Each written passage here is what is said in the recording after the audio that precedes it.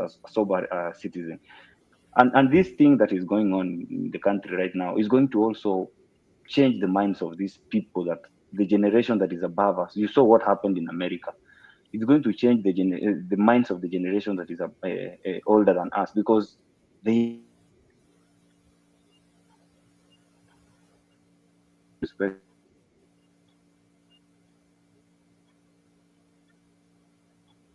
that respect is also earned.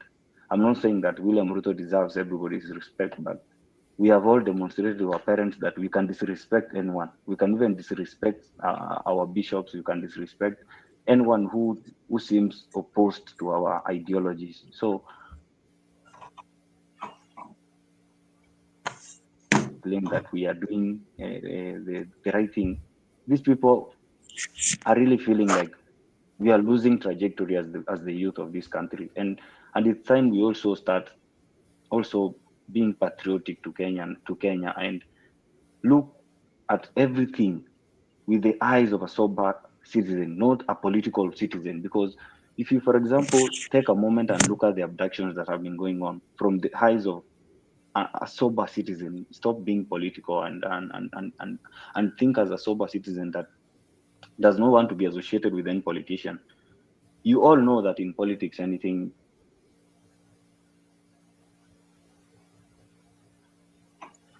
but I don't know that thing well, but I think in politics, everything is meticulously planned. And sometimes your enemies can do everything in this world to make sure you keep being the enemy. And if you look at these abductions from the eyes of a sober citizen, you can start asking yourself, William Ruto is already suffering a war of words from the youth, is suffering political rejection from some people and some quarters. Why should he again continue doing this, the same thing that will make him more and more unpopular in the eyes of citizens? Those are the kind of things that when I look at, I'm like, for as much as I've done politics for some time, I feel like we should start looking at this issue of abductions from the eyes of sober citizenship. We stop politicizing this issue of abductions.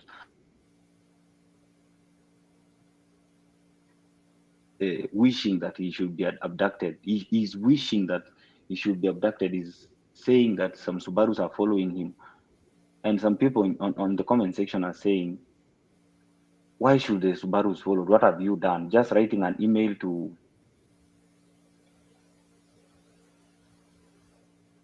used by now the political enemies of the president to move this, to whip the emotions of Kenyans. And the moment we fall into their hands,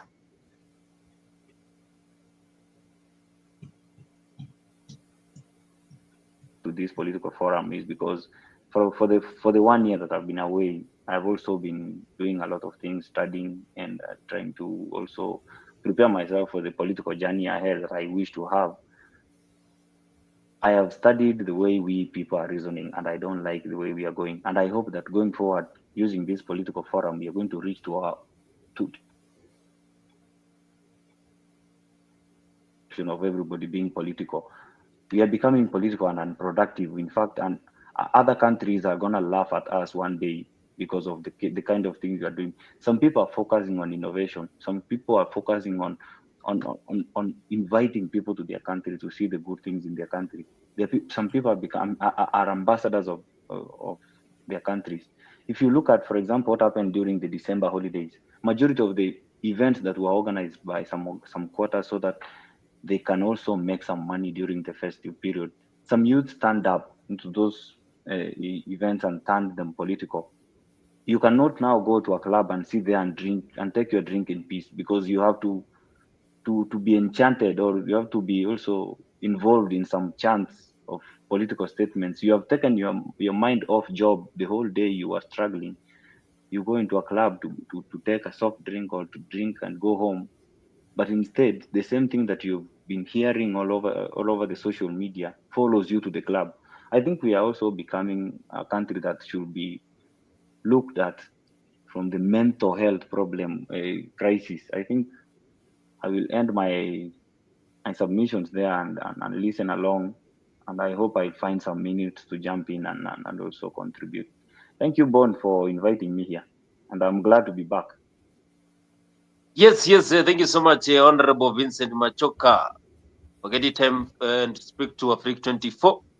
We have Janet Boogie here. So just to ask Janet. Janet, what is your view about the current situation in this country? If you can see what is happening, you're seeing Kenyans complaining about the abductions. You see Kenyans saying that the Asla nation did not uh, provide the manifesto that really Kenyans wanted. Now they are complaining that underdevelopment, and yet we are few years to 2027. I think 1 year or 2 years to 2027, and still the political heat is getting uh, hot. What is your view about the current state of the country?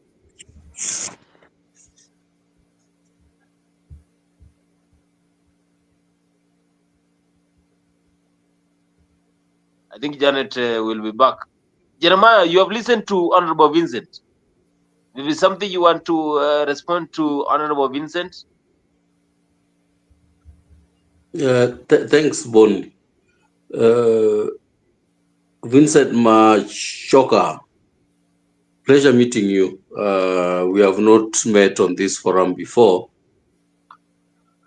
but I like your submission, although I do have a few reservations on some of the points you've made, especially those touching on,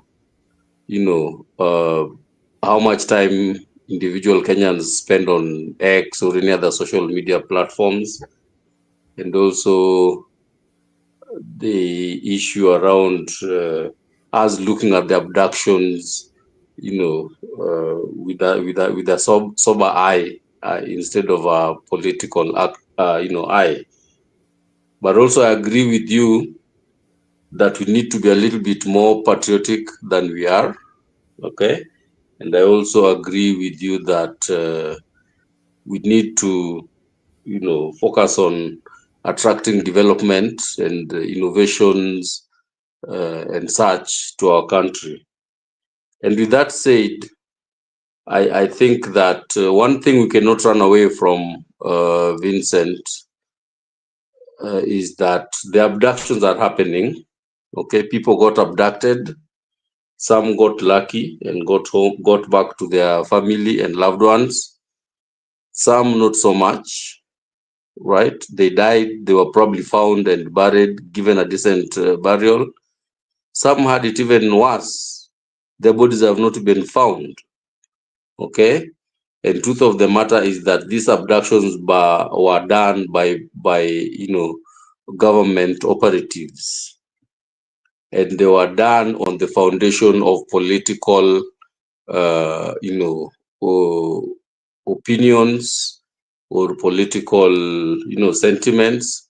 So we cannot separate politics from the abductions, and the best way that Kenyans can rise up and speak against it is through political forum and through political actions. We cannot expect Kenyans to look at that with an apolitical perspective, whilst it's a political activity or a political happening that has happened. So I think in that sense, maybe you can probably maybe reconsider your position on that, just to see really where we are. And for me, I support all uh, agitations and picketing that is done by Kenyans within the law, as long as we do not break the law, as long as we do not infringe on somebody else's rights. I think that every Kenyan deserves patriotically to agitate and to picket anytime the government is doing something that it's not supposed to be doing. It is a civic duty of a citizen to keep the government in check in their own little way. If you are lucky to be elected as a political leader, then you can use that authority to keep the government on check.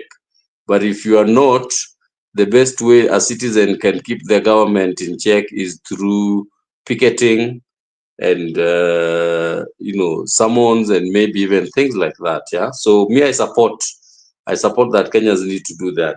To the question that Bon asked, that where is this country headed in the run up to the 2027 election, and whether Gachagua will be there. One thing I can tell you is, if Gachagua is not there, maybe through some natural act, all right. But I think that there won't be anything man-made to stop him from being there during the elections. Whether he will vie for any post is probably not a question we can ask, because being that he was impeached from a public office, he's not viable, he's not eligible to vie for any political or public post over a period of time since the time he was impeached. So for him vying, I don't think he will. You never know. But him being a force and a factor in the elections, I think he will be. Depends really a lot also on how he plays his cards in the next 2 years. My concern, as I said earlier, Bon, is that I'm really, really, really uncomfortable with the way he's making his experience. He's trying to make it out like it's a Kikuyu experience, right? That whatever he's going through is not him; it's the Kikuyu, nation that is going through that. I really don't feel comfortable with that. And like I said earlier, it is really very bad. And that body, I am forgetting, was it EACC or which body was it that is supposed to be monitoring uh, tribal or racial slur, that is supposed to be the watchdog for people that are talking tribal sentiments? I think they should be looking for Gachagua on a very serious note and let him know that every time he utters his words and tries to make his tribulations as tribulation of the Kikuyu nation, it's not good for the country. Because why doesn't he make his happiness of the Kikuyu nation? When he was in deputy president, when he was doing all these personal businesses, buying all these hotels left and right, was it Kikuyus buying this, or was it Gachagua buying? It was Gachagua buying these things. So you can't make it that selectively when he's enjoying the trappings of his post, it's him as Gachagua. But then when now the heat comes down on him, it's the Kikuyu nation that he tries to make us believe that it's the Kikuyu nation that is being hounded by the government. I think that is very wrong, and it needs to desist with immediate effect. Otherwise, the impact of those types of speeches will be very bad for the country, especially with the hindsight of what happened in 2007. I don't think the country is heading in the right direction politically, right? Economically, I don't think the country is heading in the right direction. Socially, I don't think the country is heading in the right direction. I don't think generally there is any aspect of a country that is going right for us as a Kenya, right, as a country right now. Politically, economically, socially, I will find it very hard to point something that is really going great that now we can say Kenya tuko sawa hapo. Yeah, I'm a businessman, and my business entails a bit of international interaction. So I try to look for international businesses and into Kenya and all. And the sentiment that the international business community have about Kenya is not just based on what they see on social media. They do their analysis. They compare Kenya with other countries in the region. They compare us with all manner of KPIs and metrics. Yeah. And everywhere I can tell you, we are scoring very low. very low in all of those. So when somebody looks at us from a geopolitical, socioeconomic, measure, we are not very good. When somebody looks at us from a governance, legal compliance, regulatory tax, environment, we are not doing very good. When somebody looks at us from, social, democratic, empowerment for the people, we are not scoring very well. When somebody looks at, there is hardly anywhere where we can say Kenya is scoring better than, its peers. For example, Tanzania, for example, Rwanda, for example, in some case, even across the border to Uganda. So if you ask me in a general, perspective, we are not going in the right direction. We are not. Yes, we're not going the right direction. Honorable Vincent, I think you have heard what Jeremiah said. I'm very sure you want to respond to him.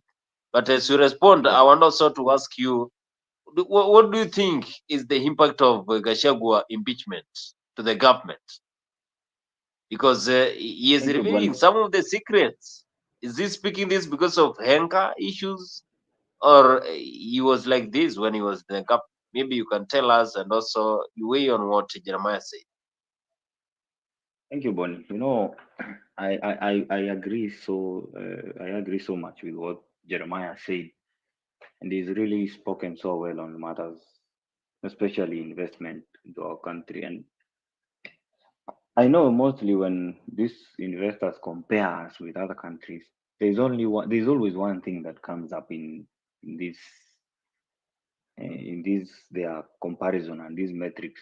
And I'm sure the experiment that we fail on is the corruption question, because there's something that I have studied in the last 1 year, and I'm trying to find a way to bring these people into these things into public, and I'm gonna try to use these political platforms to say there's one thing that I've learned, that we all try to condemn things that happen, especially the corruption. We all condemn, and we sometimes even can kill our brothers for corruption until it's our time to eat. That's that's one thing that I've learned from what Kenyans are. We all manage to fight corruption until we find a chance to eat ourselves. Because if you look at these people that have for the past 2 years been in government, they have enjoyed all the, the machinery, uh, the favors, the per diems, the the small tokens that they make, their salaries. They were so silent and mute on corruption. Now that they are outside there, they are seeing the flaws that are in government. Why? Because we Kenyans have this tendency of pointing the finger to ourselves first before we can point to anyone else. We look at our stomach always. And my biggest problem that I have with the political class of Kenya, including our president, is the corruption question. Because we have never found a way of facing corruption head on. If we manage, the way I heard CS Mbadi say, if we manage to even curb corruption by half, that will not only boom or boost the economy, that will be like us saving close to the half money that we borrow every year. That will be like half, 300 and something billion will be saved from corruption. If indeed this corruption happens, I don't know.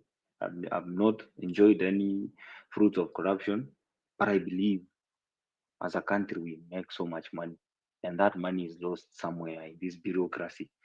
And one thing I wish to say, because the question of corruption was the reason why I felt like I supported the president, who is now William Ruto, is that when he was campaigning, he was saying much about how they are going to try and streamline the government systems to make sure that they are working flawlessly. to minimize bureaucracy in these offices. Those are the kind of things that he promised, and said that much of this money that is we collect as taxes, some of it does not even reach to the offices that are liable for collection. The KRA offices does not even receive this money. Some staff in the KRA are even channeling money to parallel tax collection, whatever. I feel like if we all can channel our energy instead of me and Jeremiah and Bonnie here complaining about corruption, why don't we put our focus on such kind of a question? Because I'm sure the problem of Kenya is not William Ruto. The problem of Kenya is corruption. And this corruption can never ever be fought by someone who is sat in the position of presidency. I'm sure we all feel like the president should be the one fighting corruption head on. But you all know what corruption, or how the corrupt operate. These corrupt people are so powerful that sometimes unplugging them from the system will make you so much unpopular and will destroy your career. So if the president, okay, we understand that the constitution gives the president some limited powers on how he should command the police, on how he should direct the police to do, and that answers to the question that Jeremiah has raised.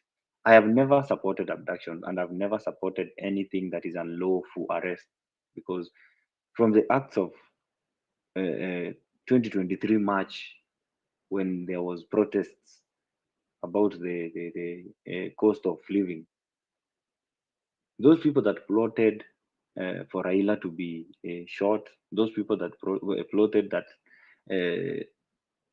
some people who are protesting for the high cost of living to be tear gassed or shot, those kind of people, sometimes I usually feel like they let our democracy down, because the people who are protesting against the cost of living were justified to do so. For as much as their concerns were not genuine as per me, they had a right to raise their voices, because the cost of unga was literally so high. And we can all agree that when Uhuru was leaving power, and the last year of Uhuru's presidency was like trouble in paradise.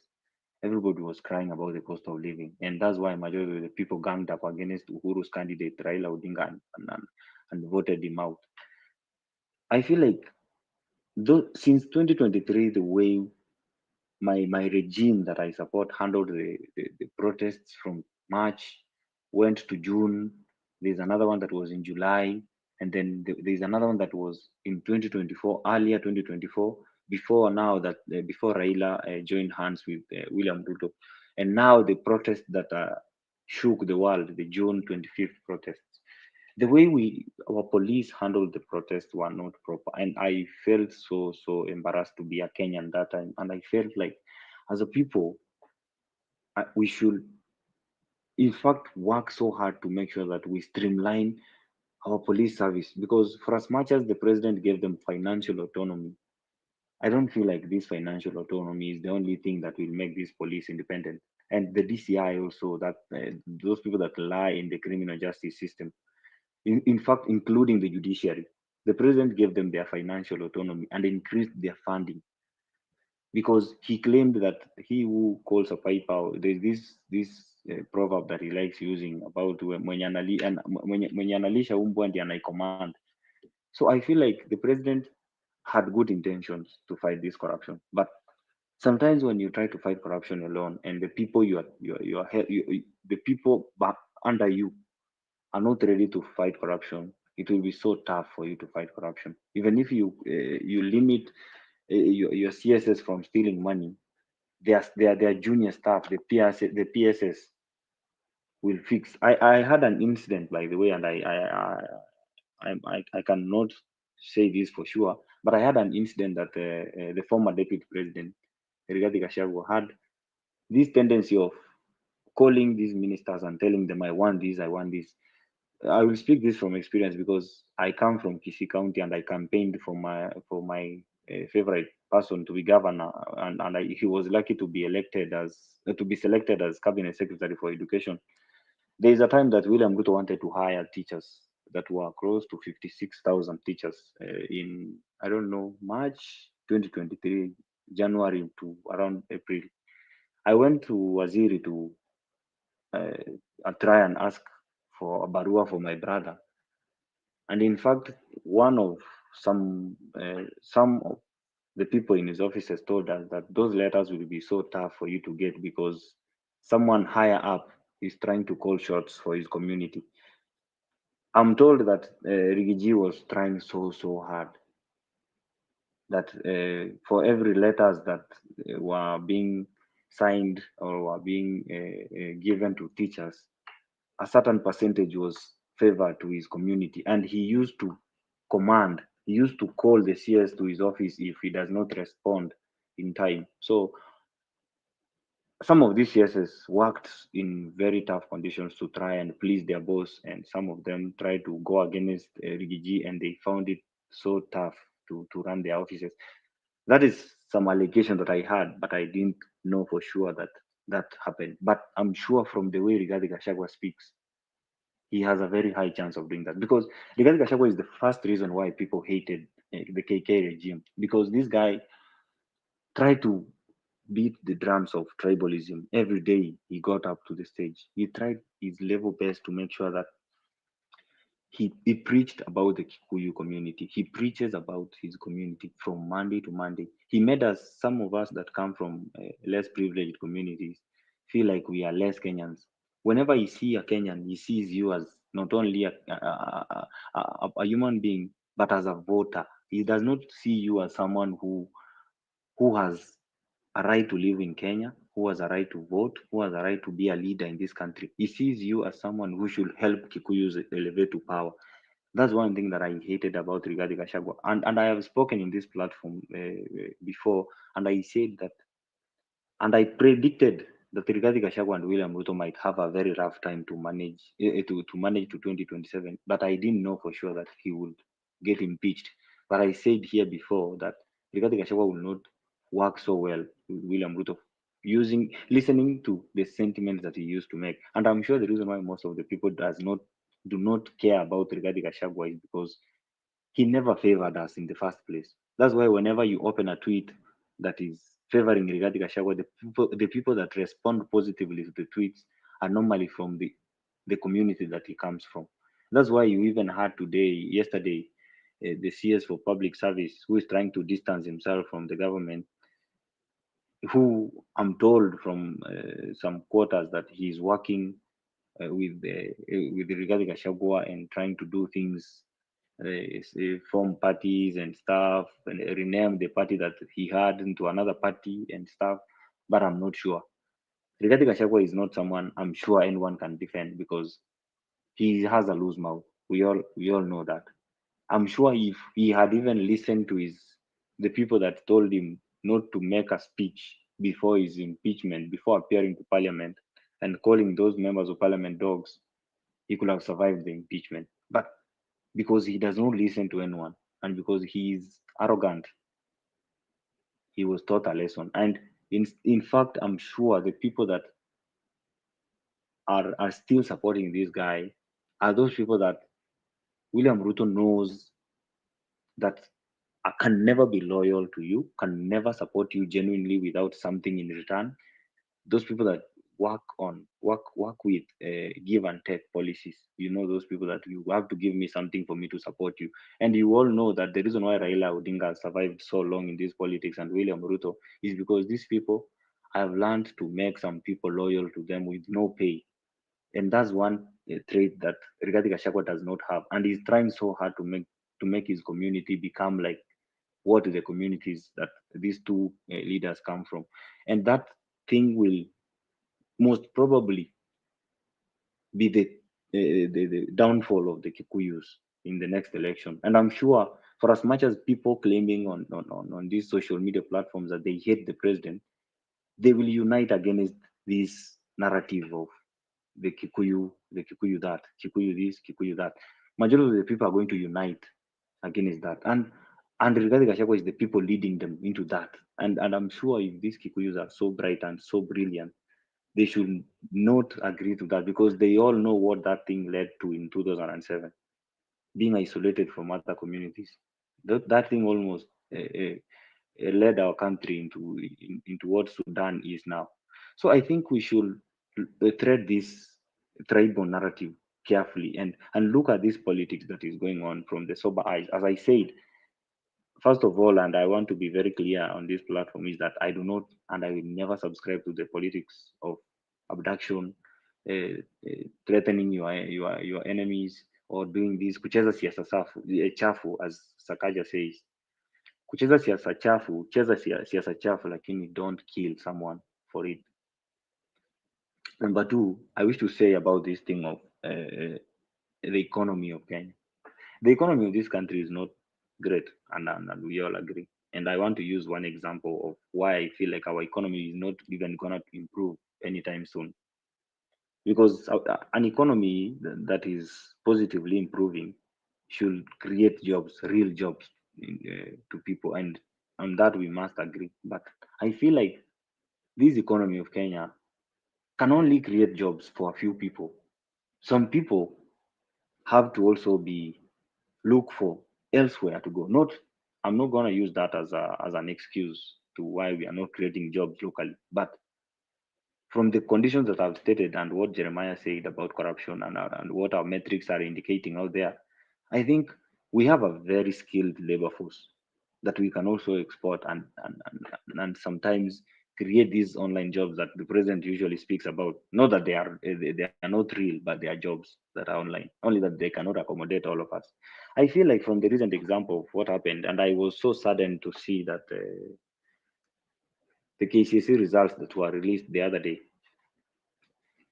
952,000 Kenyans sat on KCSE exams, 200,000 made it to university. And to everybody's shocker, close to 500,000 people, 500,000 Kenyans managed a D plus and below, D plus and below. So it means like 60%, 60% of Kenyans did not manage to go into tertiary institutions, government sponsored institutions.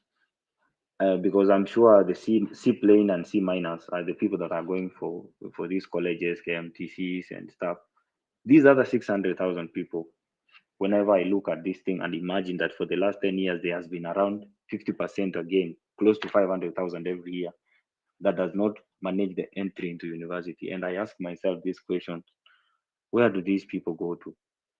Why is our education system making us go through these kind of things that we are going through every year, seeing people failing, getting close to 100,000 E's in our national examinations?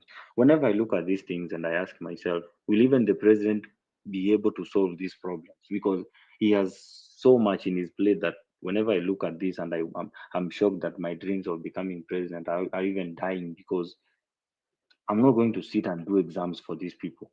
I'm not going to tell every parent to discipline their children. I'm not going to sit and be innovative enough to help everybody in this country to find something to do. I'm sure even in America there are people who doesn't have jobs. Some people are working 3 to 4 jobs a day to survive in America.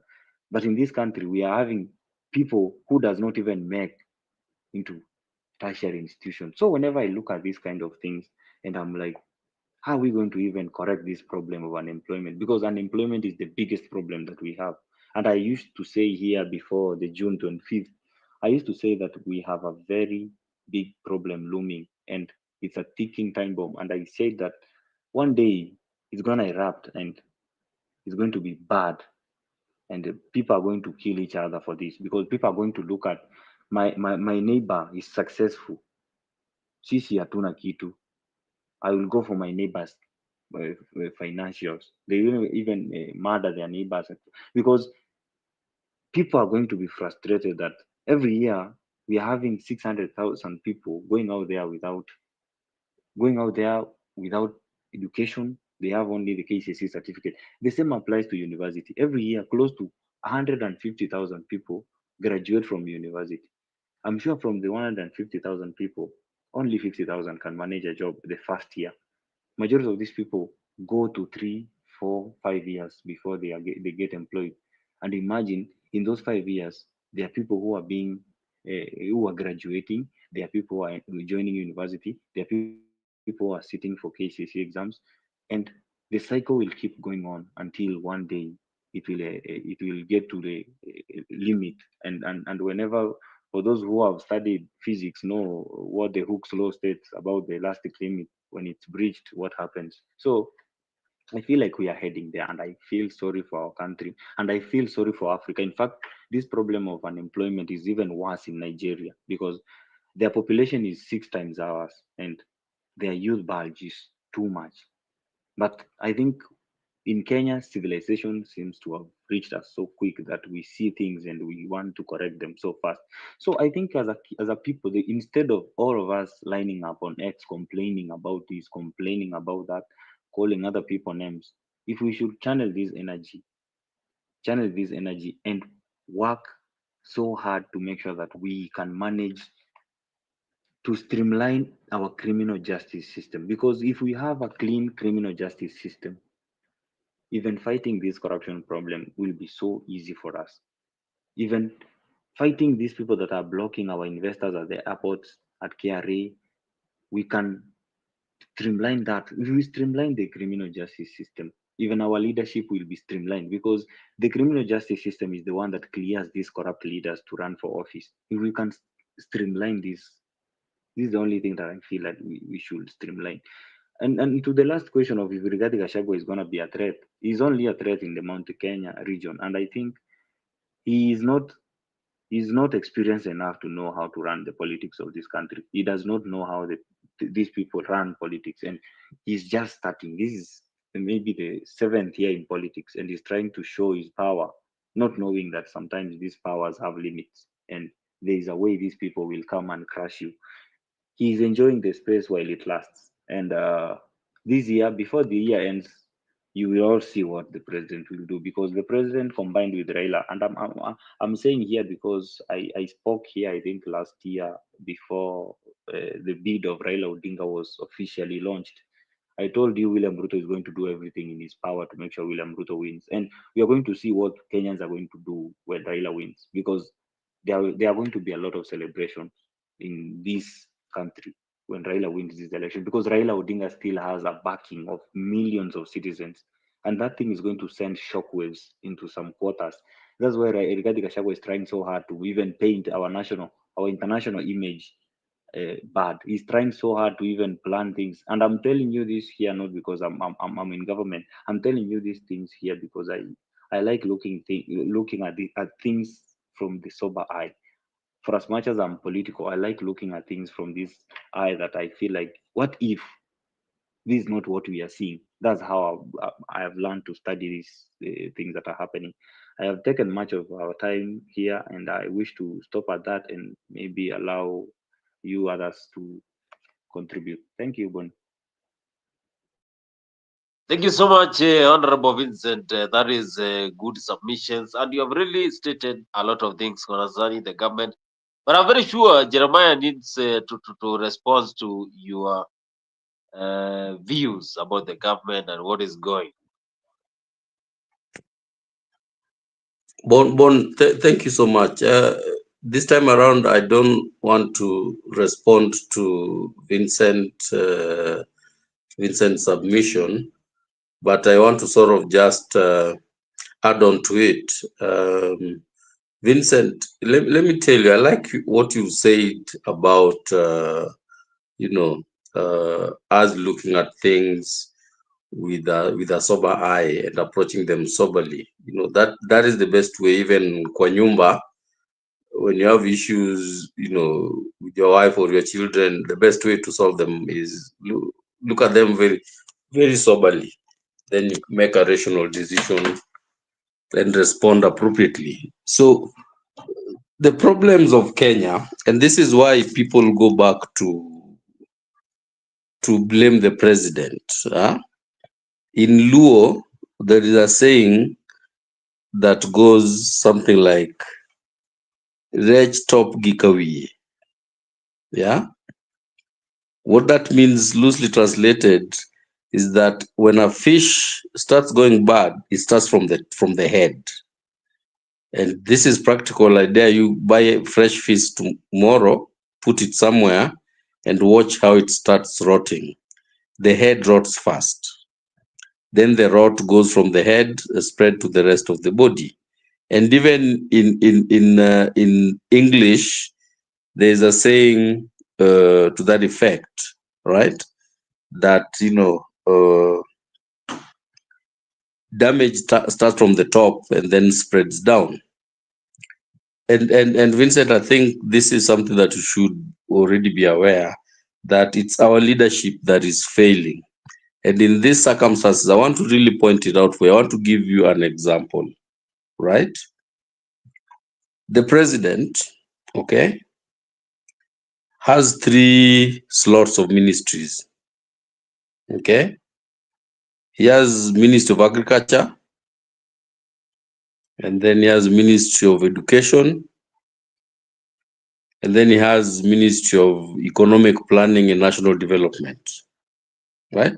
Mark those 3 ministries very well, okay? Then the president has 3 individuals that he can put in these positions. One of the individuals he has is somebody who is a BCom with economics, emphasis, and probably has an MBA, and has probably worked for some international, business or economic entity, and has a very good background in economic planning. Okay.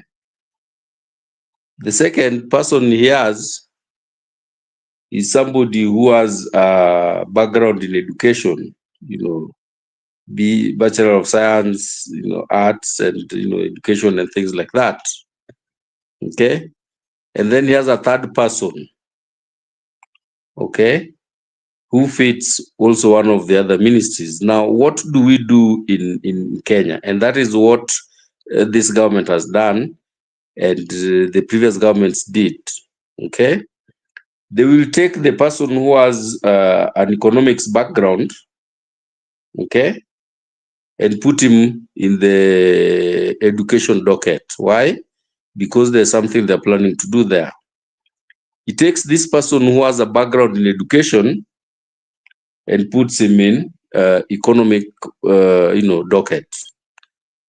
Then he takes, so he mismatches the talent, right, and the skills with the portfolio that is being given. What tells you that if somebody can make such a fundamental mistake by mismatching the skills and competency with the docket? Do you think this is somebody who wants to really solve a problem? Do you think this is somebody who actually wants to prosper the country? Okay? I will tell you for a fact that the answer would be no.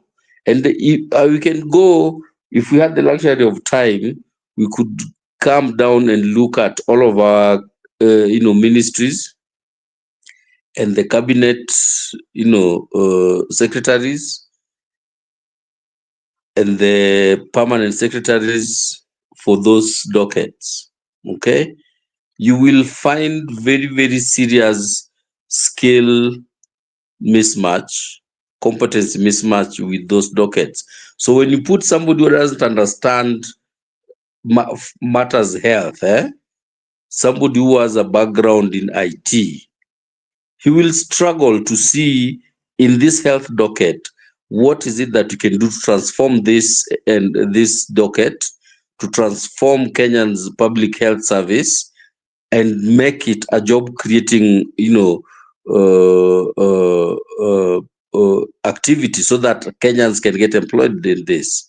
So when you talk about us not having jobs, the genesis of us not having those jobs is exactly what I've brought forth.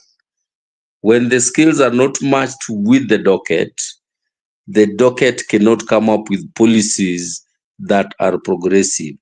They will come up with policies that are intentionally designed for somebody to eat or somebody to benefit at individual level. Until we fix that, so that we have meritocracy in political, public appointments. When we have skills matching with the portfolio that is somebody is being given, and we give jobs to experts in those fields, and then mandate them with the instructions that I need you to do: 1, create jobs through your docket; 2, I want to transform this docket so that it performs. Until you are able to do that, we are always going to have problems. And I can tell you that for a fact. Until we fix our leadership issues and have the right people going into the right dockets, we are always going to have a problem. That is what I wanted to add on to what Vincent said.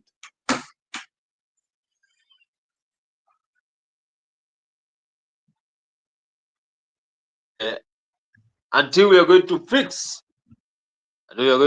this country, then that is the time we are going to be safe. But of course, these are the things that Kenyans are used to, and I'm very sure that the president has been doing all this. Umeona vizuri juzi Abel alifanya, alichukua Kipchumba Murkomen akamuingiza pale kwa interior, akaleta pale kwa... He's a lawyer. Murkomen is a lawyer by profession. What does he know about security? What does he know about? Nothing, zero. So what do you think he's in there for? Akachukua Salim Mvurya akamweka kwa sporti. He has never played any sport. Leo nimeona we never know Mvurya to play any sport. Leo nimeona tu vile alikuwa anaongea pale KICC, alikuwa anaulizwa maswali na sports, haelewi kitu. Ule ni waziri wa michezo Salim Mvurya. Tell me. So for me, that is the simplest way to fix Kenya's problems. Let us get a skills match with portfolio. If you have a background in economics and you understand economics and how countries, economies can be improved, work up economic planning. If you have a background in sports management, or you are actually a sports, you played some sports and you've gone through that, ingia sports. If you've done something to do with the health, you understand how the health, sector works in Kenya and globally and all, ingia Ministry of Health. Upewe hebu fix maneno hapa, you know what to do. But we don't do that. So until the day we will do that, Kenya tutakuwa na shida. Rais leo aliongea, wacha tumsikize vile aliongea leo, alikuwa pale Dagoretti. Nataka niwashukuru watu wa Nairobi, hasa viongozi wetu wa Nairobi kwa kupanga ili tuwe hapa pamoja na hawa wangwana na hawa washiriki. Tumefurahi sana. Anytime we are in the capital city of Nairobi, it is a joy, it's a moment that we share with a lot of enthusiasm, na tunashukuru sana. Mimi nataka tu niseme mambo mawili ama matatu. Kwanza ni confirm that Nairobi, being the capital city of Kenya, is among the priority areas for my administration.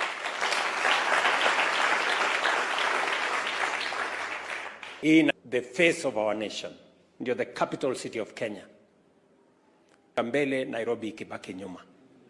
So we have to, as we of the administration in Nairobi, I must also commend the members of parliament. They have been a team working together so that for the benefit of the citizens and residents of Nairobi City.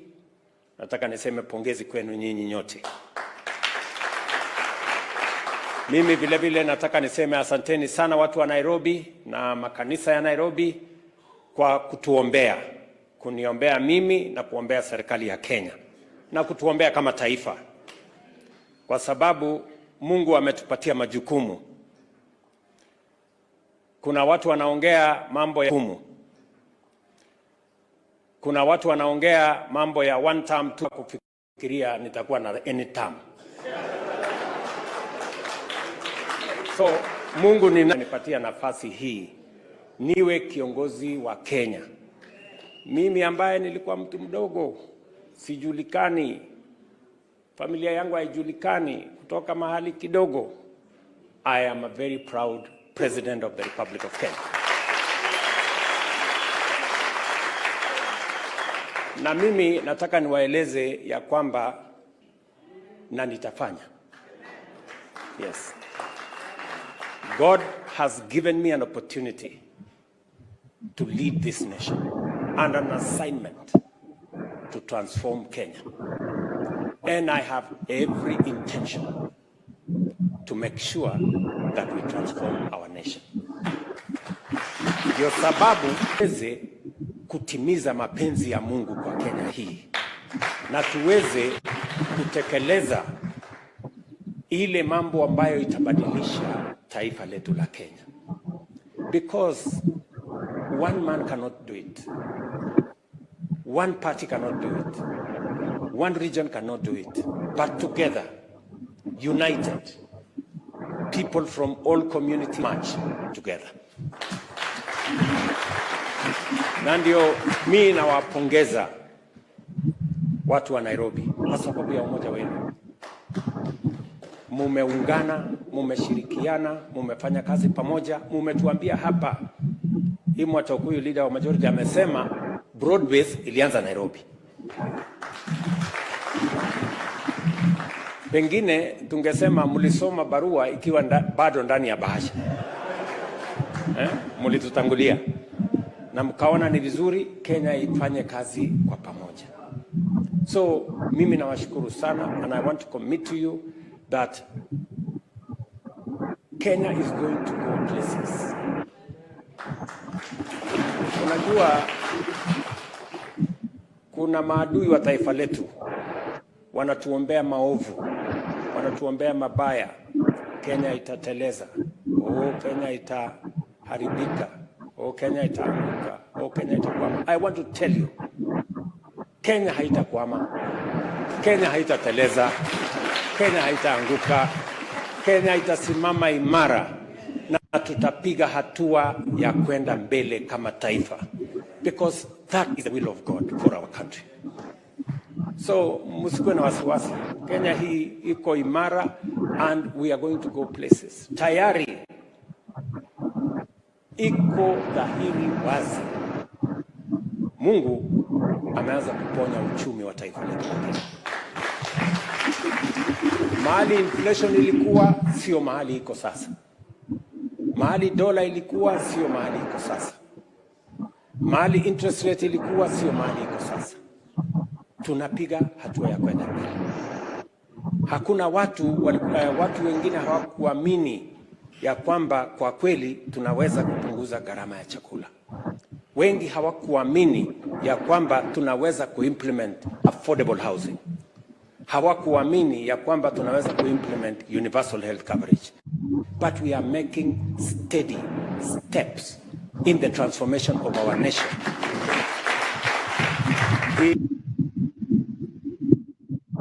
Yes, that is the president.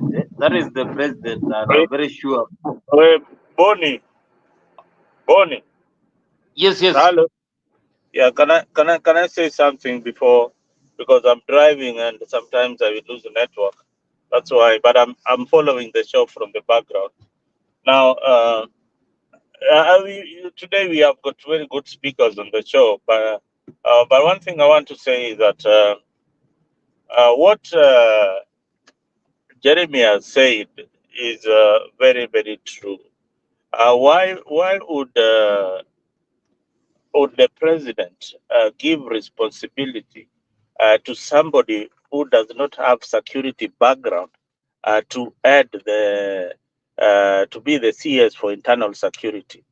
These are so misplaced. It does not even happen in anywhere in the world apart from Kenya. Now it means that those who are serving as in the military and have risen to the highest ranks, or probably even retired, cannot be employed by the government even after services. So this is something very, very serious that people need to look into. There is nothing that Murkomen knows about security. His profession is quite different. He's a lawyer. and is now given the responsibility as a minister as a cabinet secretary for internal security. And this is what we are saying. This is what we are saying to William Ruto's government. And I can tell you that the people who used to support William Ruto before elections, know that he has walked back on his promises. Just unlike the speaker before, who was saying that William Ruto is doing a lot, and we should not be querying the government of the day. Now, with the absence of the opposition, Mzalendo. with the absence of the opposition in Kenya, the citizens Mzalendo. have become the opposition in Kenya. Now, this issue of a broad-based government is just simply taking us back to an issue where the president is the authority. He is the authority. We don't have any other alternative voice. So when everybody in parliament joins the government in building the nation, then what does that tell you? He's telling you that support my agenda at all costs, because we are one. Yeah, it is killing the spirit of multi-party democracy. Multi-party democracy came as a result of one-party rule. We have those devolved government as a result of a skewed kind of planning by the head of state. If we had a good president, there would not be this clamor for devolution, because all resources would have been distributed equally by the head of state. The civil service, there will be no nepotism. There will be like what Gachagua is saying. As I told you, and I've said it time and again in this particular show, Gachagua is not somebody that we can look up to as a very good leader, because we have seen him what he did when he was given power. He has positioned himself as a tribal leader for the Mount Kenya region. No, not bad, because he's reading the politics of the country. The politics of the country is all about tribalism. When you go back to Nyanza, Raila Odinga is positioning himself as the Luo leader, another tribal leader from the Lake region. If you go to Eastern, Kalonzo Musyoka is positioning himself as a tribal leader. If you go to Rift Valley, the same William Ruto is looked up to. Look at his tour just the other day, a few days ago, in his stronghold. That is his base. That is his base. And William Ruto came into power saying that he's going to finish these issues of kingpin. So is the issue here. Whatever William Ruto says in his mouth, it's not what he does. That is the problem. He says very nice things in his mouth, but in the background, he's doing a very, very different thing. If you get a clip of what Moses Kuria said in his interview just recently with Trevor Mbinga, another ODM apologist, Kuria said something that is very, very interesting. Coming from a government advisor, he is saying that, we don't know who is abducting these people. And and at the same time, he's saying that, the AIG should resign. And at the same time, he's being asked, should the AIG resign? He's saying, no, he should not resign. The people of Kenya should resign. Some stupid statements coming from leaders that should be an example. It's pathetic. And we entertain them, we enjoy, we cheer them. Call them out, especially when they do a mistake. We will not stop from talking. We will not stop from talking, Geoffrey. We will continue saying what we are saying, Mheshimiwa, even if it is hurting the base. Is it hurting the country? No, it is democracy. It is democracy. That is what we are talking about. And when you copy the standards of democracy in your constitution, please practice them. Please practice them. They are not just there on paper. They are there to be practiced. When these young people are on the streets, they are picketing for a reason. They are agitated for a reason. When they see the airspace is the place they can rant, it is because they are being killed on the streets. And when they are also when they stop going to the streets, they are being followed to the airspace and being killed from the airspace. They are being fished from the airspace and killed and abducted. So what are we saying? What are we saying? Is that the right thing to do? No. Even if you are in government and you support William Ruto, some of us did support William Ruto. We knew that he was taking this country in the right trajectory. We knew of his past. We knew that he has changed from what he used to say on top of the vehicle. But little did we know that he would make a 360 degrees turn, just like the young Casmuel. Yeah, people looked at Casmuel. Oh, this is the Tom Mboya. This is the Martin Luther King of the day in Kenya. And what happened? The same government, they went for the Gen Zs, they separated them, they destroyed them completely and abducted them to submission. Even those people who were earlier on in that particular movement, they have been threatened. These people will live with the terror of being traumatized by William Ruto's government for the rest of their lives. And history will judge no matter what the government does today. There is nothing that can bring the lives of Rex and the doctor who died in the demonstrations back to life. That is what we are saying, that you will never erase the political martyrs in Ruto's regime. That will be part of him for the rest of his life. And those who are supporting that kind of regime, poleni sana, poleni sana. We can't go back to those days when people were being abducted. We can't go back to those days when your phone calls were being tapped, when you couldn't speak in a bar or in a restaurant, when you could speak in the office because the next day the government would kill. We can't go back to the days when the bodies of people like Robert Ouko were found on Gotalida. We can't go back on those days when Bishop Muge was murdered. We can't go back on those days when young people who are just carrying an handkerchief and a flag are irritating the president to an extent that the only thing that they can do to these young people is to kill them.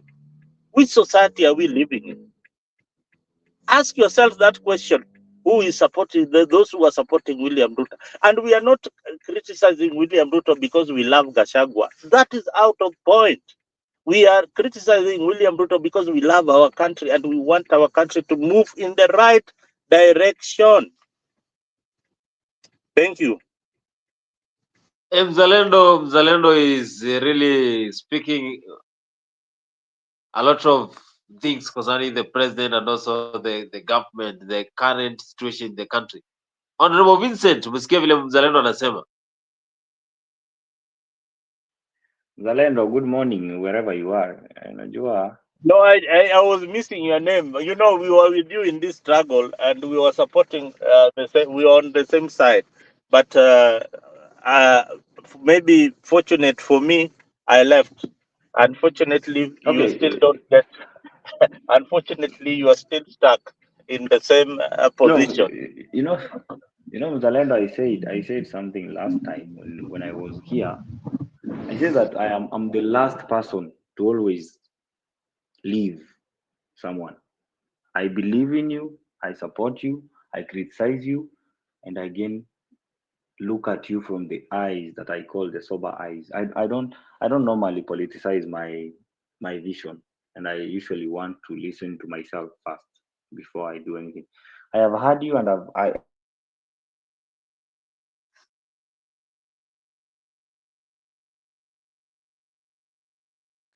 in this issue of broad-based government, I think we the people forced this guy into submissiveness. Najua tulimweka in this corner that he had to first look for survival, and that's first tool of politics that you have to have as a leader. You have to know how to survive when hell breaks loose. And when there were protests in March 2023, first thing we heard that William Ruto will not survive. to 2024. You'll not even get to June 2023. That's one thing we used to hear in majority of these platforms. And I said, William Ruto has been in politics for close to 40 years. And the first thing that William Ruto has done is learning to survive. And it got worse in June last year. Everybody knew now William Ruto's cast is done and he's going home, and there's nobody who can stop that from happening. Little did you guys know that this guy being in politics for a very long time, he knows when to stop, he knows when to start, and he knows when to survive. Let me start with when to stop. For as much as he was forcing this finance bill down our throats, for a moment I sat down and asked myself, is he not listening? Is he not seeing what is going on? Of course he is seeing. Is he stubborn? No, he is not. What is he doing?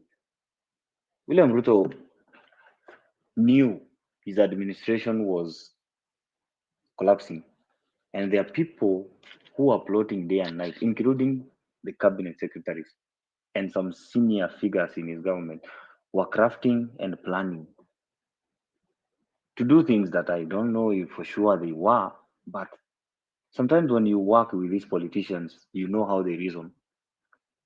You can say from what they speak, there's something going on that we don't know. So I think I listen to my friends in the higher spaces, and I talk to them about how is this government operating, because I feel like they are reading from a very, very different script. Everyone is reading from, pulling from a different side, and very soon something bad is going to happen. William Ruto had to also be careful so that he doesn't expose his plans. He had to sit tight, wait for the right time to also act. He want he wanted to get some people out of his government, and he needed to do it at the right time. Sadly, that these people, when they realized that he was on top of his plans, they also started planning fast, and they got a chance, a very good chance, to do it. But then William Ruto again was ahead of them because of the experience he's had in politics. He knows how to survive. That's how he survived June 25th. Because that time, there are people who planned evil. For as much as we want to say the protests were sporadic, of course, I agree 100% that there are people who got out there and raised their voices. But I'm certain there are people who are out there to disrupt the activities of the protest. There are people who are sent out there to even do harm to their fellow Kenyans just to make. I'm not supporting government, and I'm not saying this in support of anyone. I'm just saying there are people who are sent out there to do evil, for as much as the government also played a very big part in doing the evil. So we, the people, we, the people, forced the president to look for survival, because that way is the only way he was going to correct the mess. He had to look for a way to survive. He survived the June 25th, which we will forever remember. For as much as my brother Zalendo, who is not in the platform, has said,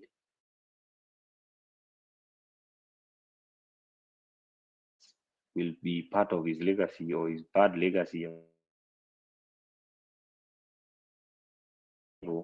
is part of his legacy. And I want us to also, as we engage in these discussions as Kenyan, let's also look at this seat of presidency from the eyes of, what if I was the one sitting in the office of president, and there is these people who have gotten out there to raise their voices, and they are trying so much to make me see that this finance bill is bad, and I see that this finance bill is bad. What am I going to do? Because this finance bill has made me realize who my friends were and who my enemies are, and what my enemies are planning. As a president, what do? You sacrifice a lot of things. As president, you have to sacrifice everything so that you also make these friends of yours learn a very tough lesson. And I'm telling you this not because I am President William Ruto, but because I know I want to be president, and I want to sit down and look at this presidency from the eyes of Am I gonna get a smooth presidency? No, I'm not. Am I gonna get a chance to run a government that is perfect? I won't. That's how I want us to reason. And from there, we can have this sober discussion of, if William Ruto had to drop this finance bill, immediately these Kenyans started protests. Could we have seen the other side of these politicians? Could we have gotten rid of these people who were in government, who are planning to sabotage the government from within? No, we could not have. That's one thing. Another thing, Raila Odinga knows, for as much as we know Raila Odinga, if he decides to run for president, he will not run for president because by the time we get to 27, he will be 82 years old or 83. Raila Odinga knows his body is not as energetic as it used to be, but there is one honor that he knows he has to do. He has to serve his people. For as much as he is not going to serve us as people, as the people of Kenya, he's going to serve the continent of Africa, where he and other people have contributed greatly to make sure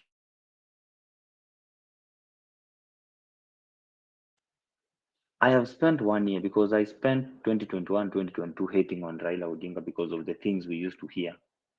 But again, I studied and I started reading these books that are written by politicians and written by these great minds.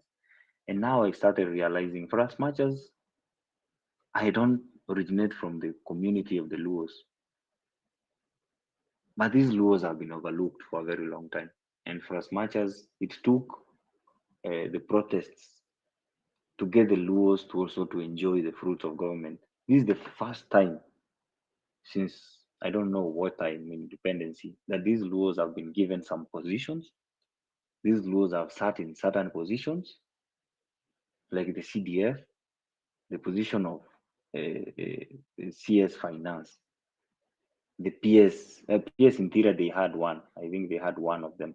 So I think there are positions that were preserved of some communities, but the president has broken that curse and put people from the lower community in those offices, not because of Raila Odinga, but because for as much as William Ruto wanted to survive, he has done things a little differently during his tenure, and he has done so many things imperfectly, and I disagree with him, and I usually feel like he could have done them differently. But look at this issue of, for example, the SHA, the healthcare system. We all complained about NHIF every day from Monday to Friday. We complained about NHIF. We said NHIF is not working. There's a lot of corruption in NHIF. But when one person stands up and tells you that we need to kill this thing called NHIF, we brought all manner of conspiracy theories about it. People were stigmatized, were sold fear about SHA. That is the kind of system we live in now. Negative criticism is what that carries the day. But when you look at the people that are benefiting from this system, for as much as I don't know the much details about it, there is this thing people said about, I don't know how many billions were put into creating this system. I don't know about that because I didn't see the documentation. But I believe if there was, then that's wrong. But the SHA is a very, for those people who have taken a moment to read it, SHA, if implemented into fruition, that is a very good system because it's going to chase these people that are operating on dolis in their hospitals and writing to NHIF to give them money. We are going to kill those kind of people. I'm not saying this to cleanse the presidency of William Ruto. I'm just saying that for as much as we want to criticize the president, for as much as we want to show him as a bad leader, sometimes as a leader you need to also look at these bad policies that are there in the country. For as much as they will be unpopular, you have to also tell Kenyans that we need these things. For as much as I'm the one who is going to suffer from the consequences of forcing you to do these things. We need them.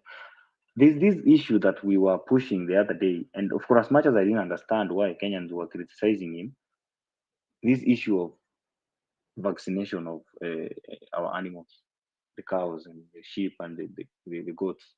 When I was growing up in my village in Kisii, I remember my grandfather and my dad, eh, mom, we had a few cows in our community, and there were barazas that were happening, I think, monthly. Sometimes these chiefs could come to our barazas and tell us that next week from Monday to Friday at 7 a.m., we are going to have our veterinary officers who will come to vaccinate our cows somewhere at a certain location from a certain time to a certain time. In fact, we used to be very punctual. I could even, one of us could skip school so that those cows could be taken to that place and they'll be vaccinated. And we were told that once vaccinated, you will not drink milk for the rest of your life.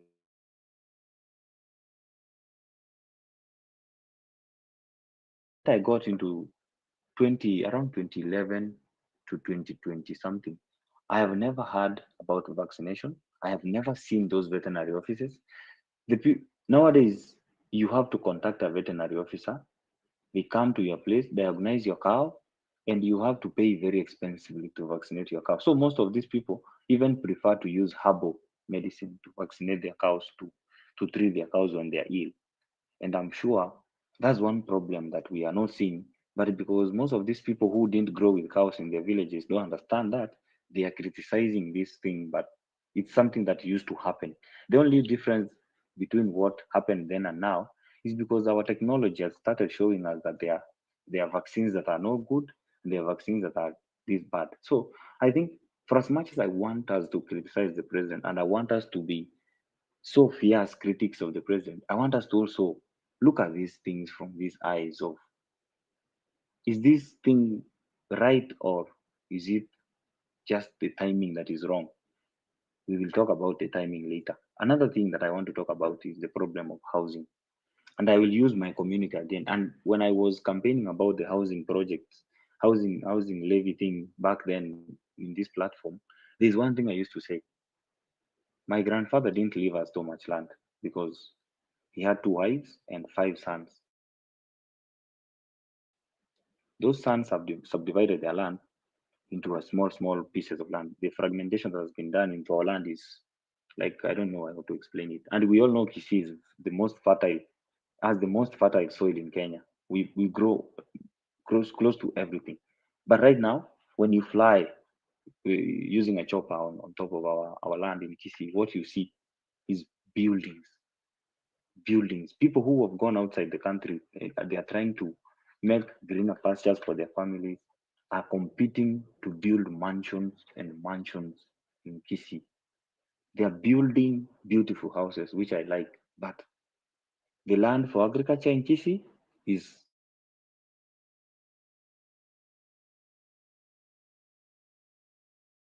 the other day I was glad I was maybe let me use I was lucky to fly a chopper on top of the Kisii soil. People have turned the land close to the rivers into an economic activity of making matofali. We are living swampy places. We are cutting trees. People are people are building houses even closer to the river.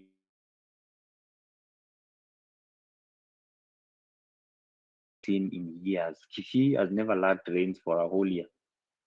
But since we decided to become, I don't know, we were competing with who, building houses, building what, we have made Kisii almost become a slum. People are living next door. Jirani yako there's no even privacy in Kisii right now. You can even see your auntie showering in a shower in a bathroom outside. You can see them going to toilet because they are just next to your compound. That's the problem of housing we are having. And if the people can only think about how agriculture is a backbone of Africa, not even Kenya. Agriculture is the backbone of Africa because we have the most fertile soils in the world. We can plant food and sell to the outside world and make a lot of returns. But what are people saying? Our youth just want money from technology. They want money from white collar jobs. Some people money.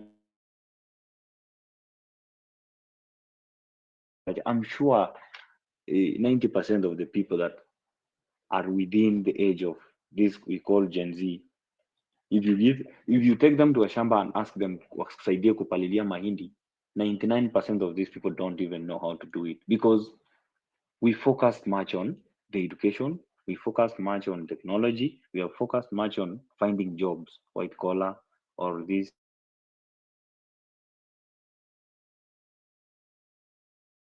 a job. But there are people who are living in agriculture and they are surviving so well. They have so many projects, kuku wengi, wengine wako na mbuzi, wengine wako na ng'ombe. Some people are growing maize and selling. Some people are growing.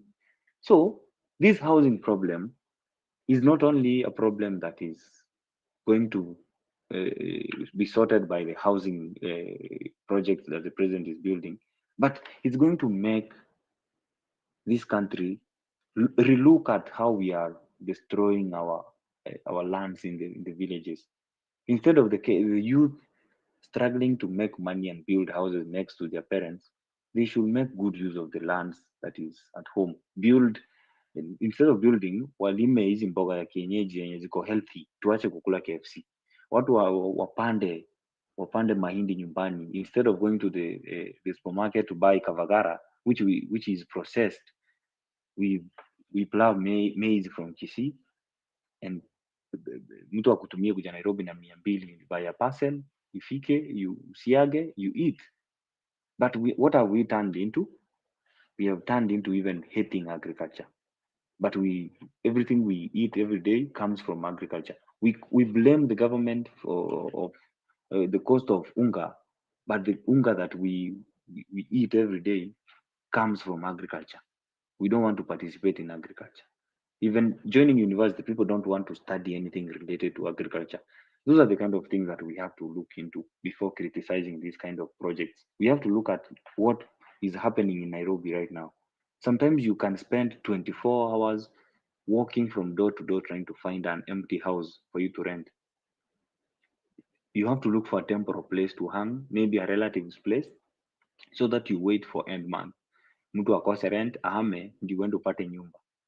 Thank God, yes, technology has come now that you can Google search and know a location where there's a good house where you can rent.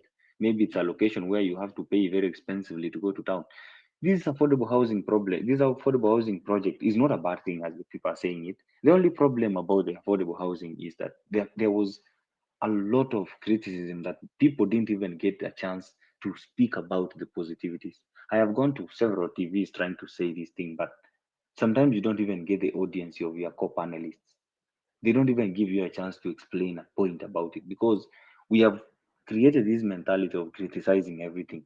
We don't not even want to listen to one thing that a person who is from the other side saying. That's the problem that we're having. That's why even the Gen Zs that my brother Mzalendo said before leaving, we got ourselves split into the middle after the protests. That's what happened after the protest. We got ourselves split in half because we had no unity. We could not even listen to contrary opinions. We could not even give the president a chance to explain to us why he's done what he has done. That's the problem that we have. We called each other traitors. We started taking sides. And this way is how we are going to get to 2027, split even into three pieces. And that's how William Ruto is going to take the show. So I feel like for as much as Mzalendo has said that he used to be with us and now is not with us, is because I think we all have fallen into this trap of criticizing everything. We have all fallen into that trap because if you look at this issue, for example, and allow me to take one more minute and speak about this issue of Raila Odinga going to AUC. If you look at the excuses that these people are giving, it's just pure hate of the Luos. People are just hating it on the Luos. They are not hating on Raila Odinga. They are hating it on Luos because the Luos are the only people who can stand up and defend the wrongdoings of government. These are the people who have to do the dirty job for others to live happily. And now that the laws have said enough, we also want to also make our children go to school. We have to also get good roads. We have to get electricity into our rural areas. In fact, and this issue of electricity, I'm sure that's the reason why the president gave you the Ministry of Energy. If you go to Luo land, you'll be surprised that there are people who have never even seen Nairobi, and Siaya. There are people who have never even seen electricity. They even take phones kilometers away to go and charge. We had a wedding somewhere in Siaya, and in production you have to use electricity. In fact, these people had generators being shoveled now and again, running off fuel, and I can tell you these things are real on the ground. And when people are hating it on Raila, sometimes I feel like we also give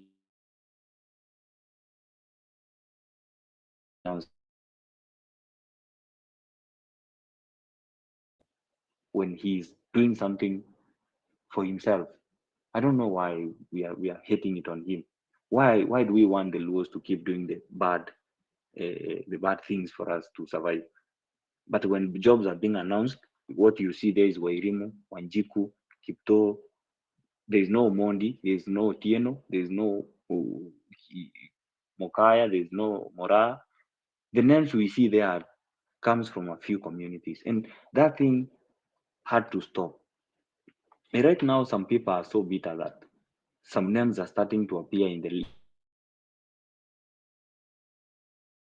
hitting it on Raila and calling him betrayal of Gen Z. Stay away from the protest, to stay away from the Gen Z movement. The same thing is happening to what Kazimel Mokore is doing. Kazimel Mokore has ambitions. Kazimel Mokore has a dream of becoming a leader in the future, but you have to do it with courtesy and respect. You have to learn from the people who have done it, because politics is not going to change just because a generation has changed. Politics will still remain the same because we, the people, learn from what our parents do. For as much as we will do differently, some things have to remain the same for now. So I think if you are going to criticize the president, let's not only criticize him, let's also try to look at these things and ask ourselves, how could he have done these things differently? There is an issue that maybe I captured from my brother Jeremiah, and he spoke about the kind of people you bring to office. And I want to also say that in 2022, when President Ruto was reading the names of the cabinet secretaries, and it was on my birthday, 27th of September, I remember that so well. I was so surprised that there are names that I didn't expect to see in the list of cabinet secretaries. One of the names was Justin Muturi's name. Another name was Machogu. Another name was who is this? There's this guy I don't know. Yeah, somebody who was Chelugui. I didn't expect to see such names. Those people were in previous government. No, no. Those people served 10 years in senior positions of government with so much less from their work. So, for as much as we want to say that the people like Murkomen, who is now serving the position of interior, and I want to argue this as a person who is interested in politics, that William Ruto almost saw closest friends betray him, and he decided that there are dockets that I have to put people I can fully count on and trust, especially the Ministry of Defense and the Ministry of Interior. That's why you all saw that he had to move Duale and put a woman there who he trusts, who has been with him.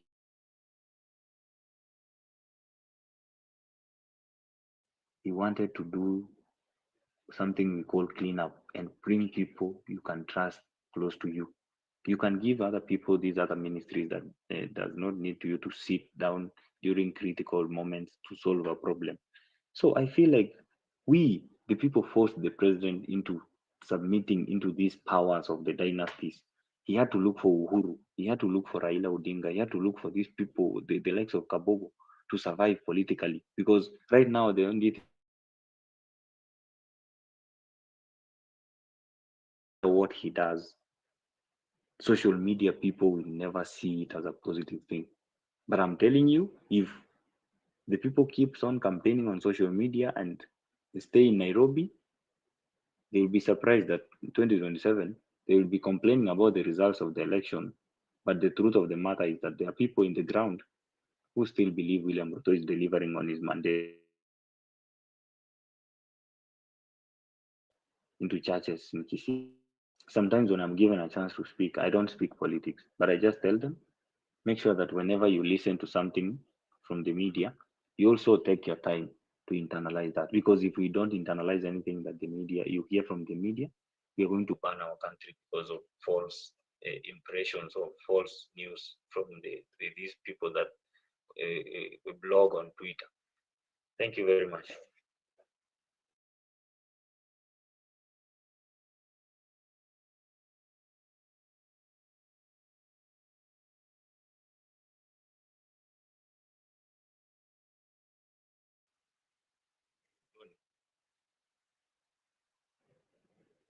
Jeremiah, are you guys there?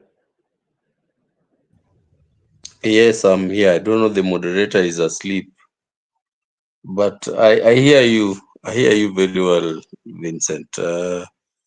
One, I'm still here listening to what Vincent is saying. Yeah? yeah, But I think my one thing, network is a bit down. Yeah. yeah, one thing we have to accept, Vincent, is that Kenya is not a banana public. Uh, we have laws, we have a constitution, right? And anything that touches on the lives of the population, there is a procedure very well prescribed in law through the Public Procurement and Disposals Act. If you want to do something like vaccination of cows, okay, when you want to do something like transitioning, from the social welfare program from one to another one, right? When you want to tax the citizens' income for purposes of doing, building a house for them, when you want to put money in, changing the education system, whatever, there is a clause that requires you to do a public participation. Okay. And the people really have to understand what you're doing. And I'm forgetting one more one. When you're trying to outsource the management of a critical infrastructure like the airport, right? The problem with this administration, Vincent, is not that what they're doing are bad per se. Yes, some of them are bad, but the problems that Kenyans have with them is they are not done procedurally. The law is not followed in carrying out these changes or in bringing these new programs or outsourcing this government, property like the airport. And that is what I think, if we are clear on that, then you will see why Kenyans have a problem with this. But as politics plays itself out, when the issue becomes how is the procedure followed to do this particular activity, a politician will tend to take advantage of it and say, oh, not even just the procedure, this whole project is bad in its essence. So let's get that clear, Vincent.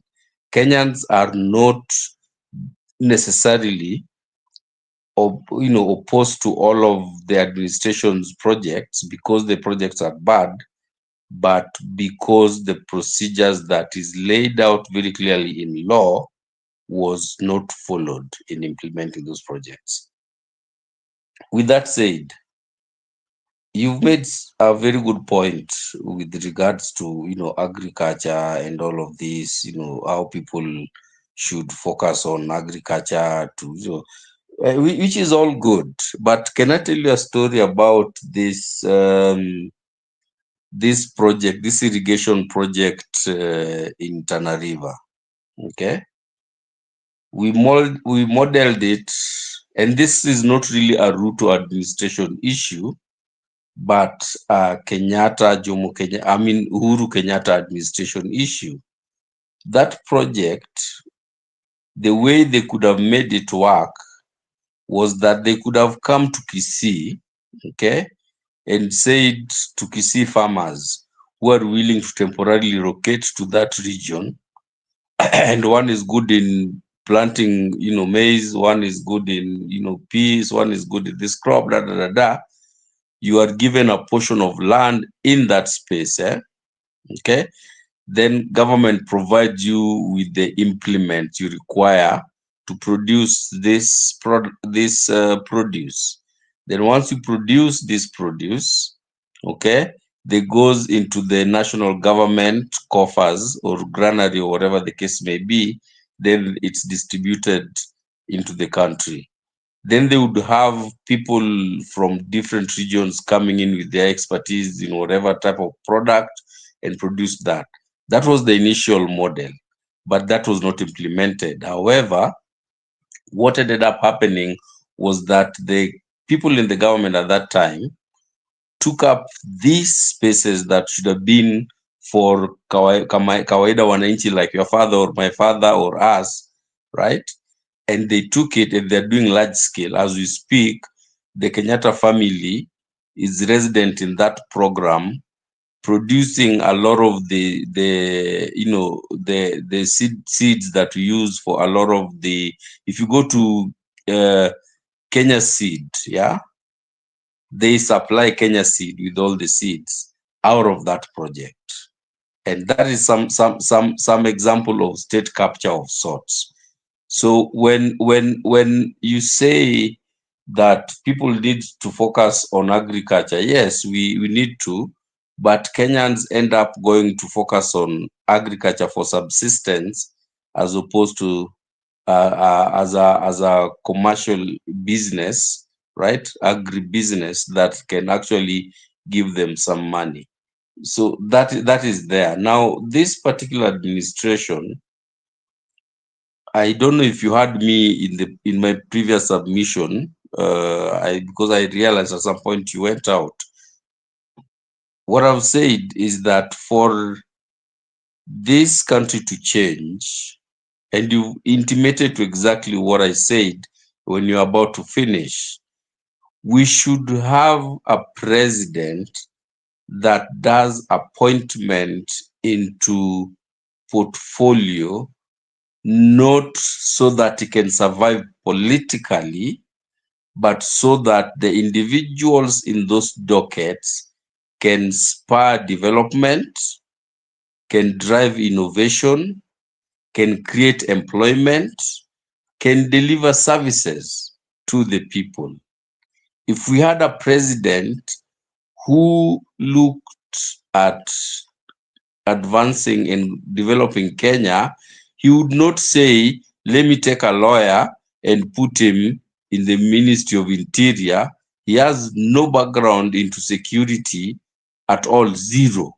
But you put him in there because you want to have somebody that you trust, because you want to survive politically.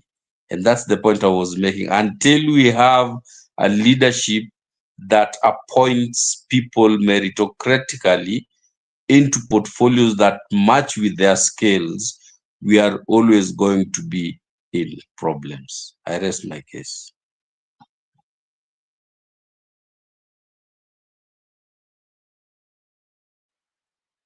I agree.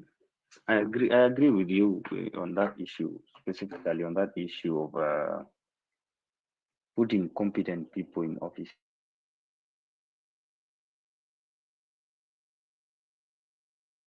Friends, your friends can let you down because I've seen what CS Mutu, the same way Rigathi Gachagua claimed when he was about to be impeached from office. This is the problem that we have with Kenyans. So sometimes when you also select this kind of bureaucrats into offices, you have to also look for technocrats to help you because their ministries who understands this, uh, someone who understands those specific dockets. In this ministry, of, for example, the Minister of Agriculture, the Minister of Technocrats, and the ministry that I feel like sometimes every president misses the right person for the job is the Minister of Education. because education is the backbone of a country. For as much as agriculture is also a very, very big backbone of the country, education is also a backbone of the country. And no president, I don't know which president has gone. Magoa was so good in that ministry, and may his soul rest in peace. Magoa was even twice better than what Matiang'i was.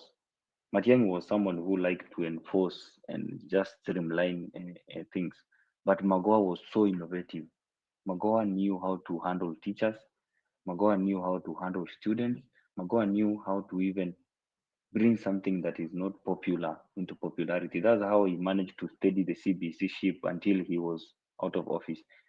Even the president, with the current president William Ruto, used him to form a task force that now recommended a few things about the current CBC and university funding model. Magoha contributed a very, very bigger factor in making CBC ship steady. And that's why I'm telling you, in this ministry of education, you also need someone who is a technocrat. You don't need to reward someone in such kind of a ministry. And in Kenya, we have made politics. I don't know how to use those words that will be so kind on these people. We have made politicians look like they do not fit the technocracy profile, because once you put your hands into politics, people assume that you stop being a technocrat you are. If we, for example, look at what the Ministry of, for example, the Ministry of Interior entails, there's a lot of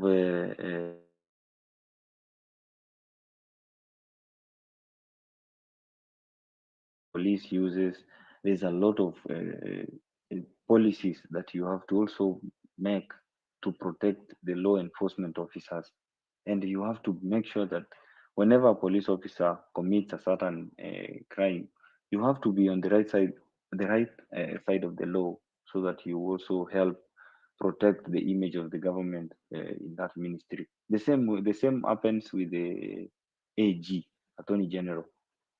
And I think Murkomen might not be good in that ministry, and he might not fit in the profile of interior CS. I have never had an interior CS who has studied something related to that portfolio, but there are people who have been put there and performed exemplary well. But if you look at the history of all interior CSs we've had, majority of them have misused their offices at some point.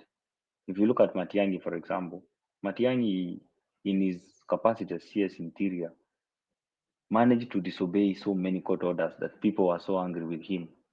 During his watch, the people were murdered so much. So many people were murdered. And for as much as we claim he was as powerful as he was, and he was a good and a competent person, he failed to curb the banditry in the North Rift. And right now, it took a little effort of a CDF,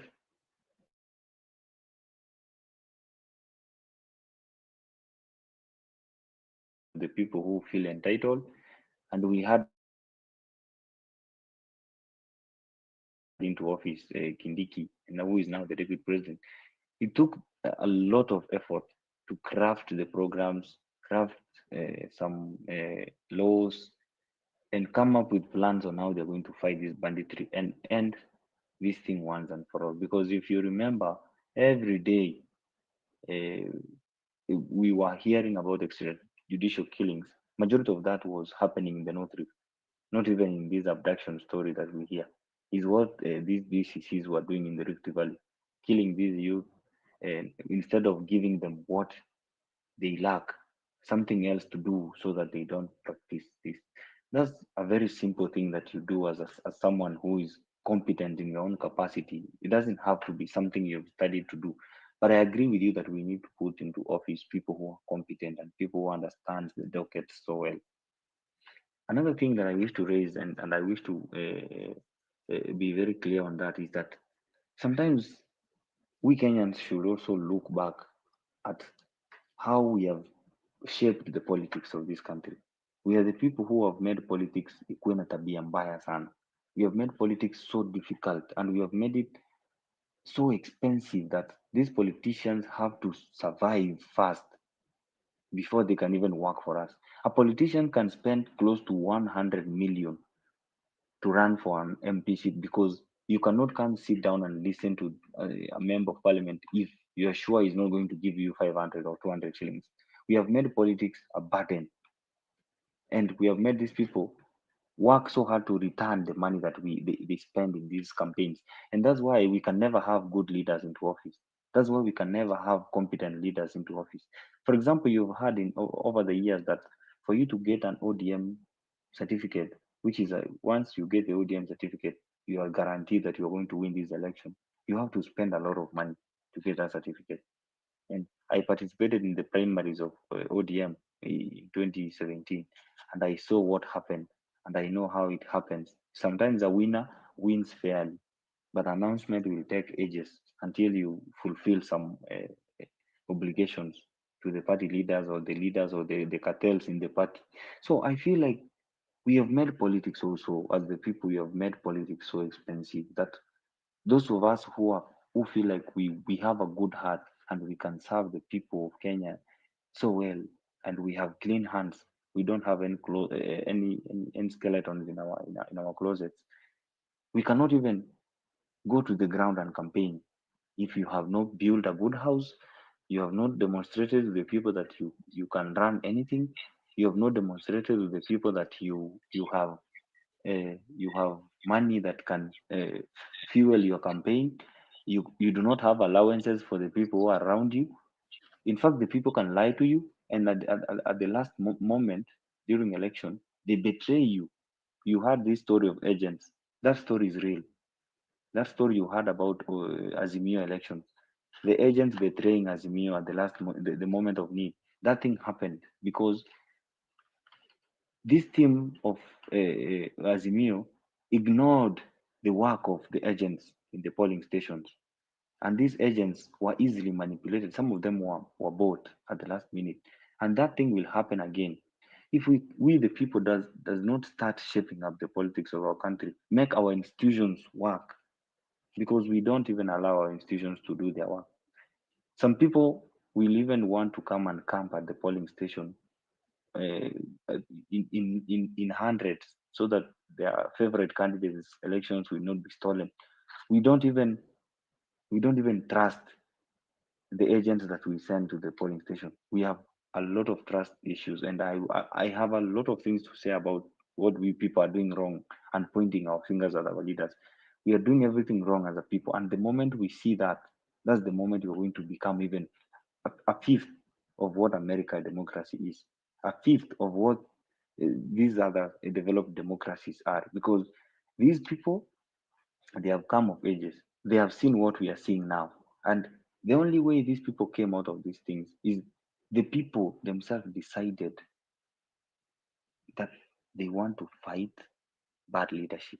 They want to make a step of electing good leadership. That's why you even see in America the ADCs, this the way they select their president, how the way the parties do their primaries is so organized that I even became jealous of how Kamala Harris was announced as the presidential candidate for Democrats. It was so organized. It was like every state was represented, and everybody got a chance to endorse from their region that we the people from wherever we support the candidature of Kamala Harris. We do not have such kind of a thing in Kenya because we do not even have fair primaries in our elections. So before we start pointing these fingers at our politicians, we should start pointing the rest of the fingers to ourselves and say, are we doing the right thing? Are we the reason why this politics has turned out to be the scandal itself? Because before we even get into an election, a politician spends so much money that when they get into office, they struggle the first 1 or 2 years to recover the money they spend. That's why you see sometimes these people jump ship after election. Unaona watu wamevuka, mtu alikuwa Azimio anavuka anakuja Kenya Kwanza because he is looking for a way to recover the money he spent in campaigns, because people ate his money and never voted for him. We all become we soil our hands in corruption. we all soil our hands in participating in making bad leadership in this country. So I think it's time we also start having this conversation. And I think going forward, if this platform is going to be voicing for us, we need to focus on us. We should stop on this issue of criticizing what these people are doing. These people are doing this thing is wrong, this thing is wrong, and start giving solutions. Let's start giving solutions to these problems. Let's start sensitizing the people. That's the only way we're going to cure this problem once and for all. And I started by mentioning this. If we can manage to streamline our criminal justice system, I'm telling you here for sure, even these policies that you have pointed out, Mr. Jeremiah, that these leaders are not following the procedures. These courts that we have, the Supreme Court, the High Court, and the Court of Appeal, if we have competent people, people who are free from corruption, courts that we can rely on, that someone cannot be bribed at night, then we can start talking about why is this bill not good enough that it could not go to public participation and make changes and go to parliament and go through the first reading, second reading, third reading, and then the voting. If we can streamline our criminal justice system, that's the only way we're going to cure this problem of even corruption, this problem of electing bad leadership into office, this problem of having tribal kings like Rigathi Gachagua running all over and saying things and going scot-free. That's the only way we're going to cure this problem. I can speak all night about these problems, but I usually see these problems from the side of Kenyans. I don't see this problem from the side of leadership, because we are the people who send our leadership our leaders into office. Our relatives are the people working as staff in these offices, and these are the people who are committing corruption scandals in those offices. These are people who are enabling corruption because they are helping these people doctor documents. Our relatives in those offices are the people who are helping these people doctor these documents. That they are the people who are even coming up with these policies. So before we start pointing these fingers into these politicians, and before it's too late, we need to start pointing these fingers back at us. I submit.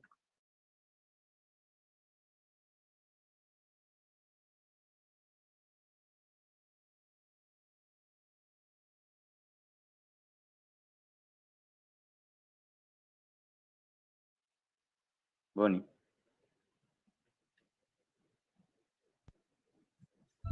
Yes, Vincent, I've heard you, but of course, you know, the situation in this country need a lot of time. So some of the Kenyans have been following comment section there here, and some of the Kenyans are asking when. The question is when. But the president today, that is yesterday speaking, he said that he is a man on a mission. He's going to transform this country.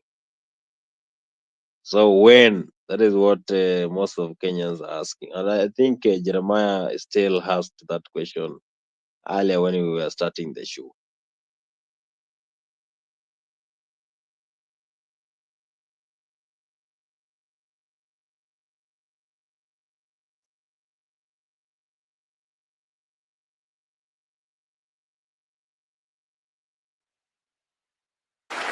Nataka niwashukuru watu wa Nairobi, hasa viongozi wetu wa Nairobi kwa kupanga ili tuwe hapa pamoja na hawa wangwana na hawa washiriki. Tumefurahi sana. Anytime we are in the capital city of Nairobi, it is a joy, it's a moment that we share with a lot of enthusiasm, na tunashukuru sana. Mimi nataka tu niseme mambo mawili ama matatu. Kwanza ni confirm that Nairobi, being the capital city of Kenya, is among the priority areas for my administration.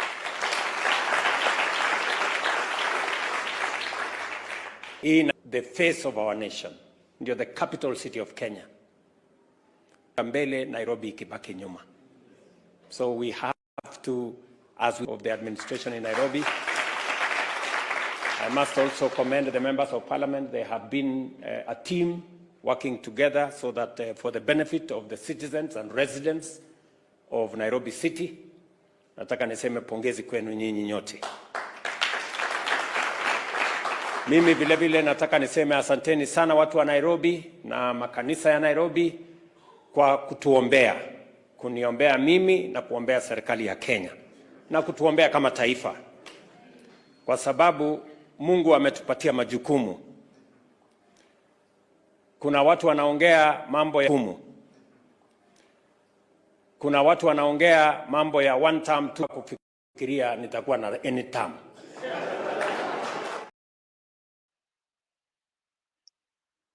Yes, Vincent, kuna Wakenya wengi sana wamekuwa wakisema, I know these questions sometimes huwezi jibu, but Wakenya wengi wanasema kwamba rais anaweza kuwa wa kwanza kufanya miaka 5 peke yake.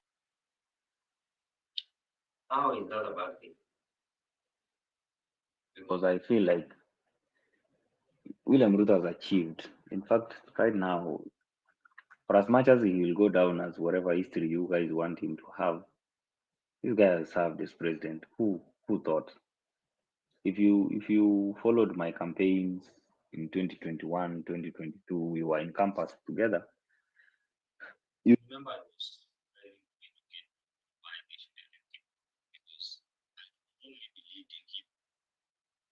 So myself.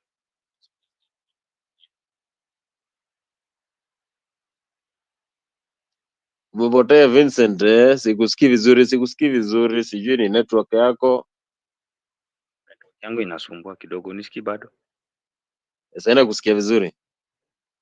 Okay, so I was saying, majority of these people that speak about terms did not even believe, the way the president has said, did not even believe that this William Ruto will ever become anything.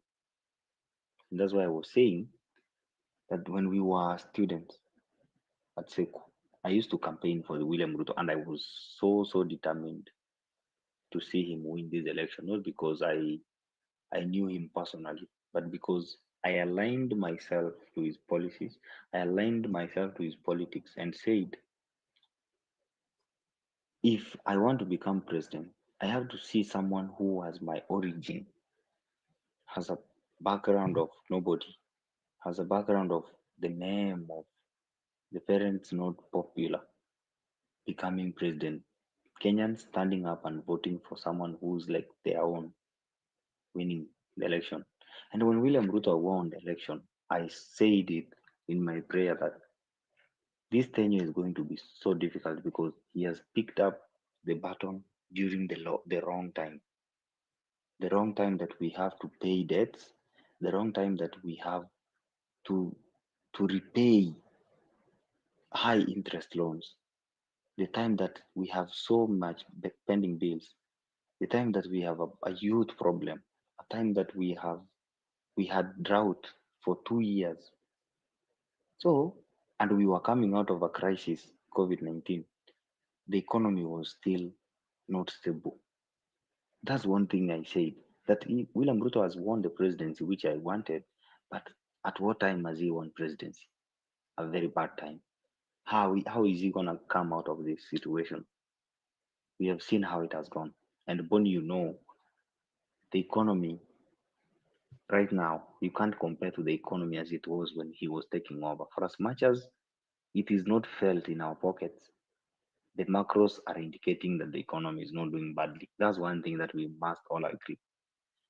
The only problem is that for an economy to reflect in the pockets of every Kenyan, even those people who didn't have money before he became president, is that the president has to make sure that the pending bills, the taxes, and the tax regime is fair, the pending bills are paid, all the project that has been stalled are completed, there is minimized corruption because it's so hard to fight corruption. And you have to make sure that for as much as you are doing all those things, you have to open your eyes to the sectors of agriculture, you have to open your eyes to the education system, you have to open your eyes into the infrastructure of the country, because that's the only way you're going to open up the country. So if you focus on one thing as president, the rest of the 21 or 30 things will fail. So William Ruto is trying to balance all these things, and he's trying to do these things during such kind of a difficult time. He's trying to fight to make sure CBC does not collapse. You know, CBC has been a fraud, and and something that I was dead from the word go. But he's tried his level best to make sure that CBC at least survives to this far. If we could have ignored that and focused on the fuel, because that was the problem then, focus on the unga, that was the problem then, the transition to grade 9 would not have been possible, because now we are heading to grade 9 and we're supposed to start grade 10 next year. We don't even know what grade 10 is. You are a teacher, you understand this. So the president has tried so much to make sure that this ship of education is steady so that it does not collapse.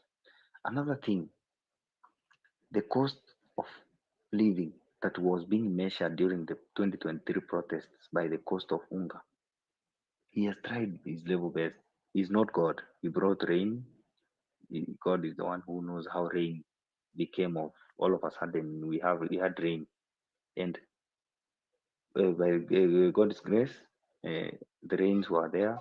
There was fertilizer, and then now people grew food, and at least the demand and supply of food commodities started improving, and some things came down, and now unga is a little bit cheaper. For as much as it's not at 100 or at 110, there are brands that are closer to even 109 shillings, but kuna brands bado they are 140, 150. So that is another sector that he had to sit down and look at and say, for as much as nimechaguliwa at this particular moment, I have to look at a solution that will not only last me through the first year, but through the maybe first term, solve the problem of agriculture once and for all.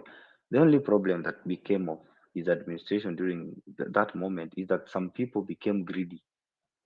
They started stealing money. They, they, they, they diverted fertilizer funds into their own pockets. You know what Mythical Inturi did. The reason that almost got him impeached. We saw what happened. That is another sector. Another sector that he also did know is the energy sector. We had a problem of fuel shortage. Unakumbuka tukielekea election, there was this problem of fuel shortage. People were queuing with containers. People were queuing with mitungis to collect fuel and walk distances to go fuel their cars. You know, we had that crisis, and we had to think about a solution that could have gotten us out of that problem, because at that moment we were coming out of COVID. There was war in Ukraine. There was a problem of demand and supply. We had no dollar reservoirs. No, no. We had to come up with a solution. For as much as Kenyans did not understand the G2G model, that G2G model at least managed to stabilize us, our fuel balance. And right now, we can see the fuel prices coming down steadily. Sahi tuko one something, which in 2022 without subsidy could have been 209 shillings. But will you tell Kenyans that and believe? No, they won't. Number four, I mean, the president looked at the problem, the same. I will remain at the energy problem. We had a problem with the electricity shortage. Sometimes stima ilikuwa inapotea the whole day, and there was a problem, a very big problem. But we cannot place the problem on the administration, because there was drought.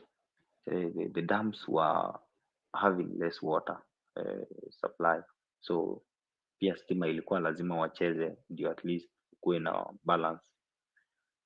But now God brought these rains, and then you know the rains will come. There will be so much water.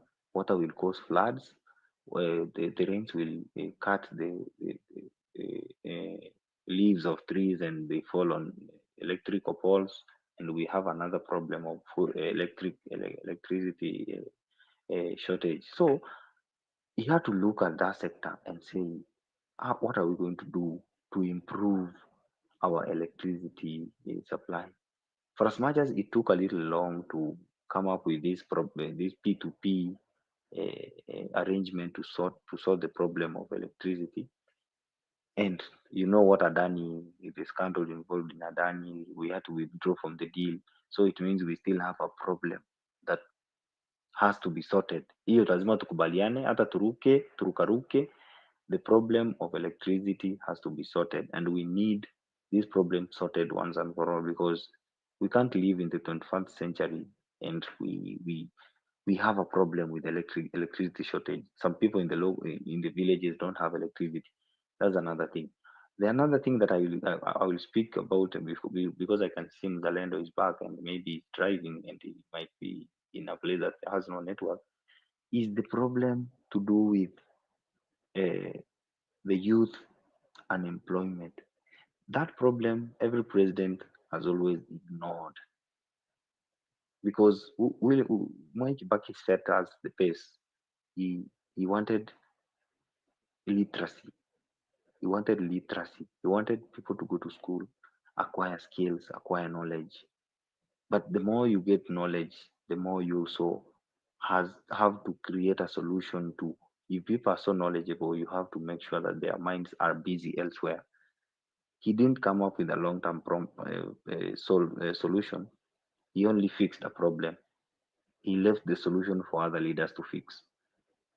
Mwai Kibaki and Uhuru Kenyatta came, tried to fix the problem using these kufagia things. I don't know how they used to call it. Kazi ya mtaani. I don't know. Kazi ya mtaani. To fix the problem of unemployment. To fix the problem of the youth bulge. It didn't work. It was a scandal. And right now, the president has sat down and said, I don't know how to do it also, but I need your help. I want to know how to create real jobs, because I have to create at least a few jobs, because the more we leave these youths unemployed, the more we are creating a problem that will come on and eat us. He is trying his level best to create both informal jobs and formal jobs. He's trying to also to use to at least use the avenue of export of labor, which is also a very good avenue. Some people are out there and they are doing a good job. Some people out there working and representing our country out there and sending foreign money into our country, which is a good. Foreign remittances is one thing that some other countries are relying on, especially Nigeria. They're relying on foreign remittances to survive, because we all know in Nigeria they have a youth problem that is 10 times ours. So if the president cannot look at these things at a go, if you try to fix one problem at a time, in fact, I can even add the problem of healthcare, because people are still dying in hospitals at this era. People are dying at hospitals because of lack of funds to to treat their loved ones. People are dying because they can't access affordable healthcare. Some people are dying because there is no medicine in these hospitals. So if the president could have sat in office and the first thing we wanted him to do is to fix the cost of hunger and leave other things untouched, we could be now in 10 times the problem. But he tried to touch in every field, at least do something in that field. Right now, those things that he did are the things that are costing his popularity. And I don't fault him for that, because that's what good leaders do. You make bold decisions. You leave the consequences to the masses.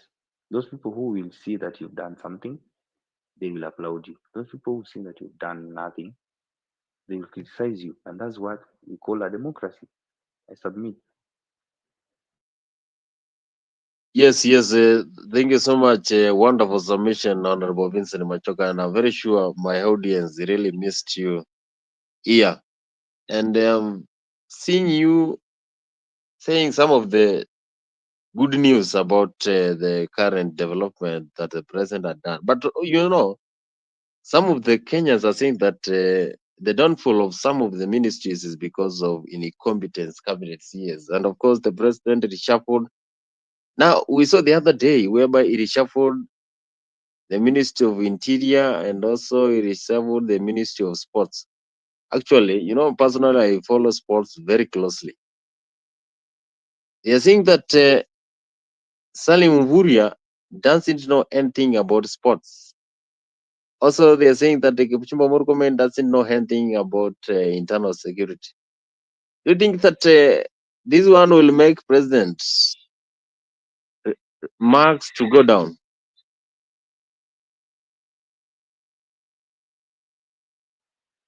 I is that a question or something? Yes, a question. Hizi Okay. reshuffling Yeah. zitafanya rais marks yake ishuke chini? No, let me tell you one thing about reform Zalendo chips in. You know, sometimes there is this thing the president say, as a minister, you are presented with briefings. You have competent people in your offices who are there to support you. They give you there are so many things that you can read in those offices because you are not the only person in that office. There are so many documents in those shelves in files that you can read and see what your predecessors did. You have a chance to go to the internet and Google. You have a chance to hire close to 5 advisors to advise you how to run your office. So I think we can criticize the appointment of the president into his offices, but I think we should start criticizing the individual people in those offices because if you manage to study a law degree and go into through law school and go to a school of law and pass the exam and pass the bar and become a lawyer, you can study a document, you can hire advisors, you can look for youth, you can go to forums, you can come to some people like me, sit with us and listen to our ideas, go and try to implement them. You don't have to be knowledgeable in the Ministry of Sports to do it. You don't have to have played for Harambee Stars to be competent enough to do your job. You just need to want to be willing to be do to do the job because that's the first urge that should push you to be a leader or to be put in certain offices. Sometimes I see people blaming the appointments. Of course, it's okay. There are ministries that I also feel like it could have been done better, but I feel like maybe these people also were so incompetent that they could not even manage to run an office because Abab Namwamba was so competent in that Minister of Sports. But the problem that brought him down is because of opulence, not because he was incompetent. It's because people claimed that he was so opulent. Kipchumba Murkomen, we've seen him work in Senate. We've seen him do his job in Senate. We loved him because of how he used to speak in Senate. So when he became a minister and he started wearing watches that were expensive, he started wearing belts. People did not see the incompetence. They saw opulence and they wanted him sacrificed for that. So I feel like if I'm given a ministry, for example, now we have seen a list of PSS and we have seen the likes of Gabriel Oguda in those ministries, in those lists. And we know if Gabriel Oguda is lucky enough to get a chance to be appointed a PS in, for example, the Ministry of IT or in a Ministry of whatever, we expect the way he criticizes or the way he speaks on X should translate to the work he will do in office. And I will tell you for sure, that's not how it works. Once you get in those offices, there's a lot of pressure. There's a lot of pressure, and you have to read because you have to be ready to learn new things. The only thing that you have to do is you have to also bring your self competence into these offices. That's the only way you are going to better the lives of the people individually. You only need to do the right thing. You don't need to do the creative things. You need to do the right thing, and your job will be seen on the ground. I think that's the best answer I can give you. When Yes, yes. Thank you so much. You have answered me, but now, how can be a very competent minister get removed from that docket? Because personally, I believe that if there is one ministry that will miss someone, is the Minister of Sports. Namwamba was the perfect match for that ministry. I do remember even during the 2024, Kenya qualified for the first time in the World Cup, and also Kenya got a lot of improvement when it comes to our Kenyan soccer and also athletes generally. That was a contribution that was made by CS Ababu Namwamba. And of course, people have been praising him for the good job that he did on the sports docket. So I don't think that maybe it is during those finance protests whereby everyone was dropped. But I think the same way the other ministers were given the same position. Then I think Ababu should have been given that position because he was the perfect for that. But anyway, that was a decision from the top authority. But, yeah. 90% of Kenyan youth sent petitions to the president claiming that Abab Namwamba should be the first person to be shown the door because he was seen with the likes of Aziad Nasenya. He was seen appointing people like Churchill. Those were the petitions I saw in the public domain. So the president had no choice. The people that made him look incompetent are the people that mostly Moses Kuria and Moses Kuria was among the people that were the petitions were like Moses Kuria and Ababu Namwamba should be shown the door. Those are the two that people wanted most to go out.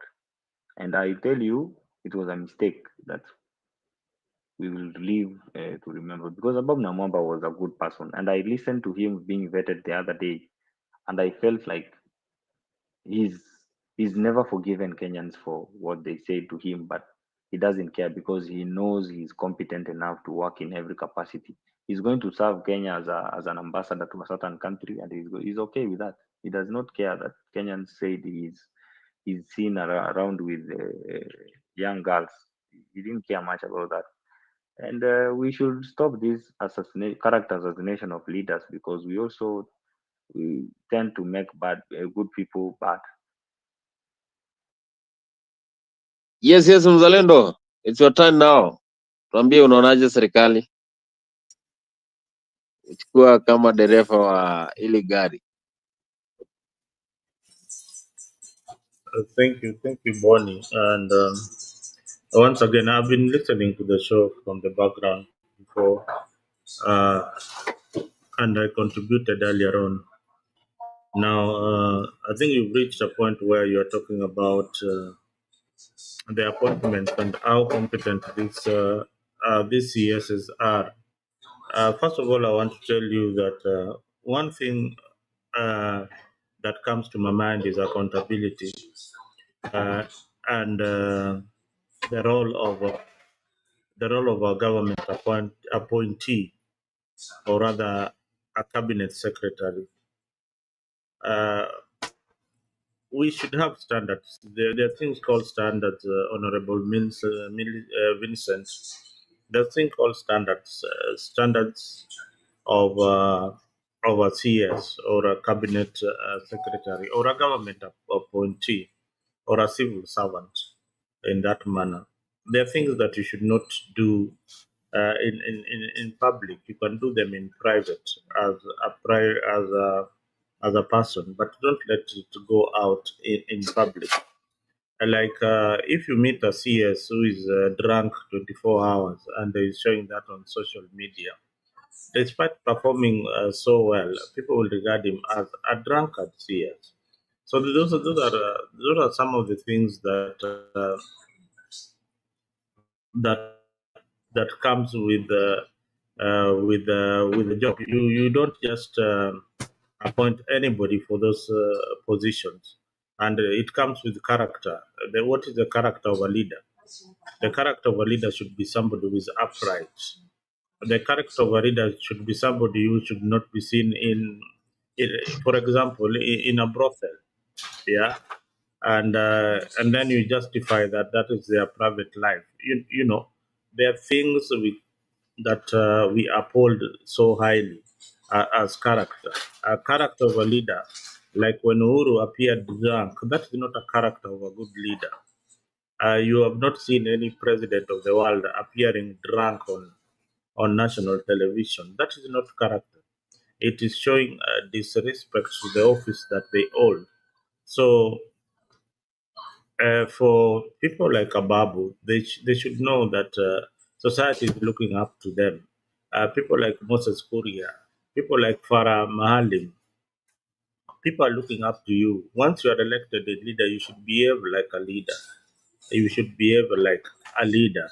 You should not behave like any other private citizen out there who is not regarded in who is not measured in those high standards. So that is what should happen. But I just to go back to our statement earlier that there are some positions in government, like cabinet secretary for treasury. You need to appoint somebody who has got the knowledge in accounts, somebody who has got some experience in that particular field. You cannot appoint just anybody, like somebody like Asili TV is saying on the comment section that those are political appointments. Yes, they are political appointments. You appoint your allies, you appoint people who will deliver on your manifesto. But again, you look at the professional qualification. That is how our constitution was written in 2010. We wanted those positions to be not to be held by politicians, because once they're held by political appointees, they become servants to the presidency or the executive. They don't become servants to the people. So that is why it is necessary to follow the constitution of Kenya, that those positions should be left for technocrats and experts to handle those positions. But they look at them as rewards. So when you look at a CS giving out a statement or in a public rally, they look at these things as rewards by the head of state. When four members of the ODM party joined government, that was seen as a reward by the President of the Republic of Kenya. It is not about service delivery, but a reward so that you maintain that particular base. When you see Kalonzo, I saw a video clip going around, I think it was edited, begging for positions in the cabinet. It tells you that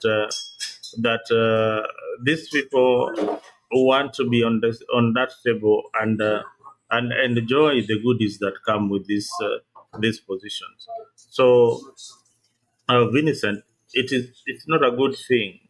It is not a good thing just to employ loyalists, but it is a good thing to employ people who are going to deliver not only for you as a president, but for the people of Kenya. Yes.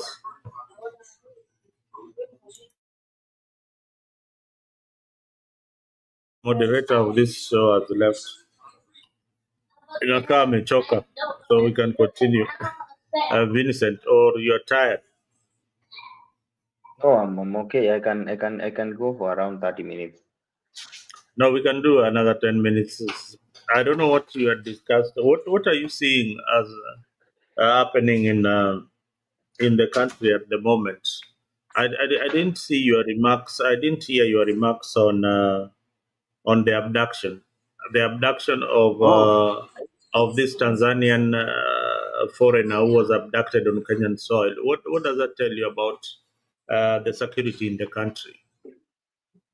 I said quite a lot. I said quite a lot about abductions because I started from how No, I see politics. I want to hear your opinion on a foreigner being Sure, sure, abducted in the sure, Kenyan sure. soil.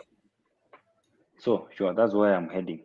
And I said, Mhm. in fact, this guy that was here earlier, Jeremiah, we we had some discussion about it, and I said I do not whatsoever support anything that is called unlawful arrests or abduction because last time when Dennis Itumbi was abducted and tortured, I really felt so bad because we had a meeting a day before, and when I heard he was missing, my heart quite stopped because he was the vision carrier of these people that we were supporting the president, that were defending the president's agenda online. So whenever I see that those things kept on going on until 2024 now, They have never settled well in my mind, because at some point I usually look at these things as, are the police really doing this thing, or are there is a rogue group of police officers doing these things behind the backs of their senior leaders? That's the question that I ask myself. And when I ask myself such kind of a question, I usually ask myself this question again: do these things happen under the watch of the leadership or the IG of police? Because the IG of the police is the person who is supposed to constitutionally be the head of this police unit, that is from the DCI, from whatever, the Kenya Police, the GSU. This is the person who is the head of these people. And whenever I look at these abductions, I ask myself, is the IG really giving a nod to this? Because if the IG gives a nod to these things, then it means that the president knows what is going on. That's the first perception that we have to create. So if such kind of a thing happens to a Kenyan, and a Kenyan goes missing for a week or so, and maybe it's found, maybe it's dead, and we don't know, we don't even find the investigative agencies telling us what happened, then I usually look at this thing from the point of the politics that is going on in this country. Sometimes will confuse you from seeing the real thing that is happening. That's my first argument. But I feel like that should not justify the fact that there are abductions going on. But I think we should not ignore the politics that is going on, because it's becoming too vocal that these abductions are happening and we are pointing fingers maybe on the wrong direction, but the right direction is ignored. And this direction is to this activism group that thrives in emotions, thrives in chaos. That is one thing that we must look at very keenly. But this issue of abducting a foreigner in your country, because I believe there is a way that these laws are made that for the police of another country to operate in your soil, there has to be the foreign ministries have to uh, talk about it and plan meticulously before you are arrested. That's how it happens in other democracies, because normally hata kwa polisi, the police from maybe Nyancho police station cannot go arrest someone who is in another division when there is police in that area. They have to work together with those police so that they arrest someone.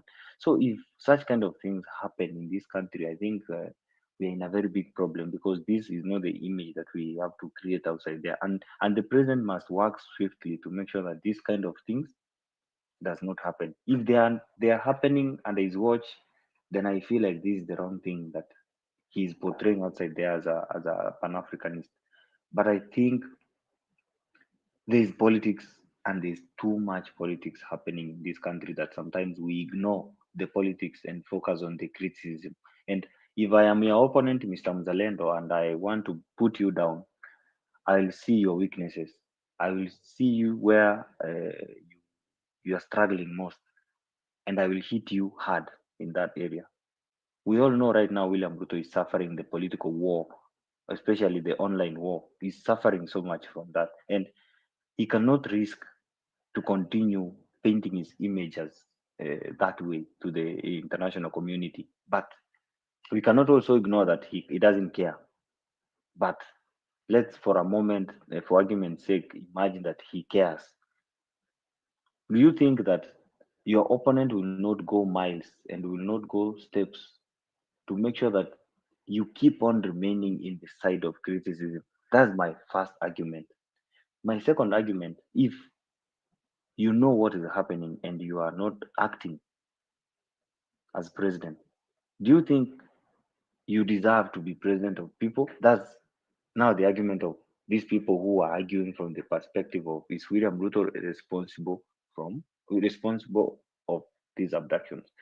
I'm not saying he is not, but I'm not supporting whatsoever the abduction. But I want the president to do something for us. And I released a statement. Ni vile tu mimi sikuangi popular.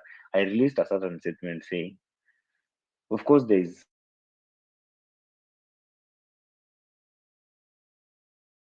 little experience. From my little experience, social media is Yes. one place that will burn this country. Social media is one thing that will burn society. You've seen what is happening in America. There are people are exercising too much freedom. They have even forgotten morality. And Trump has come in to try and restore morality, and he will still receive criticism for doing the right thing. So human beings will never be satisfied whatever you do. If you do the right thing or not, they will never be satisfied. So I think what William Ruto is supposed to do, and I will recommend that if you ever see this thing, let him craft a certain task force that is not even known by anybody. Let these people investigate this abduction that they claim to not have been government sponsored. Let him bring into conclusion all these abductions that are claimed to have been done by some quarters that are not in the police service. Because I believe even the police is starting to play politics with Kenyans, because they will also listen to what Kenyans are saying and also play into their gallery. Because if Kenyans are saying the government is abducting people and maybe the IG is not responsible, maybe some people have formed a certain group that is abducting people in the name of the police, the IG of police will start telling you, I don't even know who is doing that. Call him incompetent, call him whatever you want to call him, because he's been in office for 2 months now. And for as much as we want to put all the blames on Kanja, he might not be even responsible for the abduction. So let's stop politicizing these things and using social media to gain sympathy on these things. Because I'm sure and I'm certain that from the things that happened last week, these people that went missing and reappeared, they have opened another chapter of abduction in this country, that sometimes people can fake this abduction story and come home healthy than they left, come home cleaner than they left, untouched than they left, because these abductions sometimes can happen as a means of collecting money from people, as a means of helping some quarters or some NGOs or some activists with making money. But again, unlawful arrests must be condemned, and we must all stand up against unlawful arrests and abduction. And we must never allow foreign soldiers or foreign police to come to our soil and arrest our people. That we must condemn with very strongest terms possible. Hiyo nayo tunafaa tukatae. Another thing I want to tell our people, because I'm sure they are angry with what I'm saying. AI was made to help humanity to become more creative than they are. AI was created purposely by people that uh, felt like there's a way we can solve this problem of searching, typing, writing, and maybe going to look for tutors to help you study some things. They brought this thing to help you gather information at once and collect information and do research. Instead of us channeling our efforts in creating images and creating posts of people dead or people doing what, why don't we channel our efforts and come up with ways of using this AI to be innovative? Because there's a day I was searching about something that came into my mind, and I thought AI will not help me. I don't have so much background knowledge on economics, but I can tell you, Mzalendo, AI is one thing that can give you knowledge that you never seen. You've never even read in these books, because they collect information from all all books in the world that have been posted anywhere in social media. They collect knowledge from all over and give you. They can even link you to a video on YouTube that was never popular but has a certain information. So I think if we put good use these AI mechanisms, we are going to achieve so much as a country. Because for AI to even draw an image of someone in a casket, that is some skill that you have to use. Some people are even using AI to write songs nowadays. You also watch this guy who is in America, who usually speaks in a certain way without looking at the camera. This guy has become popular because he uses AI to create his own music. People think that is easy, but you have to be creative enough to instruct AI to give you a specific thing. I think we are misusing the social media. X used to be a platform where maturity existed. Nowadays, if you open X, you see pornography. you see dead people, you see violence, you see insults. It has stopped being that avenue that where you used to go to read news, or you used to go there to see what is going on in the world. Nowadays, you go there, and the first thing you see is pornography.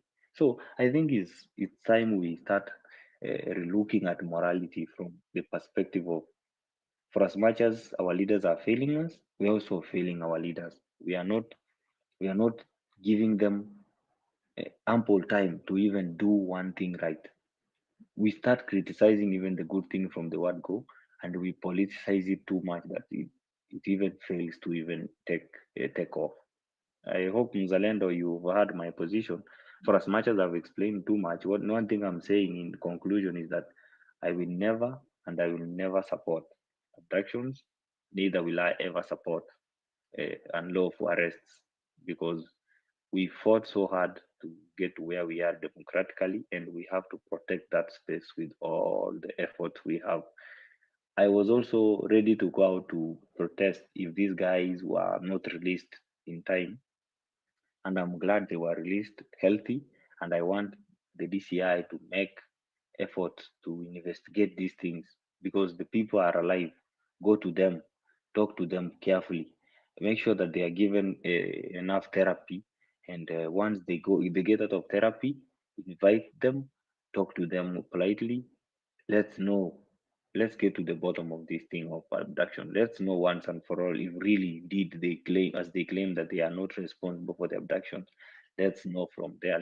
Let's hear from these citizens saying that some people abducted them, or they crafted the abductions themselves. That's the only way we're going to solve these problems. And I submit.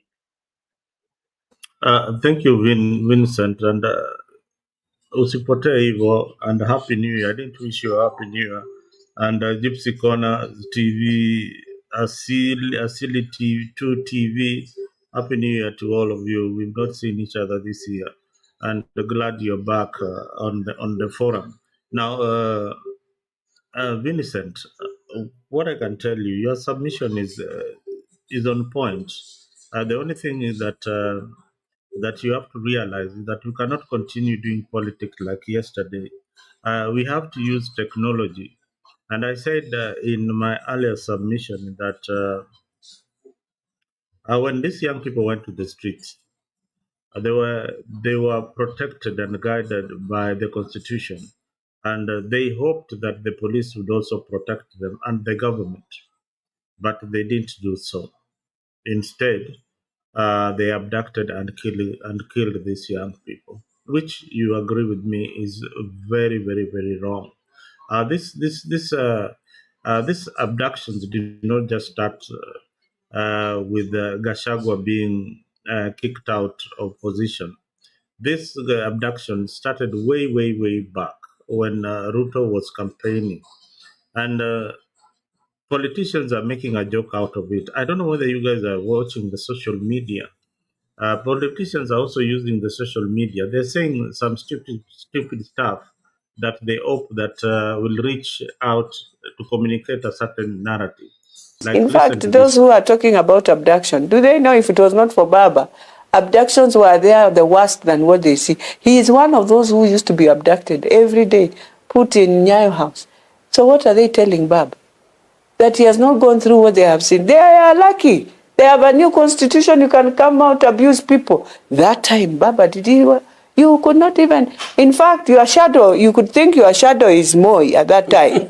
Your shadow is the one, you know. Mm-hmm. But today, you can even draw and put a president in a coffin. Thank Baba. Thank Baba Raila Amolo Odinga. They say people even to suspect themselves. Thank Paul Moite. Thank many others. Yes. The enjoyers. Thank them, the curators. So you don't believe... They can tell you a story. You know, in...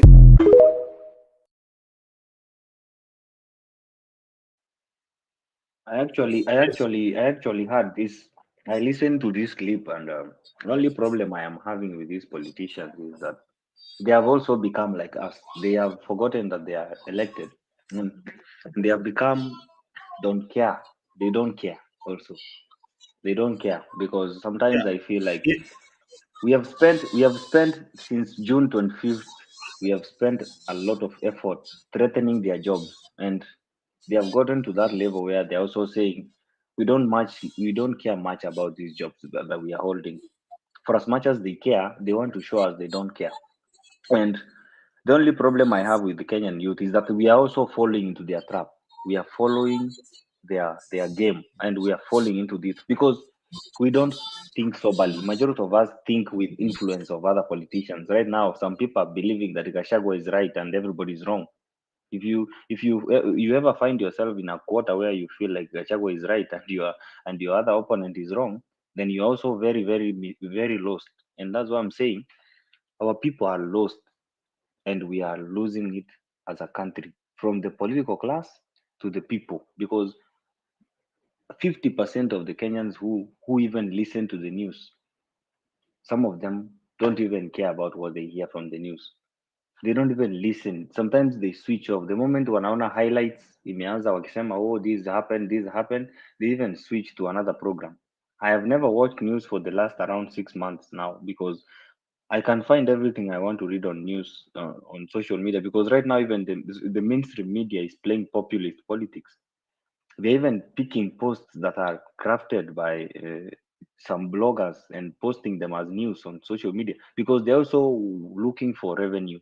They're looking for popularity. They are looking to be the right side with the people. They just want to look right. They don't want to do the right thing. So that's what I'm saying. The likes of Beatrice Elachi are playing that game that Kenyans are not seeing. And I want Kenyans to wake up so early, because some people are falling into the traps of these politicians, and they will discover when it's too late. Because the likes of Umtata, who are claiming to be on the people's sides, they are also activists who have invested their efforts in destroying the same thing they're they're protecting right now. And Umtata is right now appearing as a saint in some few people's eyes, and this thing of him engaging with presidency will change him pole pole, because he also has to look for people he can trust in his circle. Some people almost turned these abductions into his fault. You all saw that on social media. That's what I'm saying. This politics is too dirty. And if you want to put your hands in politics, you have to prepare that you have to soil your hands into dirty mud. And that's what is happening in this country. And the Kenyan youth are not seeing this. And I want Kenyan youth to see that we will all play into the mercy of these politicians, because at the end of the day, as I said, Raila Odinga will win the AUC seat. And the moment that the Raila Odinga will win the AUC seat, there's a lot of political dynamic shift that will happen. And from February 25th, because now that I'm back in this political forum, we are going to study this change together, and we are going to look at what I said last year before I went on a very long recess. I said that William Ruto is going to do everything to make sure Raila Odinga wins this seat, because this is the only shot he has to recover from the political damage that has happened to his name. And right now, Rigathi Gachagua is also playing to the same gallery, because he's also very inexperienced in this political story. He's so inexperienced that he's playing to their game, and he's not seeing that. He's playing to the game of these three people who knows this game so well. And by the time these people realizes that it's all a game, it will be too late, and it will be 2027, and William Ruto will win, and those people that you think will not win an election will win so early in the morning, and we'll forget about that, and we'll start another process of criticizing until 2032. The only thing that I want the Kenyan youth to put their effort to, and I want you to voice this thing to these people. Let these Kenyans channel their efforts into streamlining our criminal justice system. If we have a good criminal justice system, then we are not going to have people who sanitize politicians that are corrupt into offices, because these are the people that clear the IBC, these are the people that clear the judges, these are the people that clear the president, these are the people that certify fake documents from universities. These are the people that help these people launder money. These are the people that are protecting thieves by being their bodyguards. These are the people that are sent to protect corrupt people in courts. The moment we streamline our criminal justice system, in fact, if we can spend 12 days a week or 12 hours a week protesting about the criminal justice system, instead of fighting the executive and the legislature, that is easy to even implement what the constitution says about their roles. We spend much time interpreting the law to these people that are called the criminal justice system, because the judiciary, are the 99% of the constitution is protecting the judiciary. That's why we cannot even fight the judiciary properly. We need I don't know which procedures to fight the judiciary, because these laws were made to protect them, and that's why even corruption in the judiciary cannot be fought. We cannot even fight the police because the police are protected. We cannot even know the corrupt people in the criminal justice system, because that's where the problem lies. Some people like Simba Arati, who never went to, who never attained grades for university, the likes of Oscar Sudi, who never attained grades for university, now have degrees. Where did they get those degrees from? And they are cleared every year to run for election. Who is these people that clear these people to run for election? Some people have been even arrested for corruption charges, but when there's a clearance to run for office, they are cleared by the DCI, they are cleared by IEBC, because they have financial muscles. They are cleared by the judiciary to run for office, because they know how to manipulate these laws using brilliant lawyers to run for office. The moment we keep on focusing on the wrong thing and the wrong part of winning an election, the wrong thing of putting good leaders in offices, a leader can pretend bwana. Viongozi wanaweza pretend bwana, uchague mtu mbaya zaidi. We can choose Omtata tomorrow, and from in independent in independent party, he will need to make laws to govern this country. He will need members of parliament to pass his bills. What will he do? He will have to work with either the one side that is the majority of, in parliament, and that's the moment that Kenyans will start turning back on him, because they don't understand that for a president to run his office, or to achieve his manifesto, or to achieve his obligations to the people, he has to work with the legislation, to make laws, to budget for funds, and do all those manner of things, distribution of resources to counties. It has to go through parliament, and if you don't have the numbers in parliament, you will see what Obama saw in the first term. If you go with independent, you will see what Obama saw when he was trying to pass that Obamacare thing. He suffered. He had to go out and campaign for Obamacare himself, until the people had to understand it.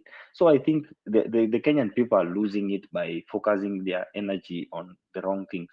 We should focus our energy on streamlining our criminal justice system. That way we can fight corruption, fight abductions, fight bad leadership, fight rogue judges, fight all these things in one go. I thank you. Wow, wow. Thank you, Vincent. You never disappoint. I like your analysis, and you're always on point. We have missed you in the channel. Welcome back. Now, you have said, you've talked about institutions, they need to work properly. Uh, those are arms of government. These are independent institutions. The only problem in this country is that they are influenced by the executive. That is the problem that we have. When people are elected in independent institutions, then there is another stronger arm of government called the executive that can manipulate any other independent institution that is supposed to be working for the people of Kenya and to protect the constitution. So that is where we have a problem. And the leaders, I keep on, as we wind up, I would want to play the last clip of the night of Moses Kuria. This guy was pathetic, according to me. He should not be the government economic advisor. Just listen to this guy for a minute. I feel so ashamed. I feel so embarrassed to be associated with a community which says, unless it is you who is reading, see, at least you wait for 3 years or 4 years, even the 5 years that's allowed within our democracy. But to be associated that I cannot be patient to wait, hata kama niwekwe vidole kwa macho, that I cannot wait for 5 years. That is a serious erosion of the brand value of my community. And I will never forgive Rigathi Gachagua for that. Because this is a brand that we just salvaged from an unfair perception. On the very worst, 2 years, 3. How do I now run away from the commitment we made together? And said we are going to change school education, we are going to change agriculture, we are going to change this. He was impeached. He did not run away. No, but what are the? I have told you about the set of conditions. How do you get yourself to? How do you get yourself to be impeached? How do you get yourself to be impeached? So you deserve a medal. Getting impeached. For extracting defeat from the vicious jaws of victory. What should he have done? What should he have done? If it was you, what should he have done? Just a little bit patient and a little bit involvement. I was only a minister, my friend. This guy was a privileged guy. He was a privileged guy. He was chairing cabinet committees. I don't want to divulge what happens there. I took all. You never took all. I don't want to say there, but this is a privileged man. He's a privileged man who was... So you're blaming him for his own impeachment? I am blaming him solely for his own goal. Well, that was Moses Kuria. I think I got the wrong clip. That was not properly edited. But anyway, you got the point of Moses Kuria blaming Gachagua. Sometimes we want to believe these politicians, what they are saying. Sometimes they say a lot of nonsense out there. The issue that we have, like Daniel Kenneth is saying, that this is stupid thing ever. How come you call it abductions when then someone is found when when his condition is okay? Don't play hide and seek games. Kenneth, I just want to tell you that there are people who have been abducted and they have been killed. I don't know what you will say about that. They have been abducted and murdered. There are people who have not been seen to date. I don't know what you to say about that. It is still abductions.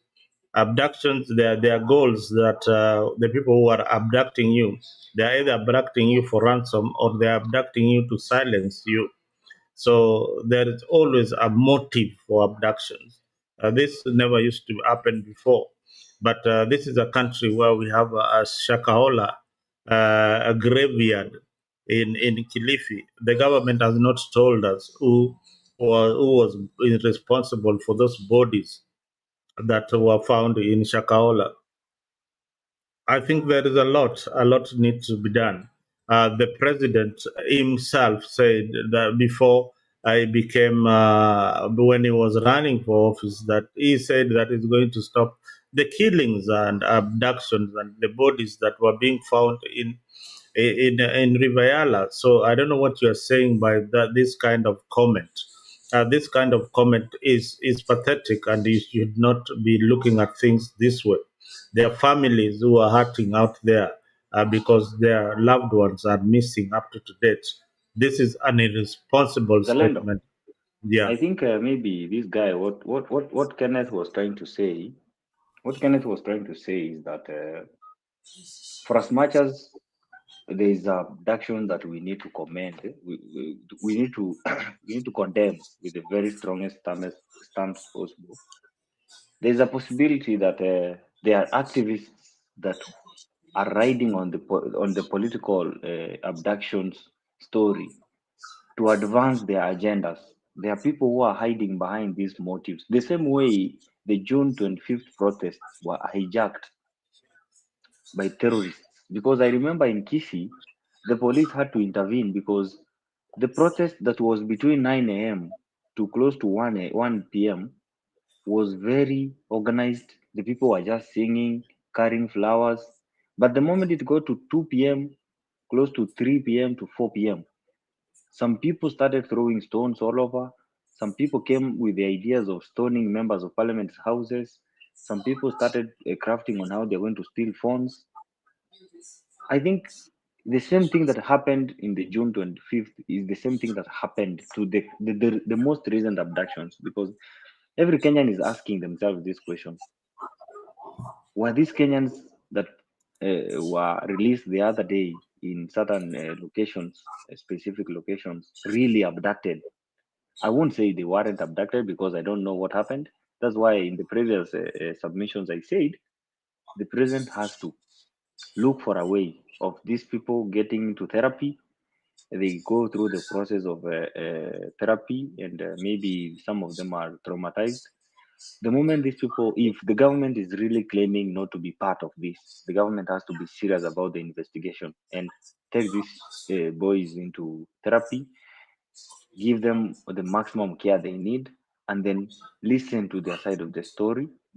Make sure that whatever it is Mhm. they're saying is corroborating Honorable, this. Honorable Vincent, what about people like Kisa Bisije? How are they going to take him into therapy? Yeah, now I'm saying there are those who died, and they're very unfortunate that there are people who have died in the process of abductions. And Mm. this incident of abduction and those people who have been discovered, since June 25th, they are close to I don't know how many people who were abducted and released, including the son of the former AG Muturi, the current CS for public service. Those people have been abducted and are there, and we all have had a lot of misconceptions and myths and some stories that some of them abducted themselves. You see, I feel like it's time we look at this story of abduction from these eyes that I said, sober eyes, and say, if indeed these abductions were happened and these people were released unharmed and untouched, some of them wanasema wamenona kuliko vile walitoka. I think it's time these people and the police become serious about this abduction story. Take these boys through therapy, as I said, give them the maximum care, and let's find out if these is not the government gangs doing these abductions, then who is doing these abductions? Because if there's a criminal gang abducting people and the government does not know about it, they have the financial muscles, they have the machinery to gather information, to gather intelligence, and come to the close of this thing. Because I don't like these blame games going on. Because the IG is now becoming also like Kenyans. Because PI ameanza kufanya siasa, he's saying, I also don't know. I also see this on social media, and we will investigate this. That's what we have turned this country into. Everything we just find out from social media. And that's why sometimes I feel like some people can hide and say we were abducted. Some people are even using these activists. Activists are using these stories to get money from their donors, which I don't agree with those sentiments because I have not seen anyone receive any money. But this story of abduction and blame games, if it continues this way, Mzalendo, you're going to lose a lot of people who might not have been abducted by the government. Because if I am your enemy, as I said, I will do everything to make sure you keep being the enemy in everybody's eyes. I will do everything in my power to make sure I taint you as the bad person. Mpaka nishinde election. That's how politics work, and it's very unfortunate that the collateral damage is the innocent Kenyans. I submit. I like the way you are analyzing and saying that we don't know who is abducting these people because the police are saying no, it is not us. Then the people who are abducted are saying that they seem to be government operatives who are abducting these people. Then Moses Kuria comes out. I was trying to look for that clip. Moses Kuria comes out and says that yes, I'm even ashamed to be in this government because there are some people advising the president not to abduct and they are to fight abduction, and there are some people who are telling them the president to go on with this abduction thing, and there are some people who completely don't want abduction. And there are some people who are just in the middle. They don't know what to do. They will follow the masses.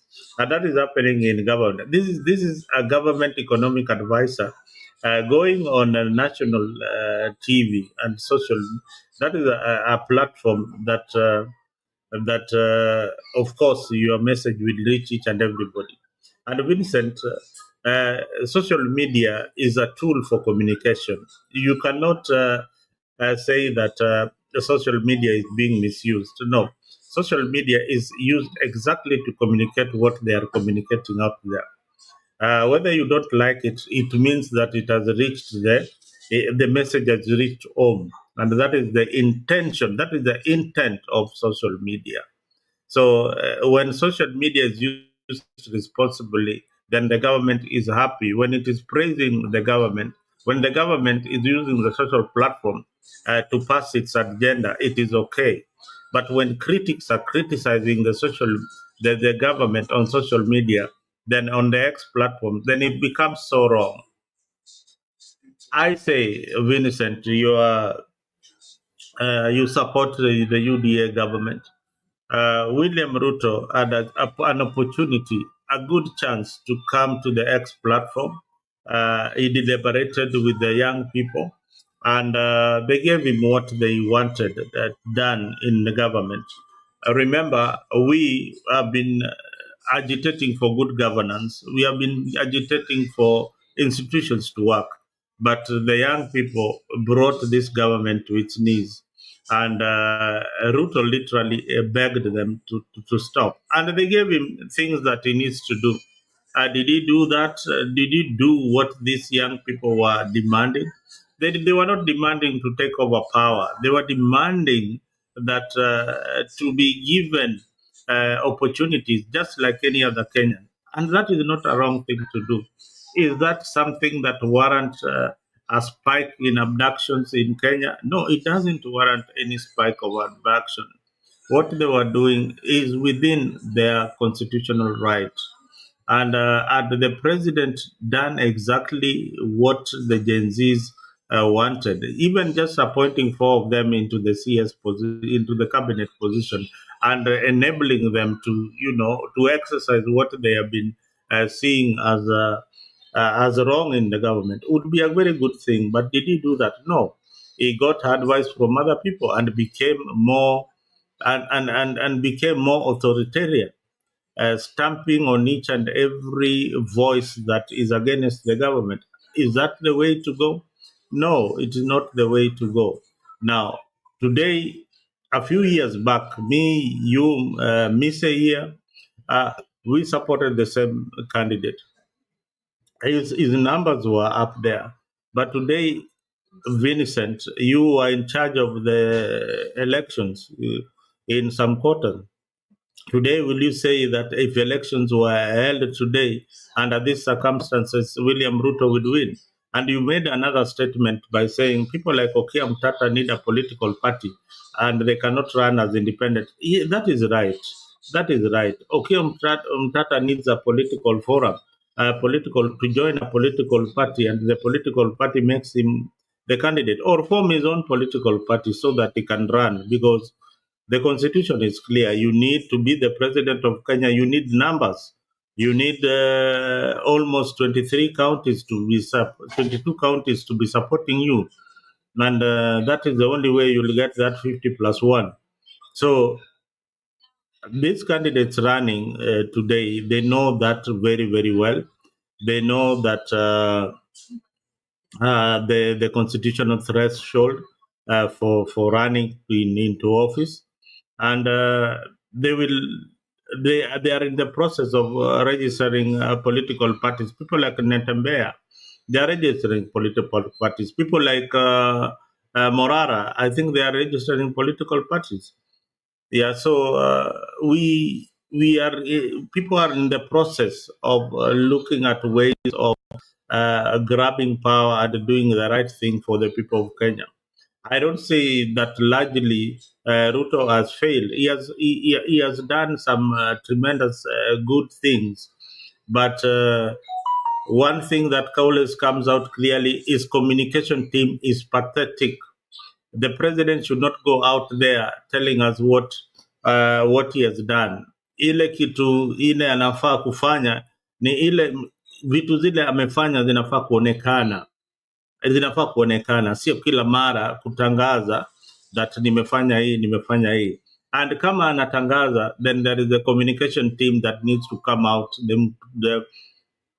the communication team that needs to come out each and every time and tell us, this is what the government is doing, this is what we have embarked on, and not the president. So he receives the beatings on behalf of a failed of people that he employed and who are not doing their work, the communication team in the president's office. Yes, I see Mr. here, and before Mr. joins, the village boy joins, we are now having the open mic session where you can say what is on your mind and what you feel just before we wind up the show.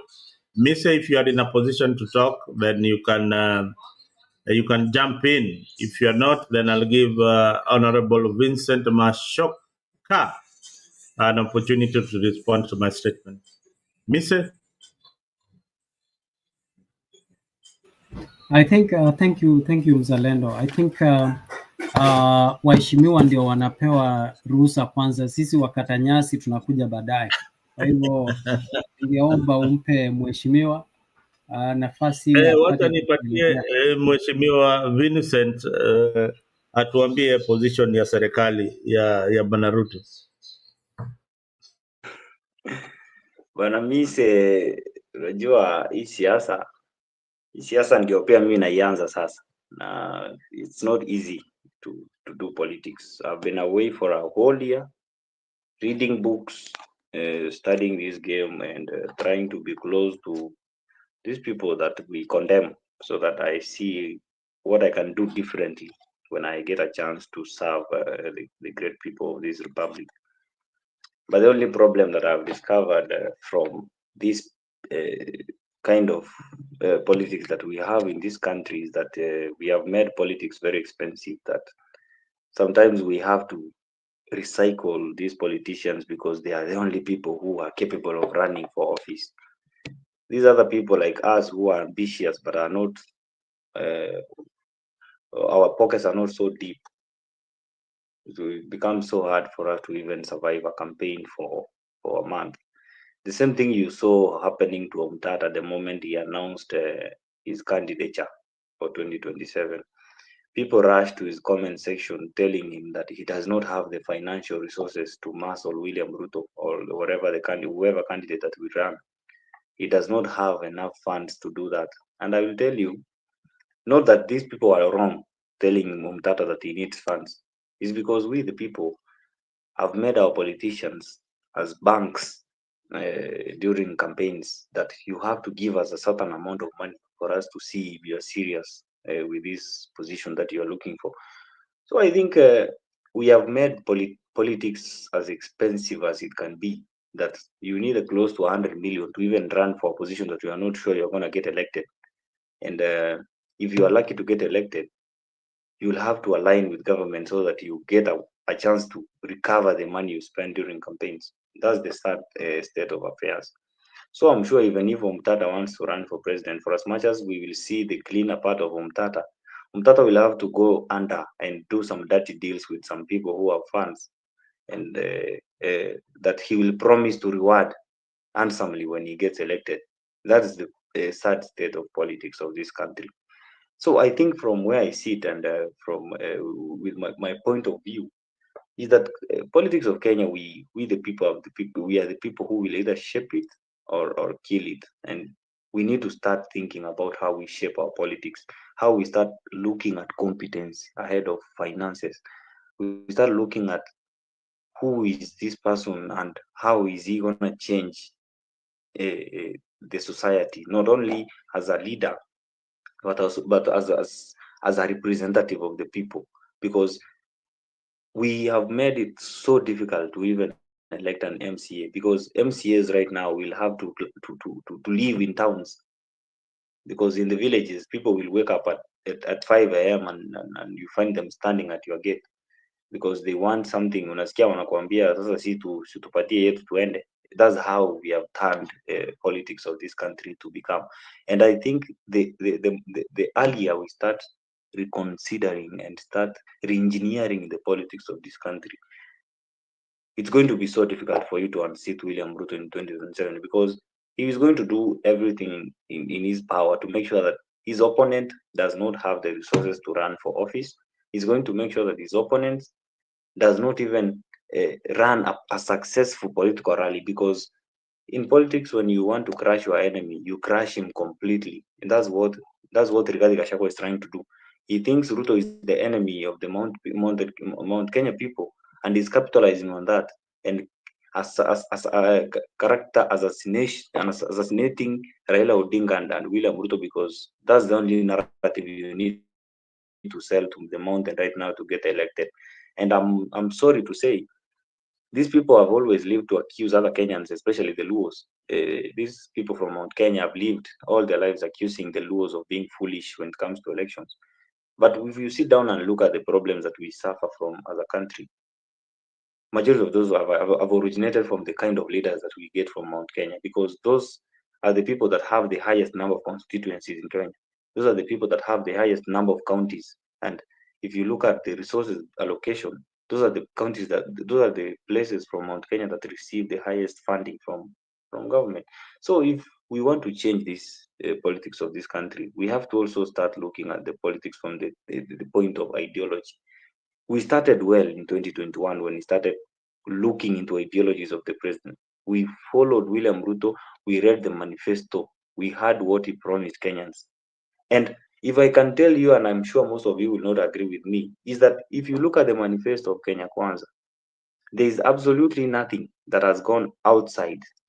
The only problem with the way they have implemented the manifesto is that there is, as Muzalenda said, less communication, less engagement with the people, less information getting to the ground, because the media has not been properly used, because that's the only avenue that you can use to reach the people if you cannot go outside there. That's why you've seen the president going out there telling people that I have done this, I have done that, because the team that is supposed to help him in doing this PR or this publicization is not working properly. And I'm sorry to say that if I were in the position of the likes of Dennis Itumbi and above, who have the attention of Kenyans, I could be doing the Lord's work, because I usually don't fear saying when I see the right thing happening, and I don't fear saying when I see the wrong thing happening. That's why I think like the president has no choice but to go to the people himself and tell them, I have done one, I have done two, I have done three, because even the media cannot help him echo. Because after all, hata akienda aongee kwa hiyo political rally that I have done this, the media will only cut that part that was political, and that's what they will put in the headlines. That's what our country has turned into. We thrive in criticism. We thrive in negative news, negativity. That's where we thrive in. And I'm happy to see Mice. It's been a year or so since we last engaged with Mice. And the last time I was talking this platform, I was telling you how we won the election. And now I'm going to tell you how we're going to win the next election. And it's going to be an easy game than what was being seen as difficult in 2022, because in 2027 the president is going to have a very easy time to run for president, because the only political opponent that you must be scared of might not run for president. The rest of these other people that want to run for president have never even run a successful campaign to be elected anything. They are going there for the first time. They are not experienced how to run a successful presidential campaign. They're only relying on Twitter and Facebook and social media to spread their agenda. And I hope they will learn the hard way. And I hope the likes of Kasmuel Makore, who have been insulted and called traitors, will make it to the next parliament, so that these people can learn that Kenyans can lie to you and they can tell you the opposite of what you think they are telling you. So Mzalendo, I will be here with you for I think this year I'm very active, and until now we get to 2027, I'll be so active in this platform. I will keep on telling you why I feel like the president might be doing the wrong things, but these wrong things might in the future turn to be the positive things that we could have seen from the leader, except the few things that I've pointed out of abductions, corruption, and the kind of the selection during employment or giving these jobs. The way these people give these jobs out has never settled well with me, because those of us who come from less privileged communities tend to beg for these jobs more than these people that formed government. So I think besides those things that I disagree with the president, I feel like their policies that were were rushed, but they are things that we need to also educate people that sometimes you have to take these bold decisions to get things done. For as much as you have to follow the procedure and the laws, you have to also know that things like the healthcare story, you have to tell Kenyans that we need this thing not because it's my thing. It's because the healthcare system without insurance is so expensive, and we need to talk about it. We need to streamline. Instead of complaining, we need to start giving solutions, and that's the only way we are going to turn this social media influence into positive things. Otherwise, we are going to ban our country, and we are going to live like Sudan. We are going to live like Congo, because if right now people go outside there to protest, I will also go out there to protest so that I can steal someone's car, so that pia mimi nikuwe na yangu, because that's where we are heading. You look for what your neighbor has that you don't have. You go to him and plan how to take it out of him forcefully. That's where we are heading, because the rate. Honorable Vincent. Yes, you nailed it. Where we are heading is where the poor are going to claim what belongs to them. Not that that's exactly where we are heading. Where the poor are going to claim what belongs to them. Which poor, Mzalendo? You see, when leaders are bragging of what they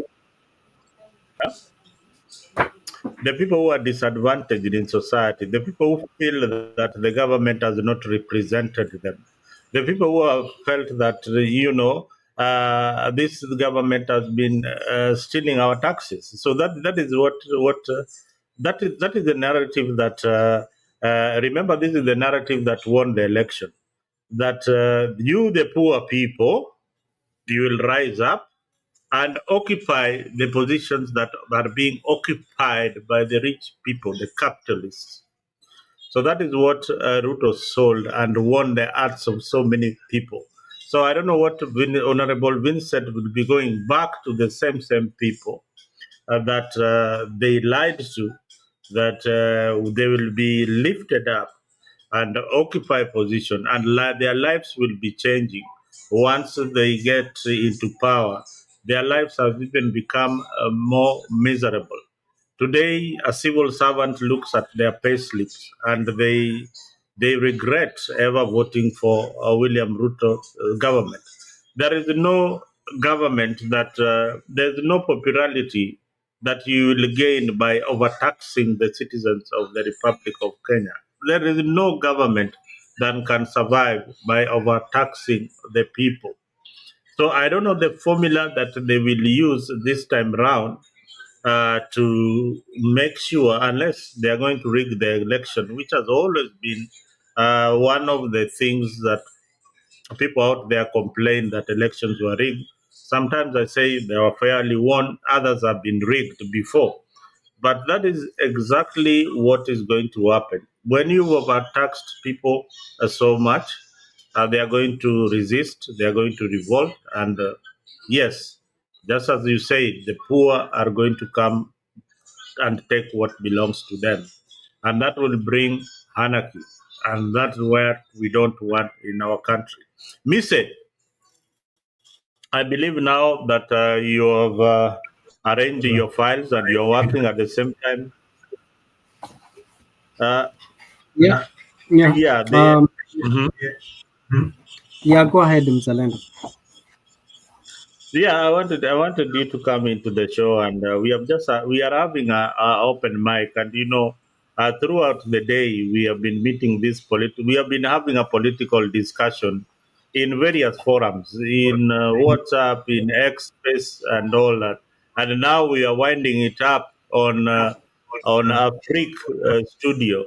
Uh, how is it outside there, Mise? What are people saying about this government?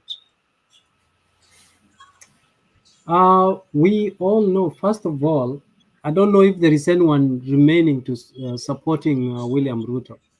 I There just is this heard, there's the Honorable Vincent here. This is a I just Yeah, I just heard him, supporting William Ruto, and I'm like, what's going on, Honorable uh, Vincent? We all supported William Ruto. We were abused, bullied in every social media for trying to support William Ruto. But William Ruto has come out to prove exactly the fear of the Kenyans that were actually saying, do not vote William Ruto in. If you vote William Ruto in, there will be corruption will be increased, abductions. And it turns out that these people were right. So to support William Ruto, it's like supporting an a vehicle that is running out of gas, that is running on fumes. And we cannot blame people from Mount Kenya. First of all, the truth is Mount Kenya, uh, uh, regardless of giving, what is this guy called? Regardless of giving Kindiki the presidency, who comes from Mount Kenya. The truth is, the way Gachagua was impeached was not good. It was not fair. Ruto did not live up to his promise. Gachagua was the mouthpiece for Ruto, and he played a greater role for Ruto to become a president. And the way he impeached him, spending a lot of money, resources to have him impeached, that kind of resources would have been directed towards development and growth of for the nation. But rather, we see a vengeful president who wants to push out anyone who is questioning his leadership style. And that's not the kind of president that we supported or we wanted to support. I mean, we admire William Ruto being one of the smartest person that anyone would have thought he was, but he has fairly failed to address the needs, the immediate needs of the people. We want to know and feel the effect and the impact today. We are not here. We don't live forever. I don't want to die tomorrow without seeing the development and the growth of the nation by the person that we vehemently voted for, spent a lot of Mzalendo, I had to travel to Kenya to go and vote for William Ruto. Some of us used our money to try and vote for William Ruto and drum support for him, but he has let us down. The issues of governance, when we see issues of abduction, and we see two principles in a public forum, Ruto saying hiyo mambo ya abduction tumewacha. That in itself is admission that he was doing it. Number two, when Raila Amolo Odinga said, nimeambia rafiki yangu huyu William Ruto awache kushika vijana, awache kufanya nini, na he agrees that they have agreed that he will stop doing it. That means there is existence of that problem, and with his full knowledge that this is happening. And that's the problem of governance. You can't, you might kill a few, you might abduct a few, but those who made the constitution in their wisdom, they said power, and they put it the first article in the constitution that power is vested in the people. And the people, when the people will rise up to the occasion, that seat in State House will be very hot, and William Ruto will run, and will run not to return back to Kenya. So I don't want to hear anyone telling us about William Ruto anymore. I will only start listening to anything about William Ruto when I will start seeing the changes. Over taxation, and I don't care about people being overtaxed, but I would only care, I would only, I only care when I find that the people are overtaxed and the taxes are redirected to other stupid things that are not a priority. The priority for the people of Kenya is the food security, infrastructure, security of the people, which apparently you can be abducted from anywhere and nothing will happen, and the police will not say, and the blame game is like, we don't know who abducted them, and that is the problem, and that is failure in terms of governance, and that is failure on the part of William Samoei Ruto and his government, who is the head of state. We cannot abduct the people who are questioning. Instead, we should bring these people to a dialogue, talk to them, and tell them where the country is going. If people are rising up and telling you, we don't agree with your policy, what do? Do you kill them? Do you arrest them? Or do you bring them to a table and have a dialogue and tell them? Not everyone understands, how policy works. You bring us to the table and tell us. And my friend Honorable Vincent, when we had Kibaki had the person called the government spokesperson, who was Alfred Mutua. When we had Uhuru Muigai Kenyatta, we had Manoa Espisu as the government spokesperson.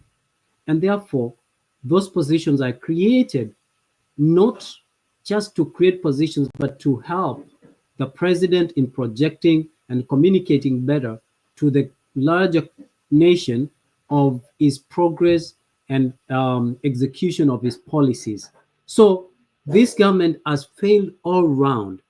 My brother Mzalendo, we are being told about vaccination of cows or cattle and stuff that crop up, and there are actually allocated budgets.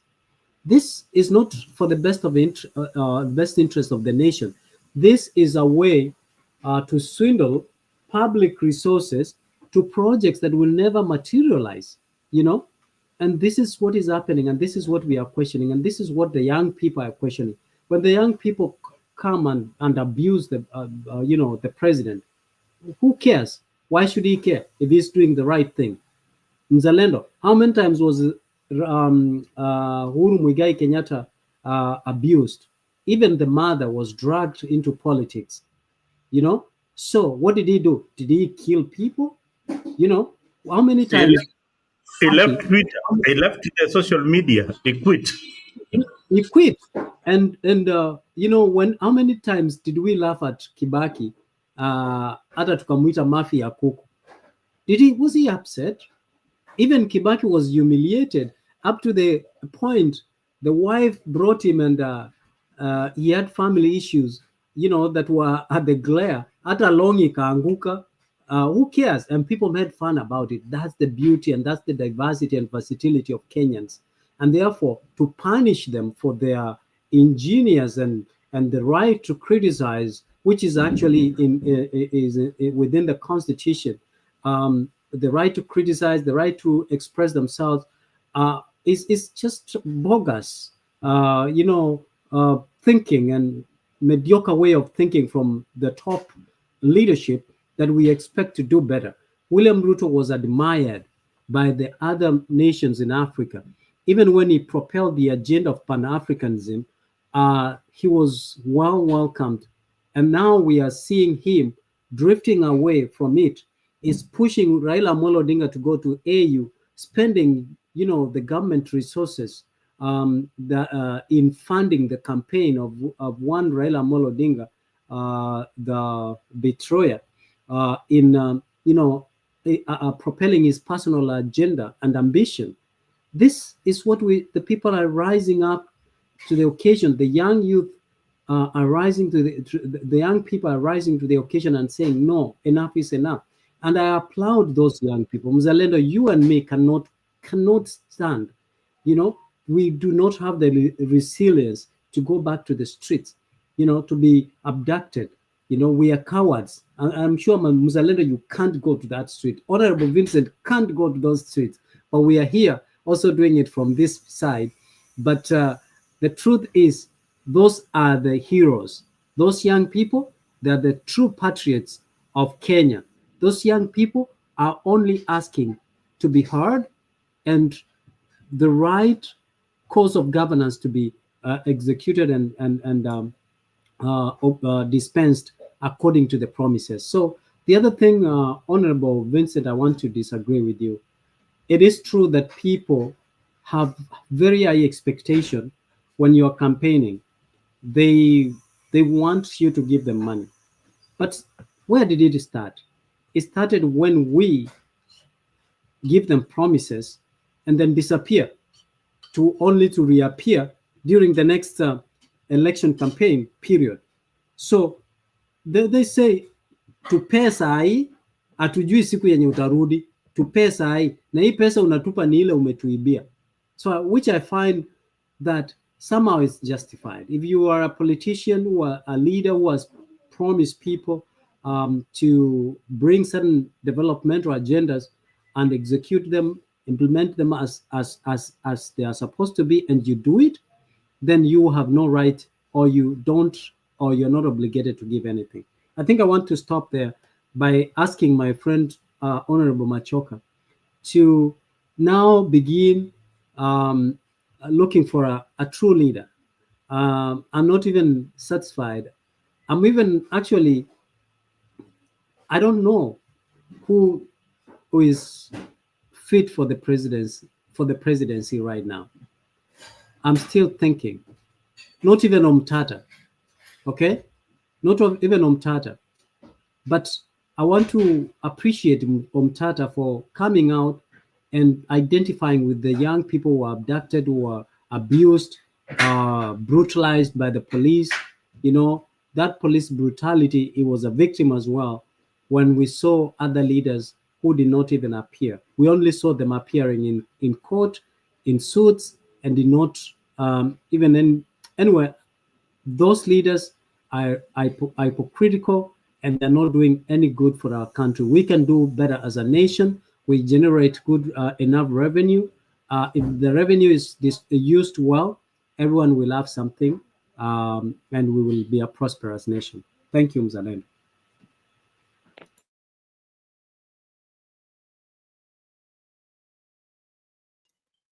I wanted to say, or the standard to say that we are being indisciplined. And the DP starts by saying that we need mentorship. And I want to look at who are our mentors. Is he and Joho supposed to be our mentors? How can they show us what vice is and then demand virtue from us? It is impossible. The young people are a result of the general society and the community. And so if the young people are indisciplined, it is a very clear mirror of what the society is, because basically it is monkey see and monkey do. And so we are just doing what they have taught us to do well. It is wrong to say that we are indisciplined, because truly when we agree with what they are saying, that is when we are being called disciplined. When we cheer for them and say miaka ingine tano for our president, that is disciplined. But when we say this is wrong and we stand our ground, it becomes a problem to them. And then that is when they are redefining discipline into indiscipline. The young people went to the streets in June, and they were killed. They did what was constitutionally right. And so the protest morphed into an online one, where they believed, or where we believed, that we won't be touchable. But then we see that young people from the silhouettes, and again I want to say that that man in the casket is just an old man. Our president is very much alive, and he has proved it over and over again. And so I don't know why the head of the country is reacting to pictures of an old man in a casket, of silhouettes. How does he know how his shadow looks like? And why is he reacting as the head of the country? It is so uncouth and very unsettling to us. And if we're supposed to follow what is discipline, then we are not to be disciplined as they are. We are very ready to be disciplined. This country, if we go where we are going, but for us, and will continue to be indisciplined if that is their definition of indiscipline.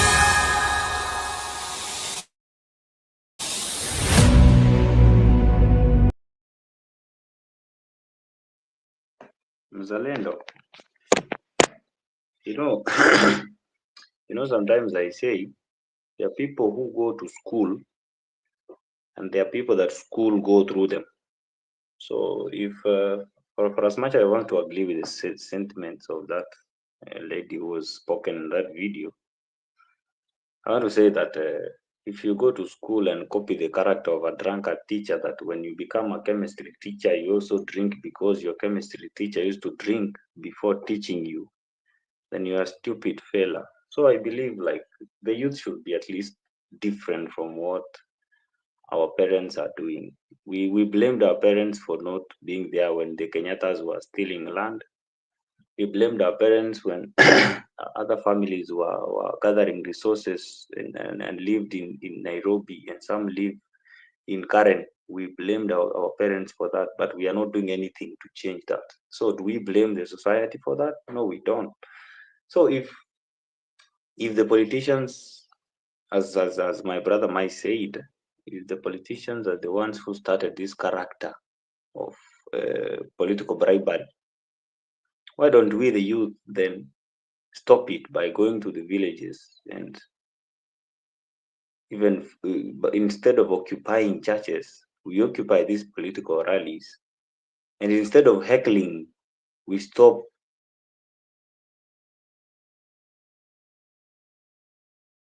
We don't need your money, because the last time I checked, these people are the people who queue.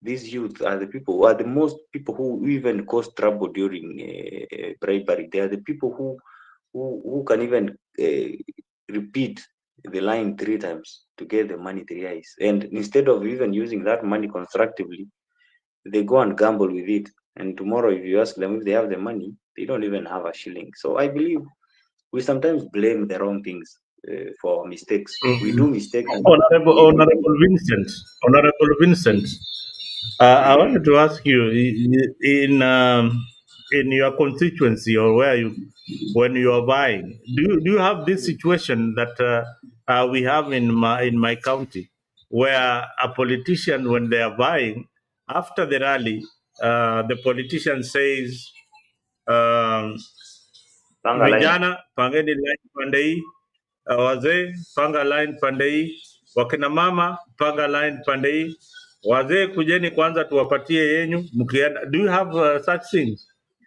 Let me give you the scenario that we have in Kisii, and in fact in Kisii is 10 times worse, because I think the lead campaigner of the MP, because the MP is not from our tribe, so he does not speak Kisii.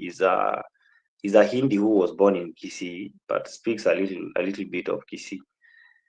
I got the chance to be the speaker, the mouthpiece of the MP. I used to sell the agenda of the MP before I could give him a chance to address the people.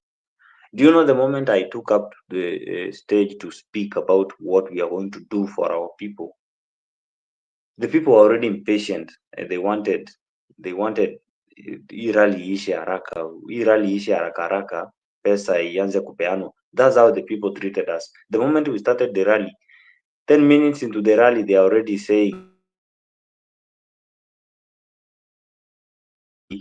the only thing MP could say is that mkumbuke tarehe fulani kuna uchaguzi, and kwa sababu wamama ni wazee na wababa ni wazee, tuwaruhusu mapema waende kuchuna mboga.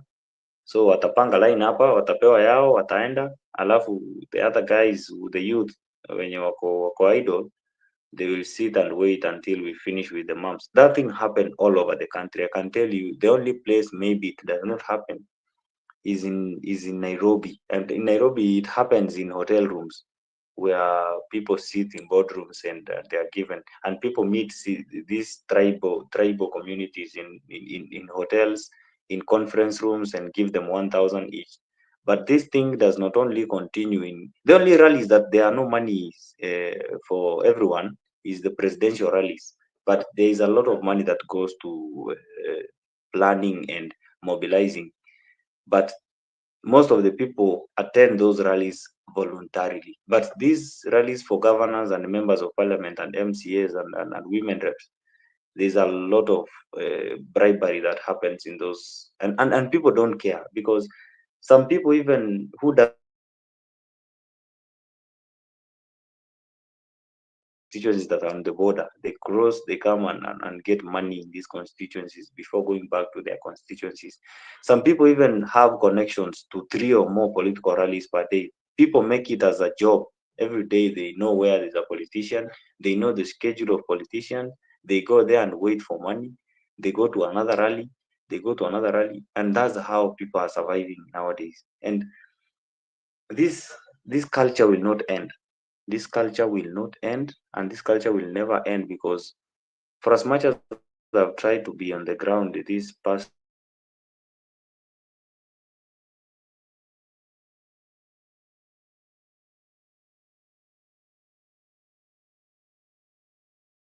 Network ya mheshimiwa inakaa inapotea kidogo. Mise, Asili 2 TV is saying that all these people talking of Gen Zs are not genuine. They were silent when people were killed in Nyalenda, Migori, Kondele, Bondo, and Kome said they were removed from the mortuary. Maybe just to add on what he has said, Asili TV, the IG in Kenya is saying he's not aware of the abductions. He doesn't know. There is nothing different from what Kome was saying a few years ago. The IG today is saying that they don't know. This is what Kome was saying when boys in Kondele were killed. But sadly, for the MPs in those regions, they didn't come out strongly to condemn the killing of these young people. And they have not even sought out compensation for these young people. And I always say that these are people who are used politically to send a statement. They are political matters, and it is sad they never got any compensation, or the families never got any compensation. Yes, Mr.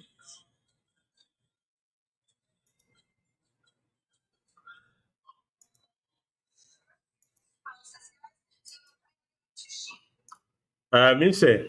Yeah, so Mheshimiwa, Mheshimiwa, those are good sentiments, but the responsibility lies on the member to the leader to discourage such kind of culture, because that culture is brought upon the existence or continued poverty. You know, they say that poverty is the best incentive to creativity. When people are poor and pushed by poverty, they become creative on how to survive, and that's what is happening in Kenya.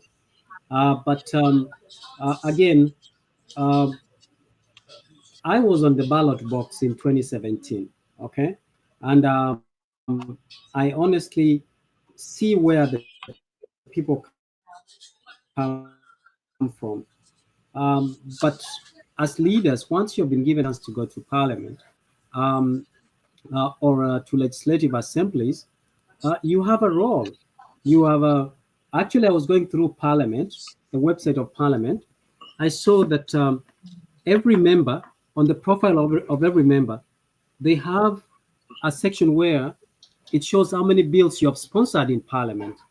Unfortunately, most of our leaders have zero bills that they have sponsored in Parliament. So what is the why are they earning salary if they are not doing nothing? You know, you go. What is the work of a member of Parliament? Oversight, legislation, and representation. Those are the key to both the County Assembly, National Assembly, and the Senate. So this is the work. This is the reason why we, elect these people to go there. We do not elect them to go there to steal money and amass wealth so that they can come back and give us, handouts. We should reverse that and say we don't want handouts anymore. Or I'm not going to give you a handout. I'm going to help you to know how to fish so that you can be empowered. And Honorable Machoka, if you look at I come from Kisii as well.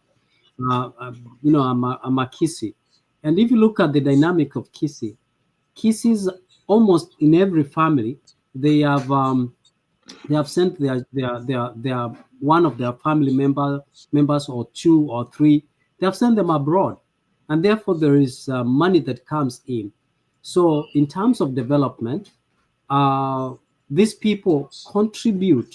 Like Kisii Town. When you look at Kisii Town, you will see a lot of money that actually is there, courtesy of the people from diaspora. So why aren't we having, people who are coming to, calling people from diaspora and telling them, listen, we can come together. What can we do? How can we invest together? And what can we do? Or how can you help us in terms of expertise, in terms of investment, so that we can help our region grow better? But more, you find these leaders are even afraid to even bring people from diaspora together because they think people from diaspora are financially able to challenge them when it comes to matters governance or maybe in the next election. So therefore, they distance themselves. But these are people who can bring in resources. They have money. They have they have everything that they can bring on board for development. I'll tell you, Mzalendo, when I ran for office, and I was not successful. I asked the gentleman whom I was competing with. I said, listen, I came here on purpose, and there are certain things that I had in mind, and if we work together, we can bring them to our people. I wasn't really interested to stay there because, after all, I was taking a pay cut to go back home. That gentleman never was and has never been interested even to talk to me on the same matter. Why? Because they are afraid that you might be a worth competitor or more than him, and therefore they try to ignore you. So this kind of leaders are the ones who are retrogressive. And my friend, Honorable Vincent, if you have youths going to funerals to disrupt the politicians and occupy the funerals, those are private functions, and therefore it's not public. That's family, and the family has a right. Who do you think the family is going to hear? You who is coming to disrupt, or that person who sponsored a coffin or paid a bill, hospital bill? So I don't think that is the right place. I think the young youth, the young people are doing the right way. The constitution doesn't limit them to go back to the grassroots and voice their opinions from there. The constitution allows us, you're a Kenyan and you have inalienable rights, and as a Kenyan you can express yourself everywhere, and that has been the case. Why is William Ruto concentrating on trivial matters and not looking at the big picture? If William Ruto would have been talking about affordable housing, for example, he should be telling us, statistics and say, look, we started affordable housing. We started this project in Madare North. In Madare North, we were able to employ 5,000 youths.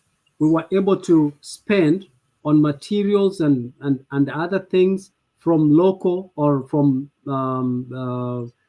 Simba Cement in Kitengera or Athi River. We were able to buy 1 million bags of cement, which means we also enabled the Simba Cement, and we were also able to buy this number of pieces of metal from these. Those are some of the things that we will hear so that we can understand the trickle-down effect. Remember, this government was for the poor, and it was for bottom-up.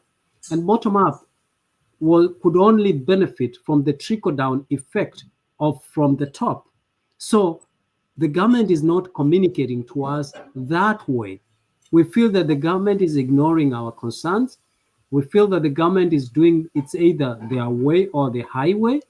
We feel the priority of basic needs is not part of what the government is championing for. All we see is the government flying high, driving high-end vehicles, spending on a spending spree. This is what we are challenging, my brother Vincent. I know Zahiri Janda in person, and I've had a chance to sit with him.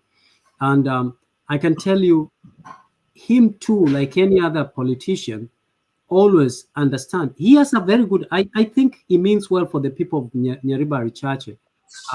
But him too, like any other politician, knows that he cannot survive without giving handouts. So that means it is a culture that we cannot do away with. But I hope that he will use the CDF and other allocation budget that is allocated to his office to ensure that his constituency has developed more than he found it before. And that is all we are asking from our leaders. But the struggle that we are going through as a people, we feel that we are neglected. We only remember we are used and dumped. We're used, dumped, and neglected, and only will become valuable when it comes to the next election period. So you would understand where we come from. Kibaki, when Kibaki came in, despite the fact that he came with other policies that were long-term, he understood that the people were hurting, the economy was hurting.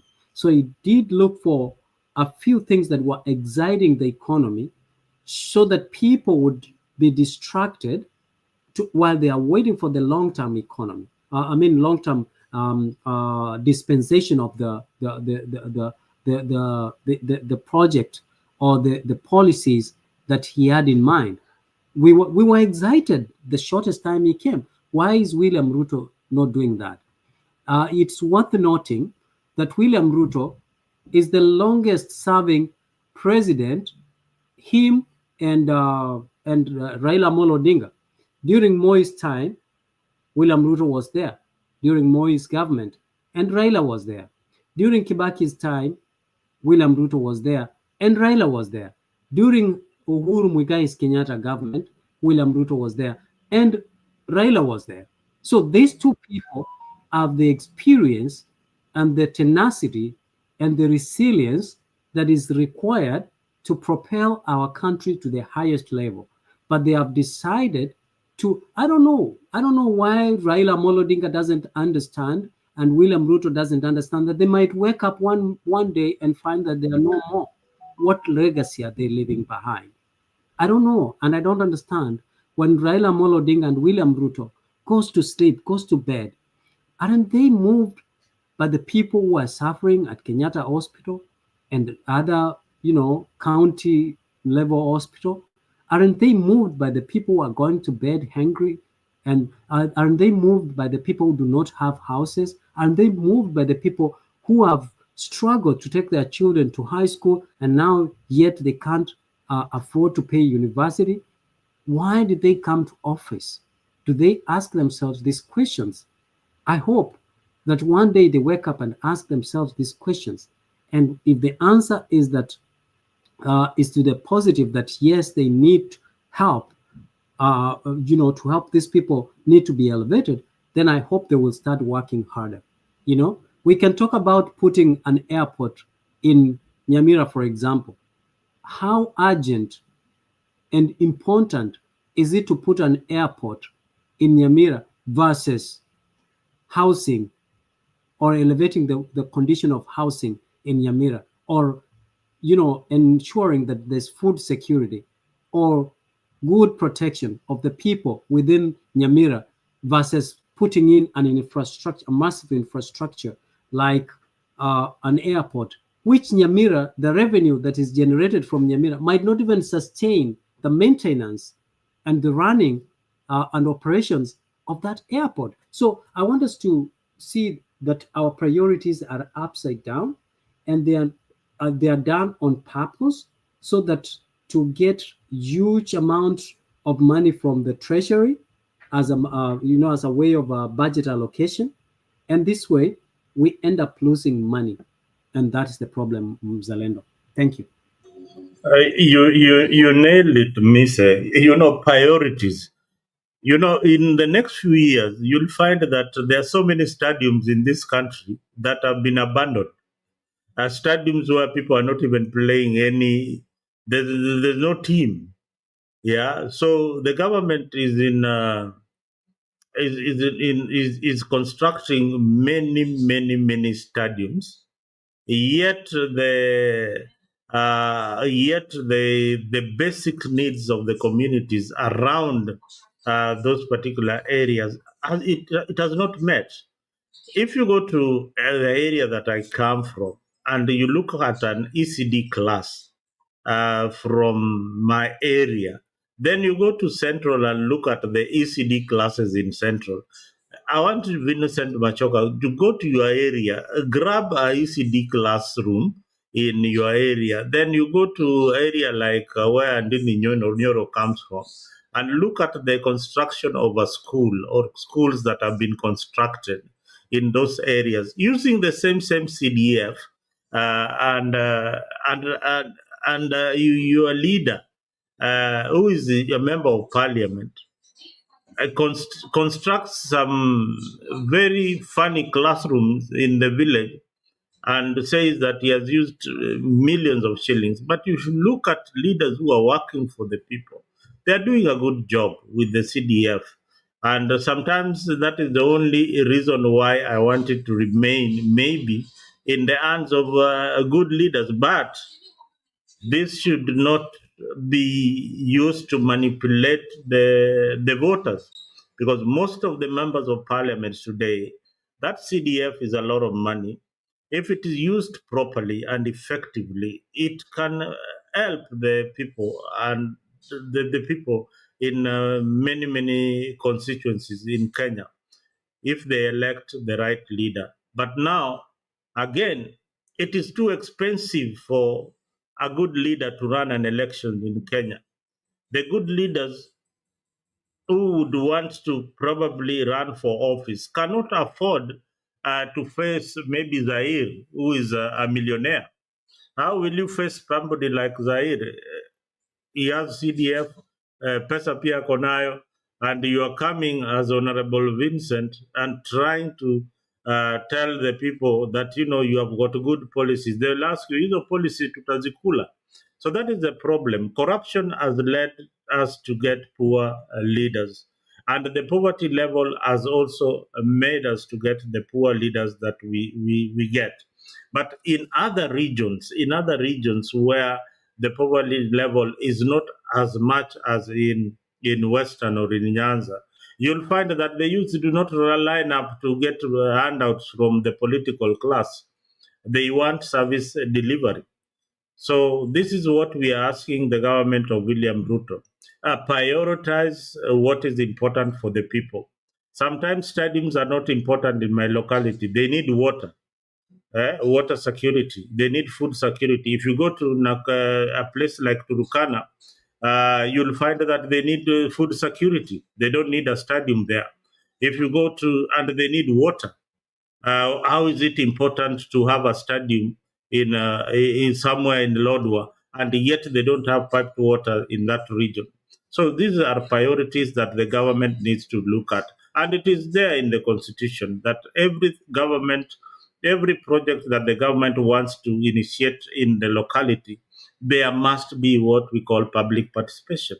So public participation, as much as the government wants to start this project, as much as the MP or the governor wants to popularize himself, but there ought to be public participation in some of these undertakings by the government, and they need to prioritize what they need to do. You can have stadiums all over Kenya, but who will be playing soccer in those stadiums? Is it a priority?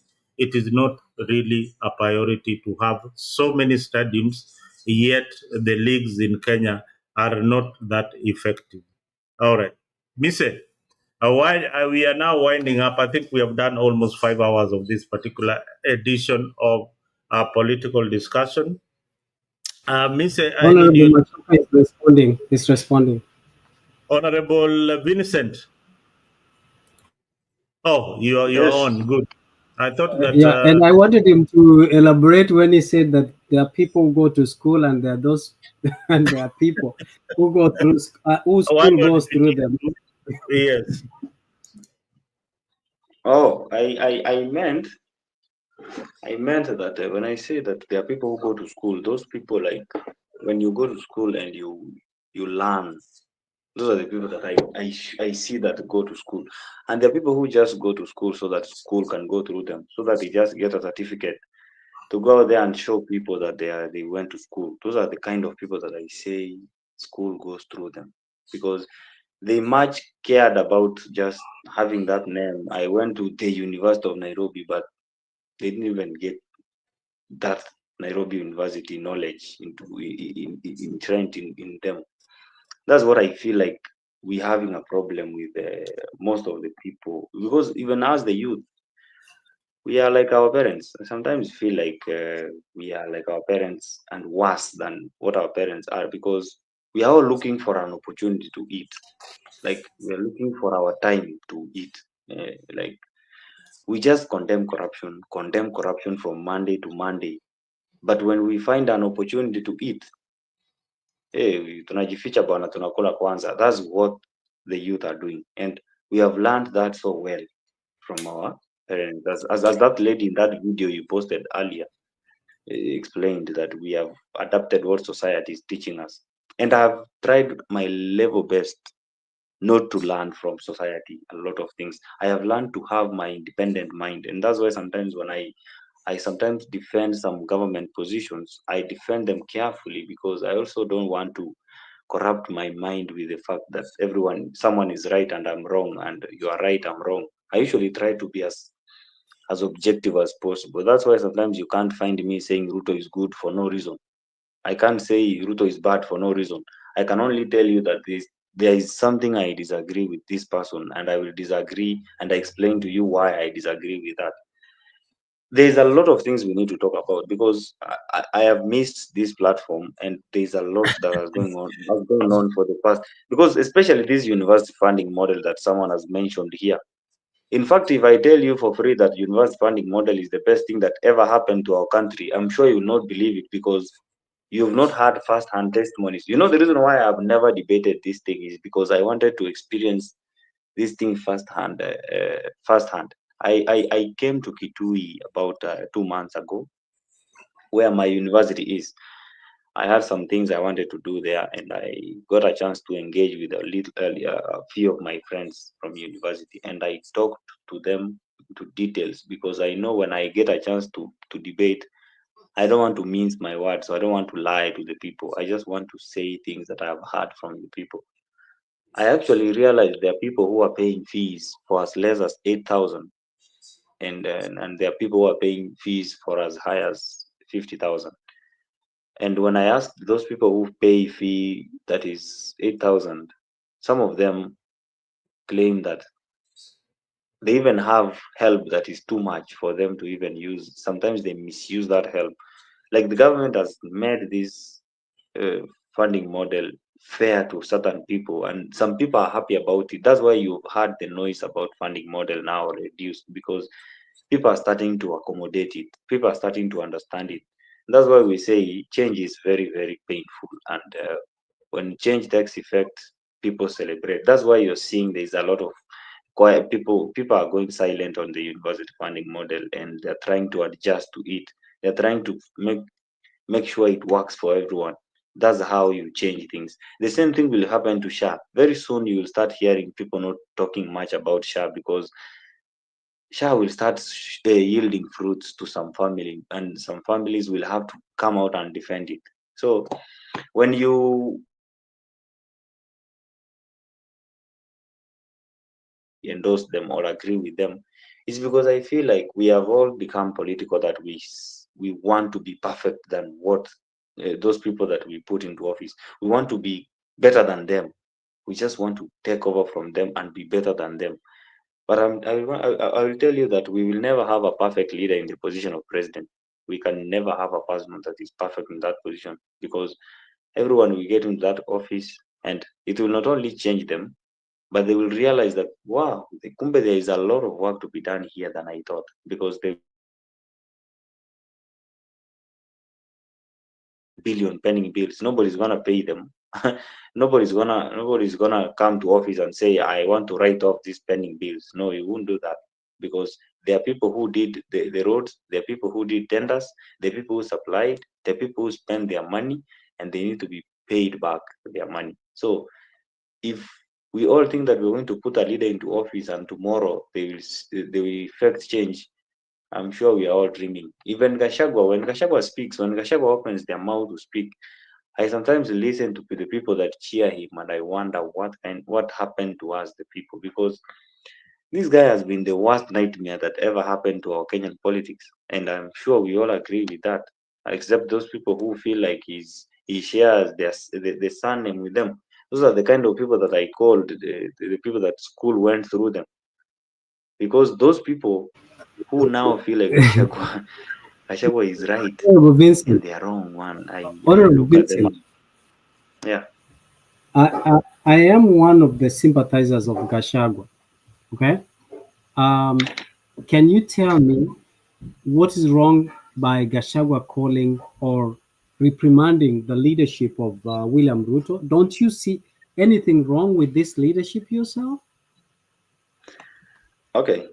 And, First and, of and all, one more thing I want you to also respond to.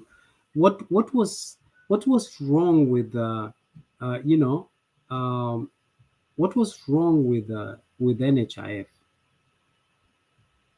all right, I'll try to answer that. So that we can change. Tell me, why did we I'm okay for a regulatory body to be created to oversight NHIF, but what was the rush to change the way, because NHIF has been working, NSSF, NHIF, these people, this thing has been working for many years since you were not, since I was not born.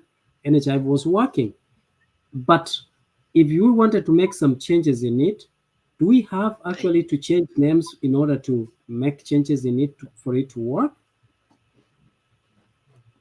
Okay, first of all, I want to speak about the Jaguar because for as much as you want to sympathize with Gachagua, I try to look for what to sympathize with him. I don't see any, not because I hate him, but because listening to him since he was elected, I sometimes used to feel very embarrassed to be part of the people that campaigned for Ruto Gachagua, because Gachagua never stood for me, not because I didn't want him to stand for me, but because I know he spent majority of his time defending his community, which is,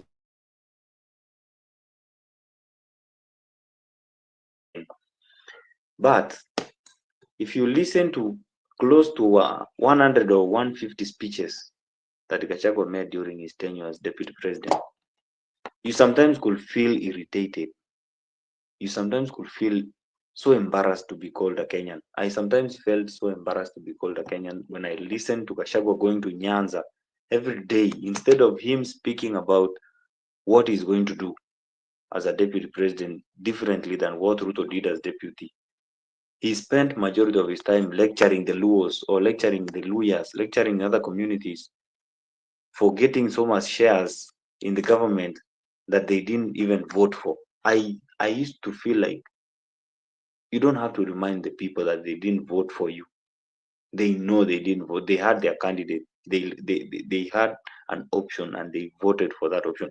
That's number one. Number two, if you are sitting here and believing like the president just impeached Rigathi Gachagua for going contrary to his ideologies, then you don't know politics, because William Ruto knew the consequences of impeaching his deputy. He knew, not that he didn't know. He assessed the risk. He knew what will happen, but he went ahead and did it anyway. Why?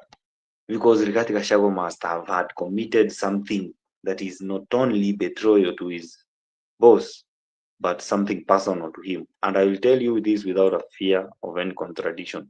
We might never see what he did, but him and the president, and maybe the close circles of both of them,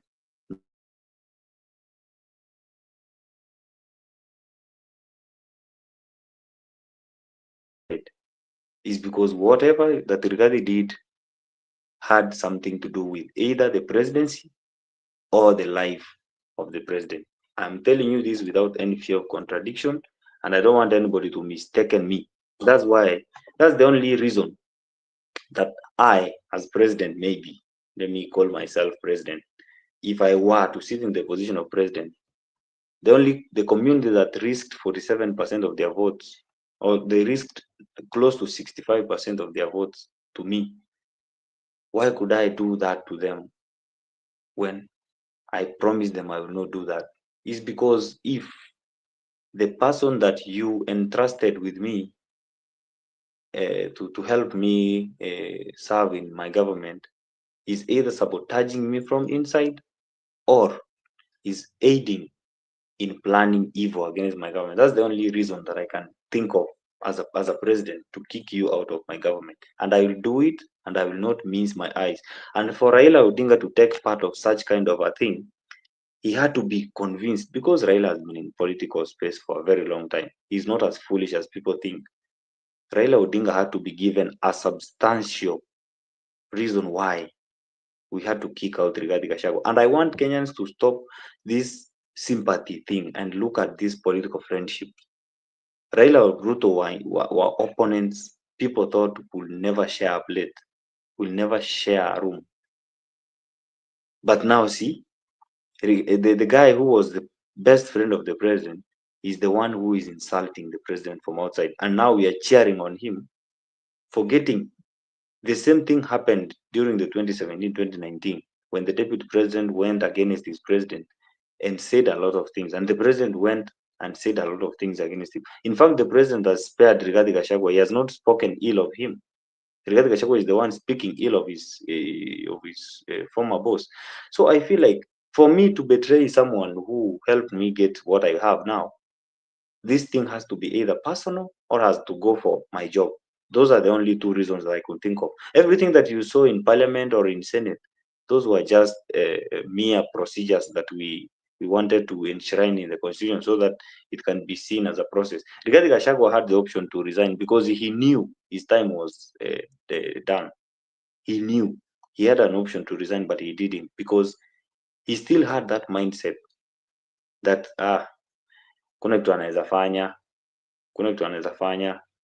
That's why he even got impeached, and he was surprised at the last minute that the Senate was going against him. That's why he had to fake his illness and go to hospital. We all know what he did, but because we can't question the procedure of the law, we just turn a blind eye and say he was sick, and a sick man cannot be charged in a court of law. So we all saw what happened. That was all political. But I will tell you, without any fear of contradiction, Rigathi Gachagua impeached himself by either going for the person, William Ruto, or going for the life of the president. Those are the only two options that I could think of. And I will not mince my words saying that. That's why I don't sympathize with him, because we have heard rumors, and I don't want to say any rumors on this platform because I can't substantiate any. We had rumors of how the Nyeri County was run during his brother's tenure. And when his brother was kicked out of, died and left office, there's a certain guy who took over from him who did not even survive months in that office because he was threatening to expose the problems that were in his brother's government. Rigathi Gachagua had to act swiftly because he knew he was the one who did all those things. He had to do something. I don't know. I'm not God. I'm not going to judge. But there's a lot of things that he did to cleanse the messes that his brother caused in the office of the governor of Nyeri. And when Uhuru went after him, people protected him because they thought he was fighting Rigathi Gachagua, or he was doing this and he was going for after his brother and stuff. That's good. That's good, bro. That's thank you, because we have other guys who have come in, like Mama Mary. I would like to hear what Mama Mary is gonna tell you. You know, you're young and I didn't get to talk about NHIF, but it's okay. I will talk about that next time. Yeah, you will talk. Let us give a, let us give her a chance, and then once she says something, and then you can also get a chance to respond about NHIF. Mama Mary, how are you? I'm good. I'm good. How are you? Good. Mise, Happy New Year. Happy New Year to you and everybody. Vincent and Mzalendo. And Karibu sana. and also the people in the comment section and the Kenyans, all where they are. Thank you for this opportunity. Vincent, I would say that as I have heard, and I don't know, but it is true. It is true that there is one either MP or senator from Gachagua's area.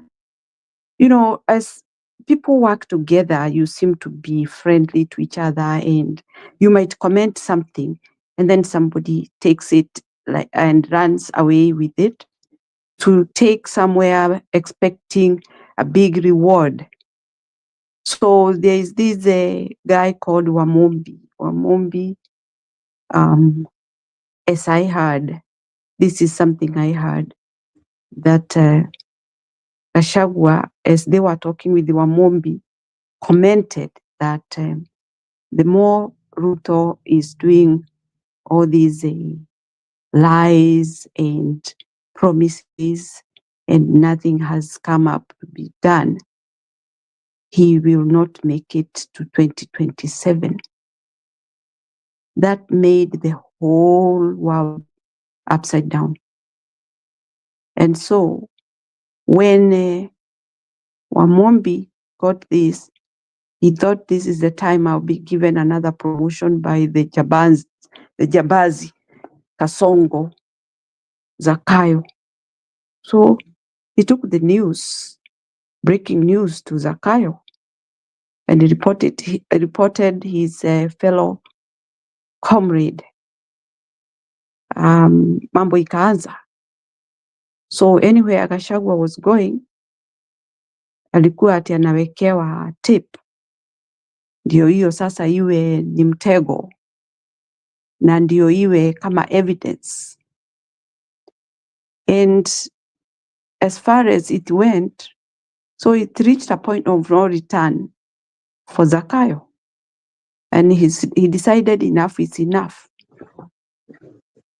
So those are the points or the information I have had to cause this damage to Gachagua. Gachagua is not my man. I never liked the way he was talking either. But generally what I would say this time round, we were unlucky. The whole country was unlucky because nobody is qualified to be a president in our country right this moment. Hold on, please. Hold on.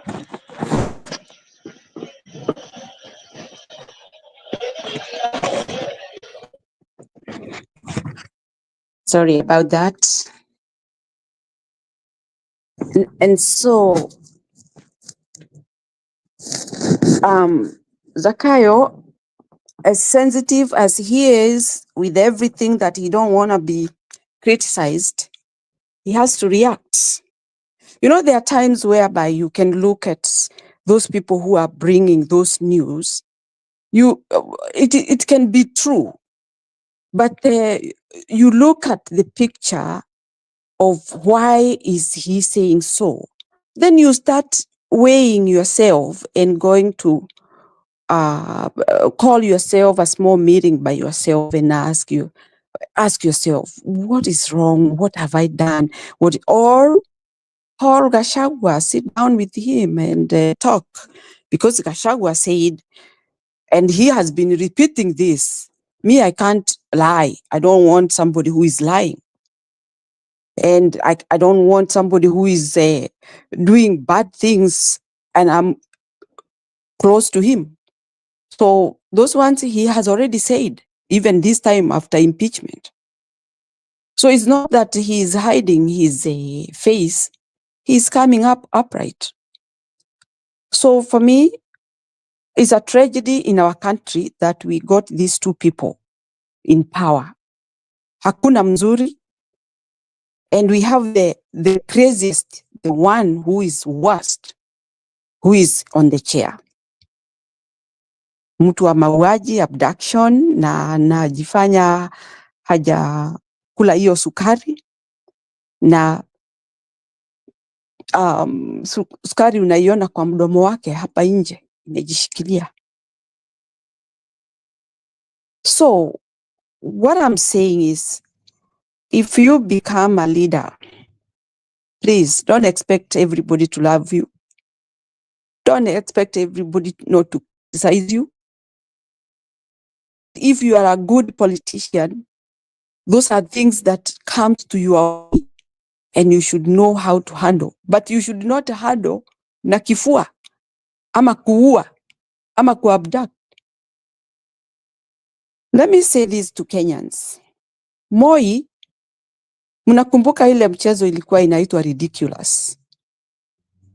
Those guys acted impersonating Moi and Kibaki and some other people.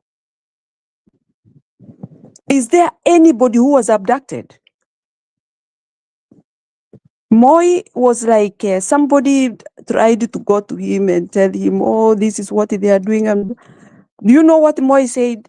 Alipuuza, akasema wacha vijana watafute unga, na akacheka. That was quite a good mzee. That point I took it, a good mzee that time. Na nikachukua vizuri sana. You cannot keep on running around, chasing boys.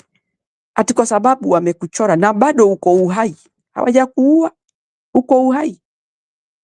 Na bado unakimbizana na wao.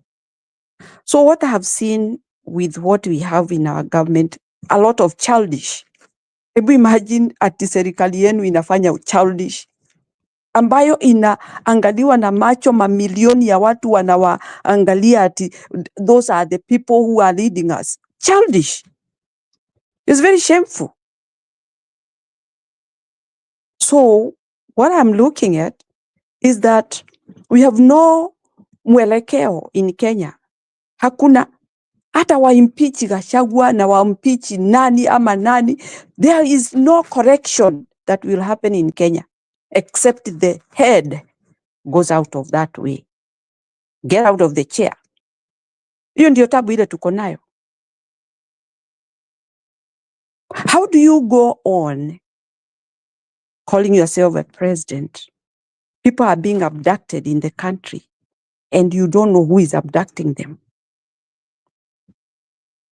IG don't know who is abducting them. And the leader cannot summon IG and ask him, what is happening to my people? What is happening in the country?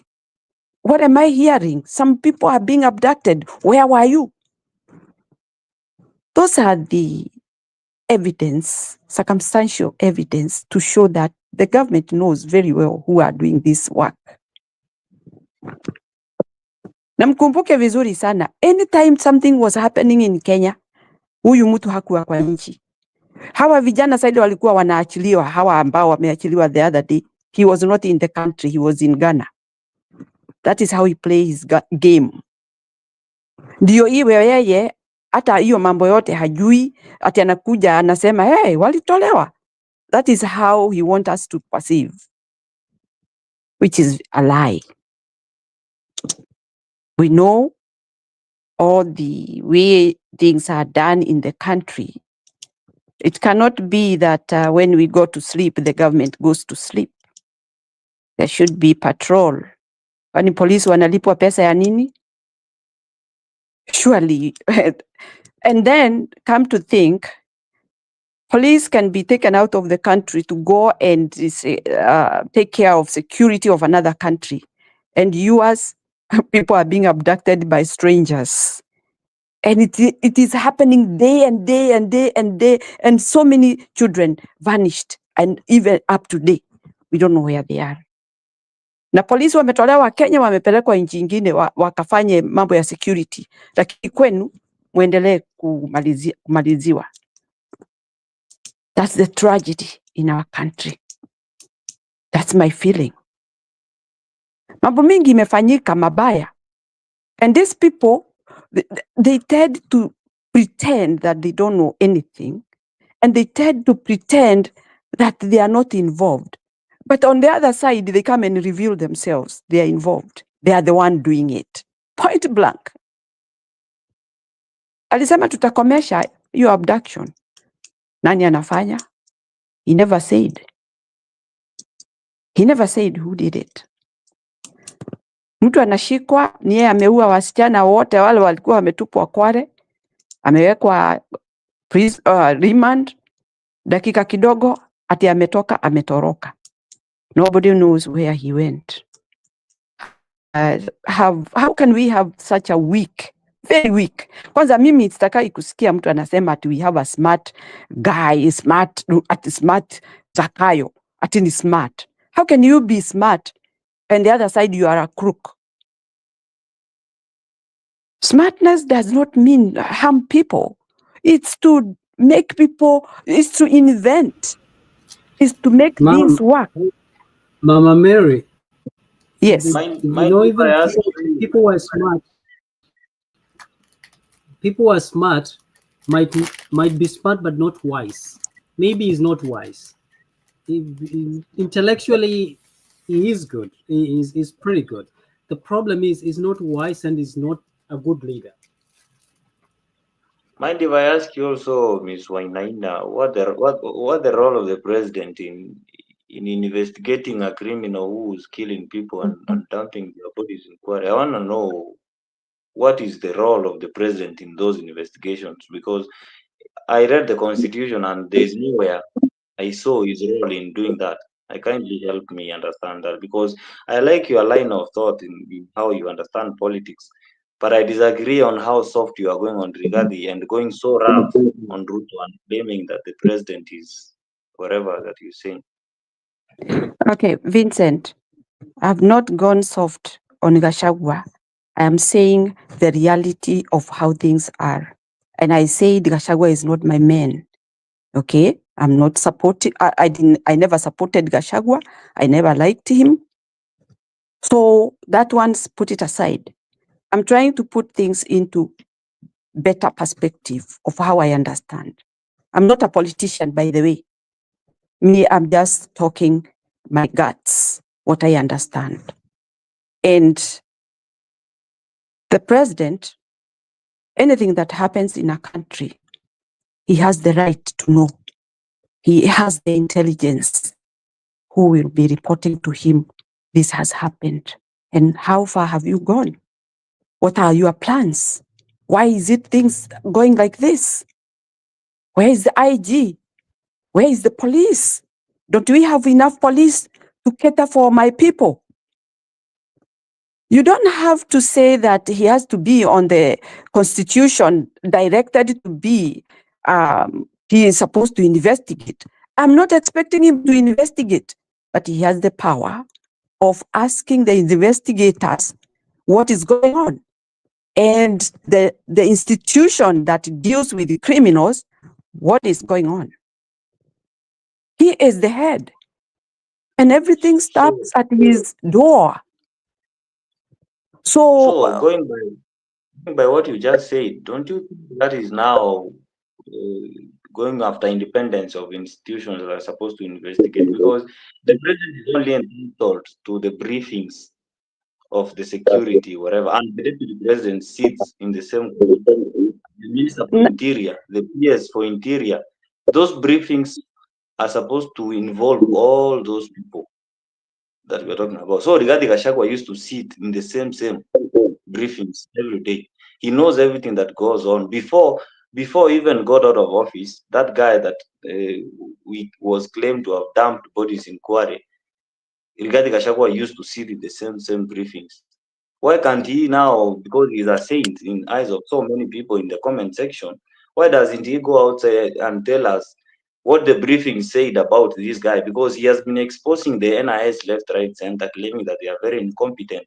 Now that he was the only one incompetent in that meeting, Why didn't he get out and tell Kenyans this guy is escaped from the hands of police, and the police are not looking for him because he's 1, 2, 3, 4? Because I feel like the problem we have with Kenyans is that they only assume that the president is some superpower who should be knowing everything and have a solution to everything that comes on his way. Vincent, that's a very good question, and I will answer you this way. We have had, I don't know how true it is, we have had institutions not being independent. By the virtue of the Zakayo saying that police are independent does not warrant us to believe that that is what it is.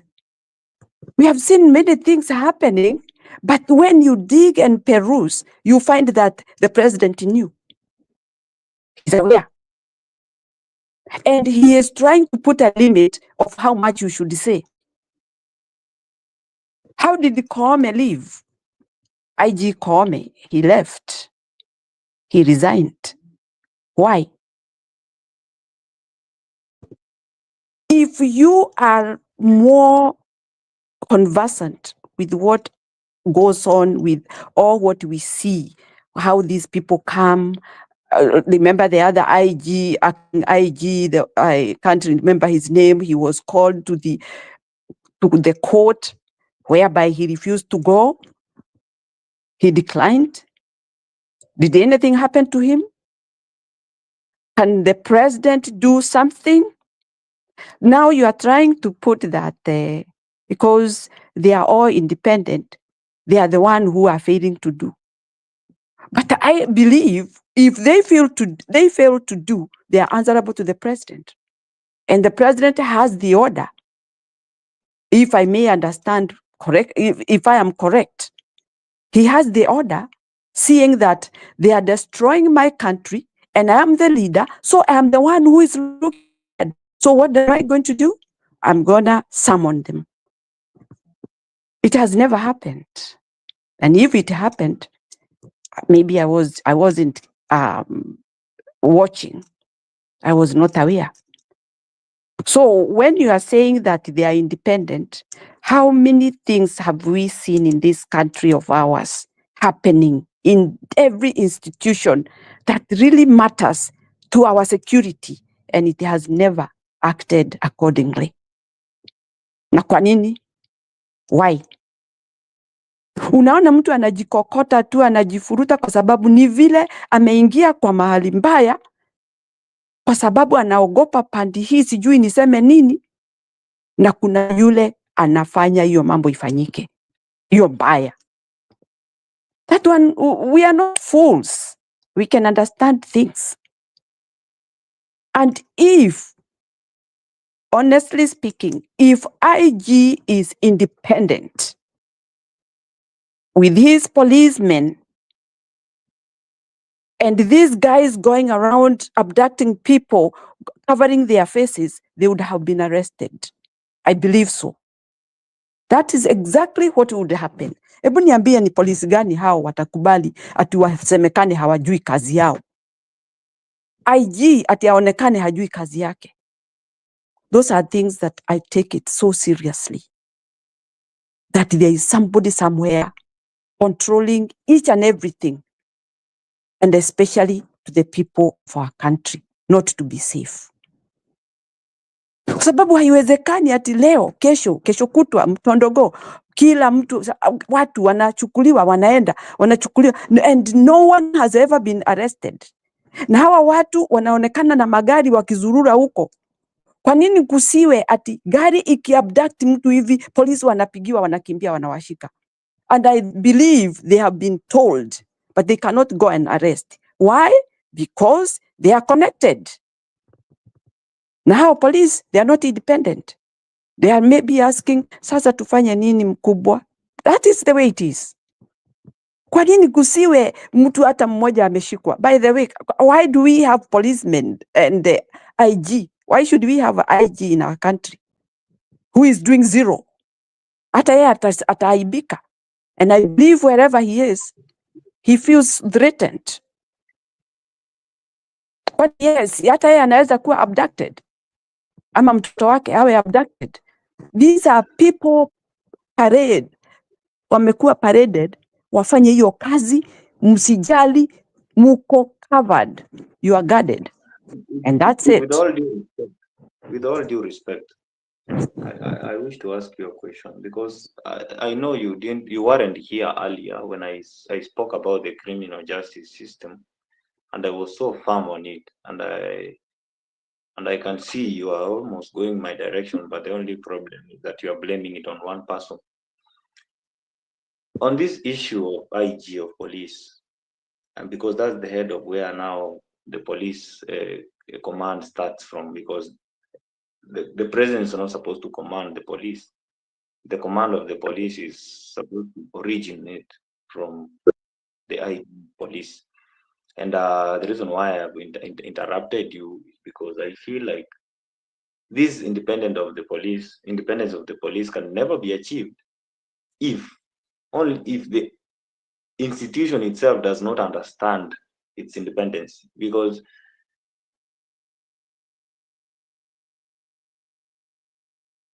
I feel like sometimes we need to also condemn some other quarters, because the judiciary, for example, and I wish to say this with a lot of respect to the people who practice law and the people in the judicial system.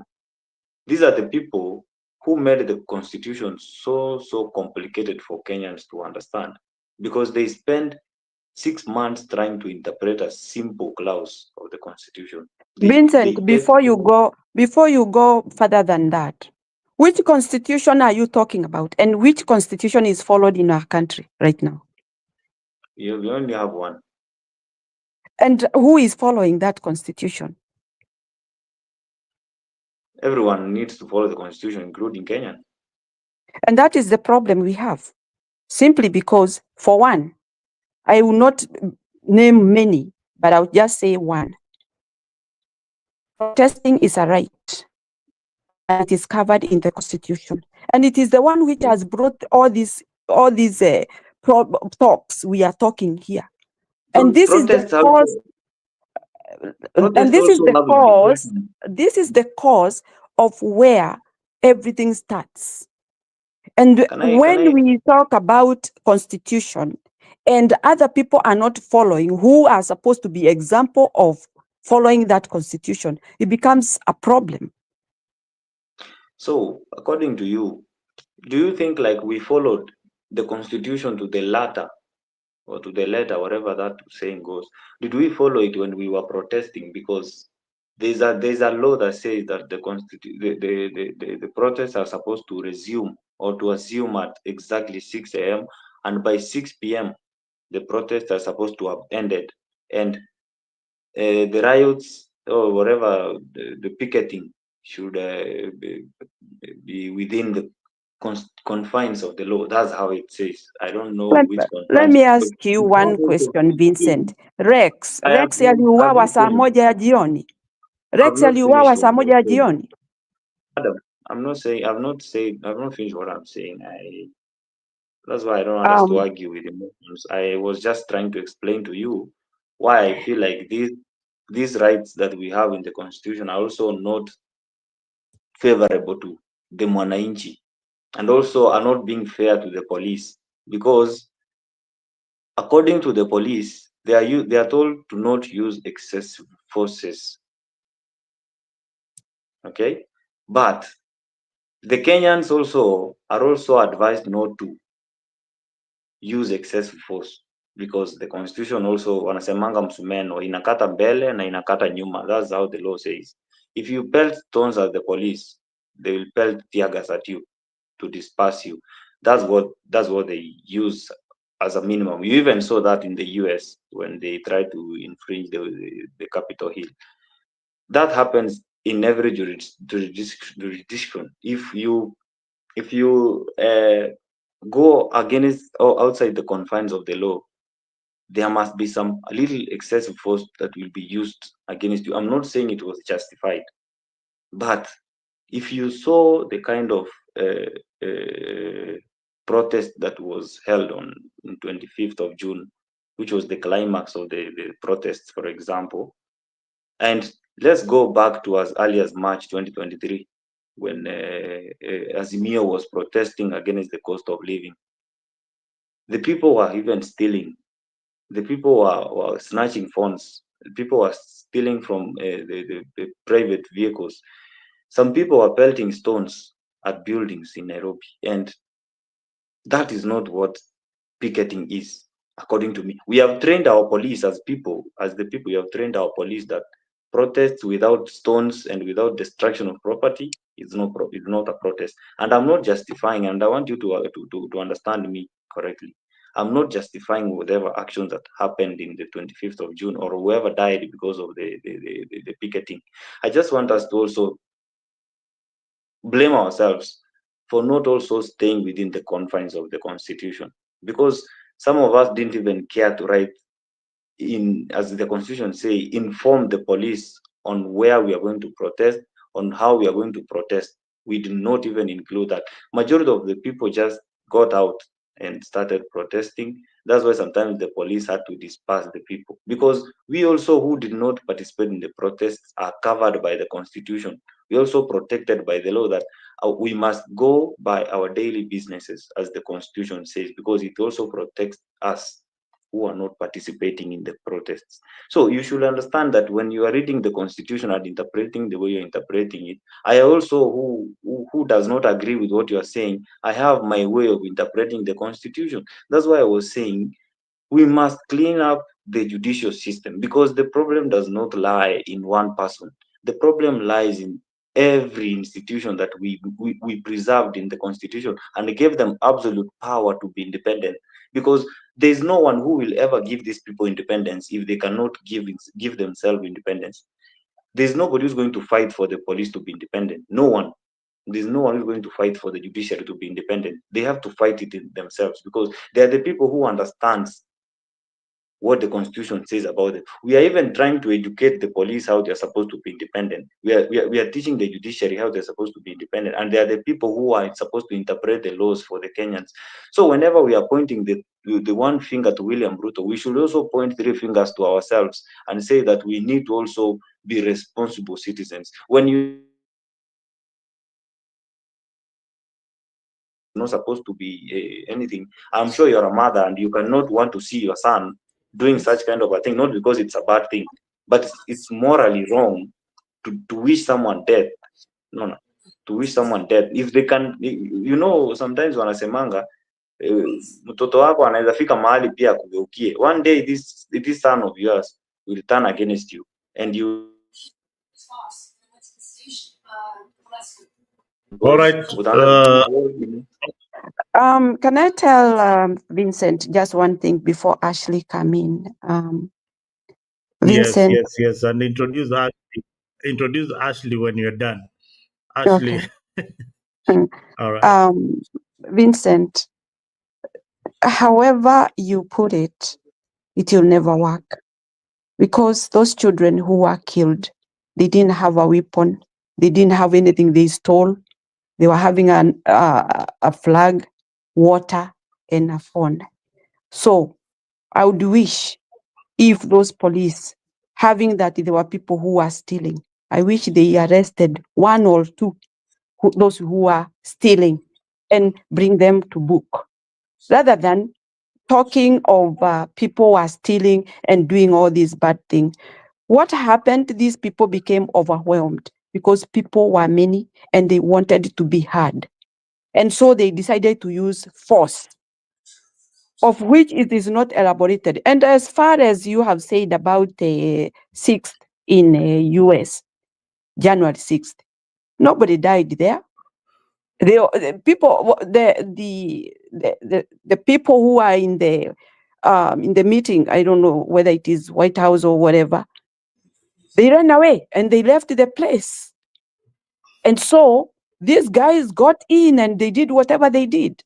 Nobody died. Nobody was shot, except that they were later arrested and taken to court to be sentenced or to case for their innocence. But when you talk about Kenya, whereby police decided to use force and killing people who have no weapon, and they were not even in somebody's perimeter, they were on the street. That is a tragedy. And that is where we are talking about the leader has failed, and he will never win my heart, because that is a failure I don't know what I can say. So you can't convince me that I'm pointing a finger to somebody and then I should point myself. I will never point myself. I'll point him. He is the one. Up to today, he has never even sorry. He has never been sorry, and he even congratulated them having killed innocent boys. And others are missing since then. Nobody knows where they are. Is that how a leader runs the country? That is my point, and that is my take. I don't want to argue more than that because it really makes me feel a lot of. Ashley, my friend, welcome. Thank you. Hey, Ashley, karibu sana, long time. Mary, just a point of correction. January 6th, there's one protester who was shot by the police called Ashley, like Ashley, who is who is here. Ashley, karibu sana, but it was not the way our policemen are shooting innocent Kenyans, innocent young people who are just protesting with a flag and an handkerchief and a bottle of water. And the sad part about it is that these people, people have you heard the way these young people are narrating their story when they're going for demonstration? First, they use a marker pen to write their names in wherever, maybe on their thighs, on their hands, just in case they are killed by the government or the police, they can be identified easily. This kind of conviction is dangerous, Honorable Vincent. This kind of conviction that,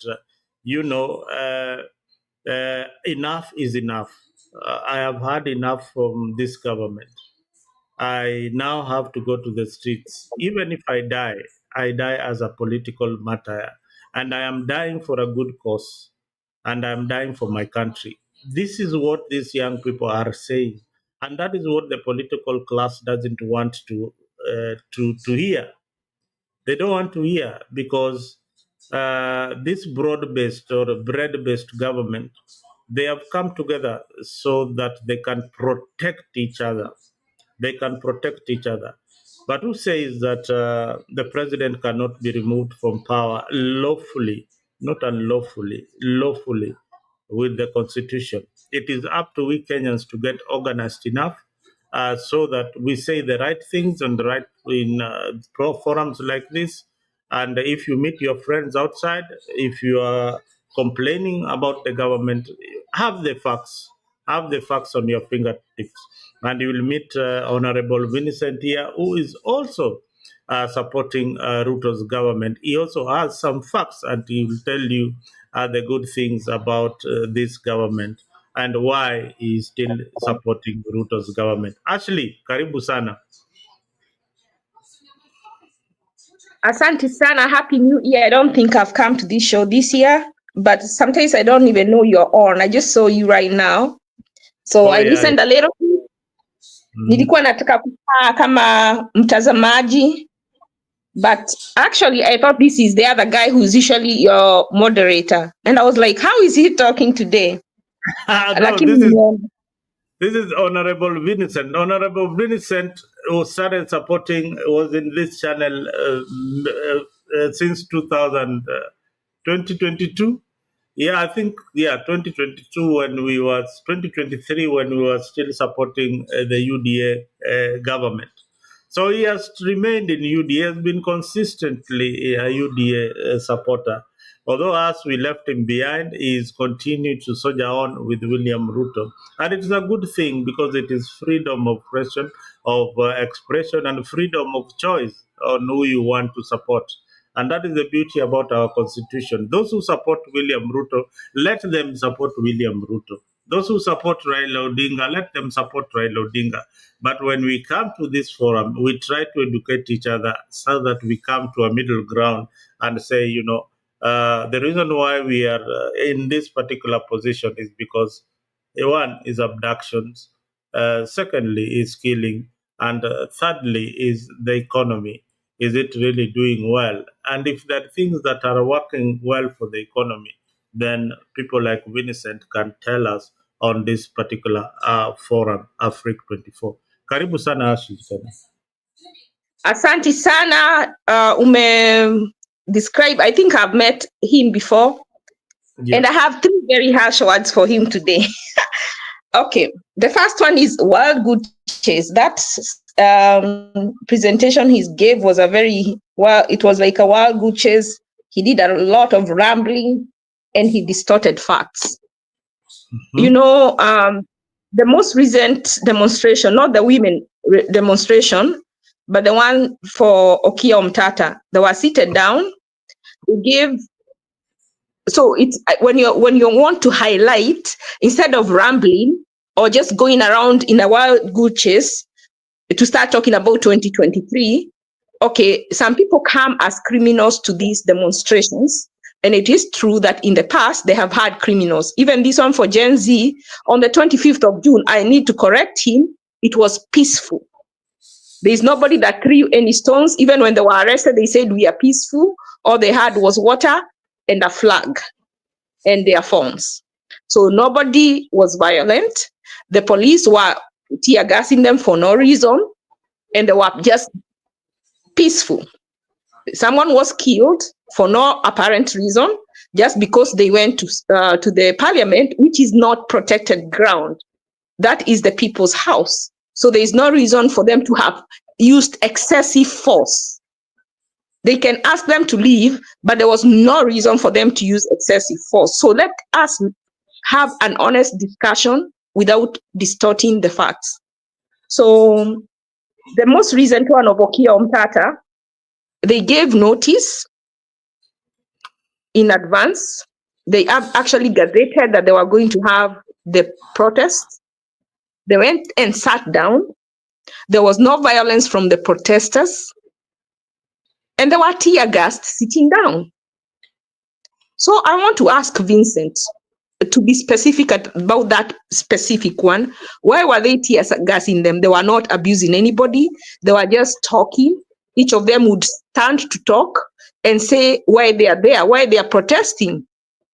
And when Okia Omtata went to speak, they were tear gassed. Why were they tear gassed?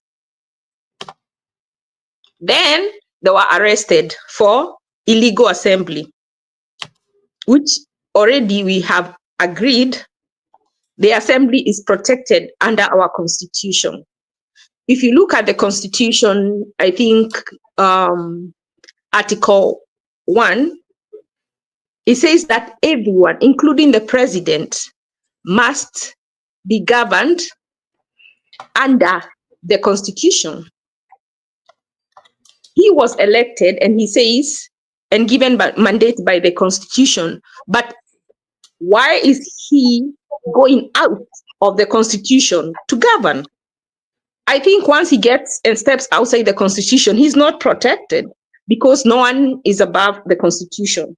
So if we can agree on that, and most of these, even the ones for Raila, the only time or most times when they become unruly is when the police start tear gassing them, and then they respond by stoning the police, which we are not going to say it's okay.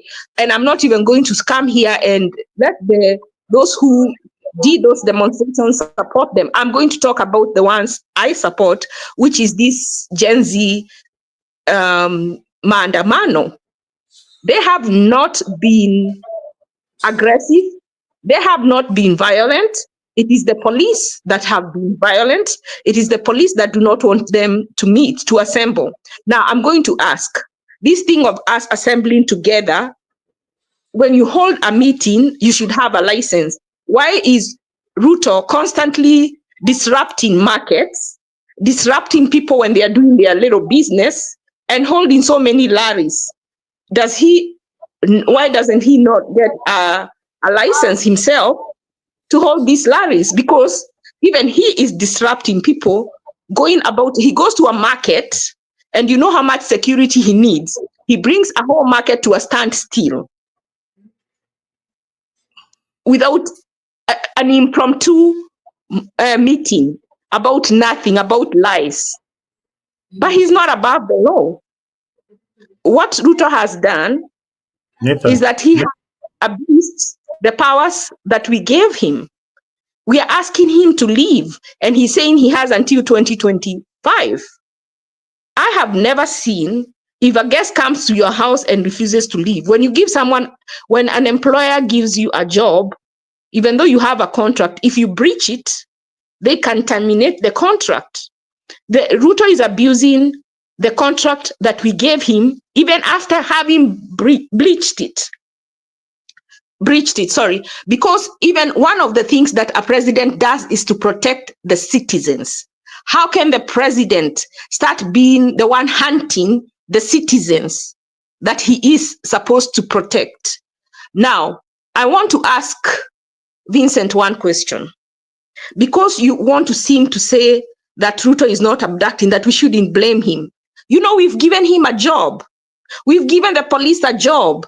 They shouldn't go and say that we need independence. It's us they are protecting. It's us, we have given them a job. It's us they should protect. The Kenyans are overtaxed, but we are not getting the worth of our money. In fact, I want to suggest to Morara, let him refuse to pay taxes. Let him go to court and say, my money is being misused.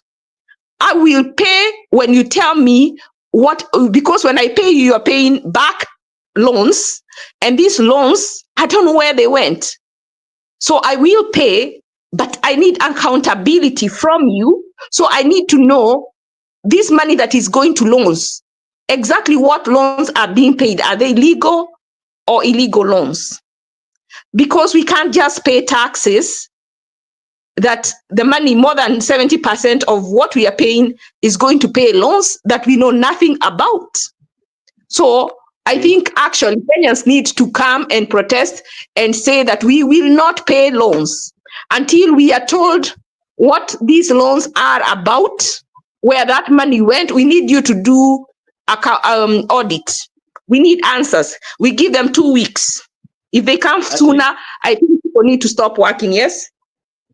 Actually, do you think Morara should also remove VAT from the products he's selling so that he doesn't tax Kenyans also in the?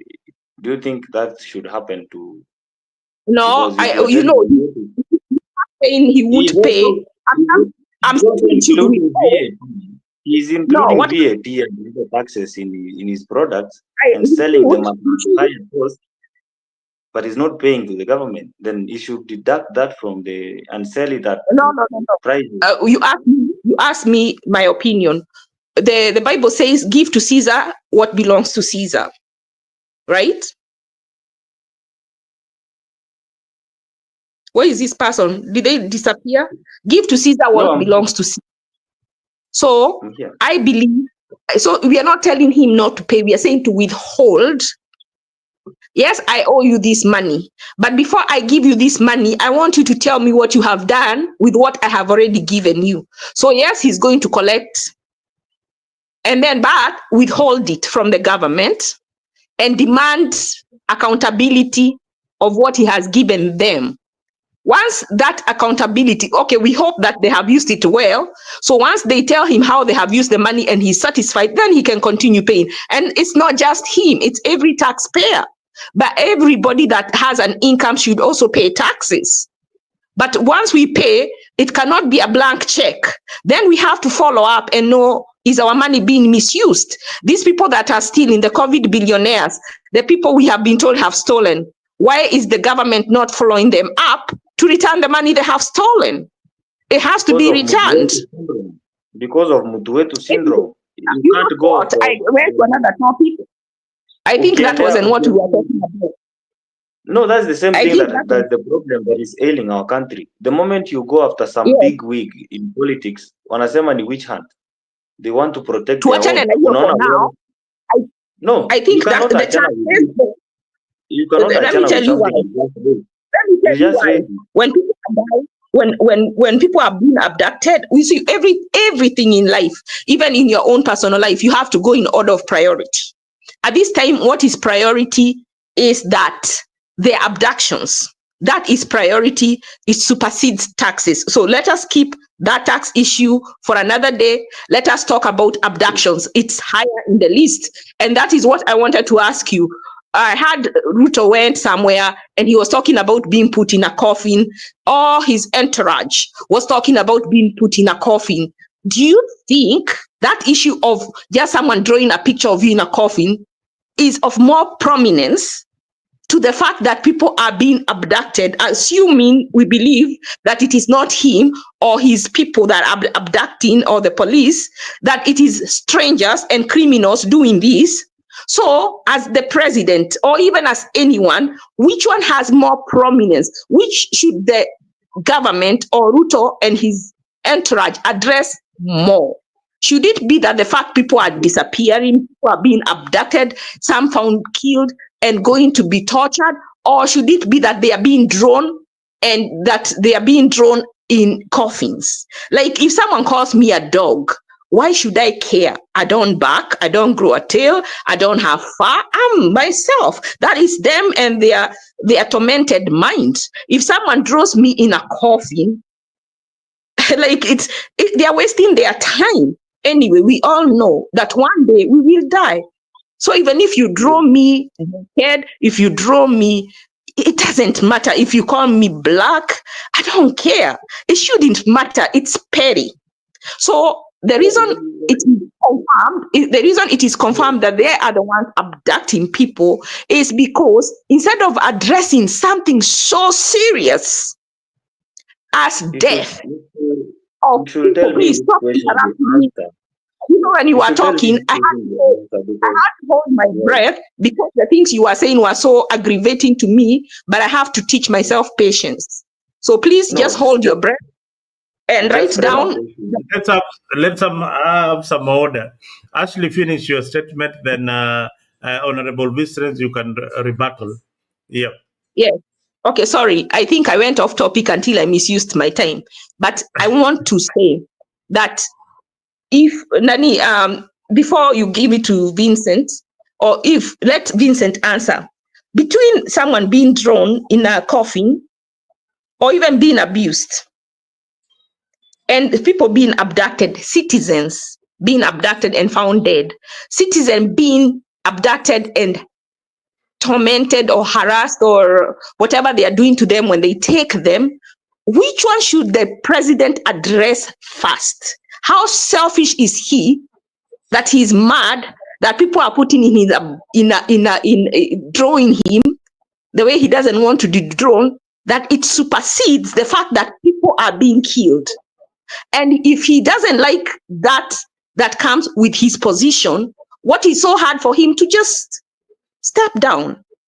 Then he can go to his private life where nobody will care whether he lives or dies. I'm going to ask you this question, Vincent. Between being drawn and between abductions, what should the president be focusing on? And why is he focusing on being drawn and ignoring the fact that people are being abducted? If not, and the reason the people who are being abducted are doing the things he's complaining about, which leads us to say circumstantial evidence leads us to believe that he is the abductor. Who said that when someone supports everything they do or say? You know, I'm listening to you and I'm wondering, were you even following what I was saying? Because I remember Mzalendo asked me my opinion about abduction, and I was very, very clear about my stand about abductions and unlawful arrests. I said conclusively that I will never support anything called unlawful arrest, and I will never ever support something called abduction, because I saw what it did to my friends in the previous administration. I saw my classmate and my deskmate Frank Obegi die and lie helplessly in Karura Forest, my classmate and my deskmate, and I will never forgive whoever that did that for doing that. And I said that conclusively. and I'm not going to repeat myself to make someone happy or angry. But one thing I'll tell you, that if you ignore the fact that politics can do anything to make you believe that someone is your enemy, then you don't have any business discussing politics, because then politics is not your portion. Because I have played this game for a very long time. Sometimes I feel like I don't want to turn like these people, because politics is like an infection that spreads so fast, and you sometimes don't know that you have contaminated or you have contacted the infection until you find yourself doing the same thing that these people are doing. Because in politics, you have to survive, and for you to survive, you have to do some stupid things for you to keep on surviving. And I will tell you this: for as much as, yes, we are blaming everybody and we are blaming the president, we are blaming the people who are only the side of William Ruto for this abduction story, I won't miss my word to tell you that maybe even the political enemies of the president can be in a position of doing the same thing and paint it on the president. And I'm not saying it's the president is doing it or it's the enemies of the president are doing it. No. I'm just saying that sometimes when you look at these things from these eyes that we want to use, we are going to miss the point as a people. We are going to fall into the trap that these politicians want us to fall. And this is how we are going to burn the country ourselves.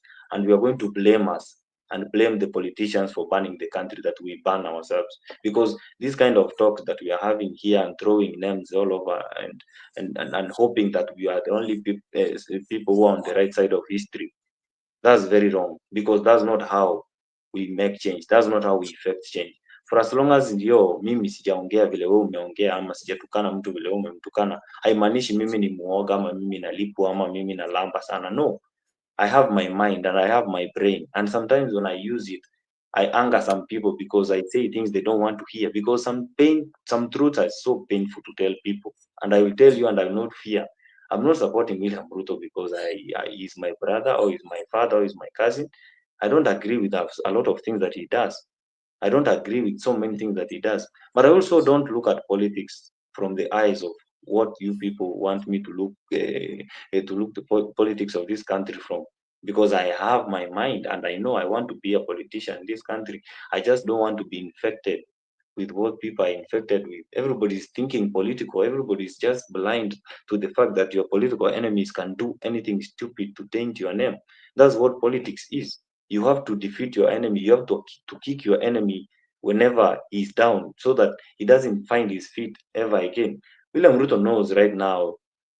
For example, I want to use social media because that's the place where we are sure that he has so many enemies in social media, and it's so difficult for him to defend himself or use people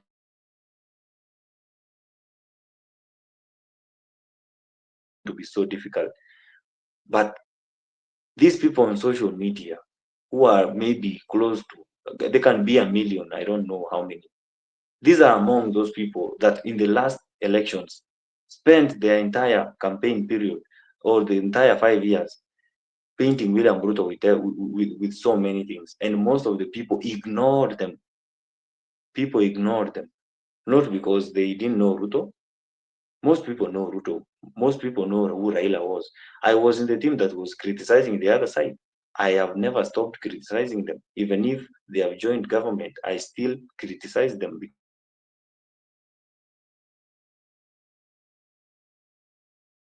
And they were just on the opposing side of the divide, and they wanted to just be popular. That's what it is about politics.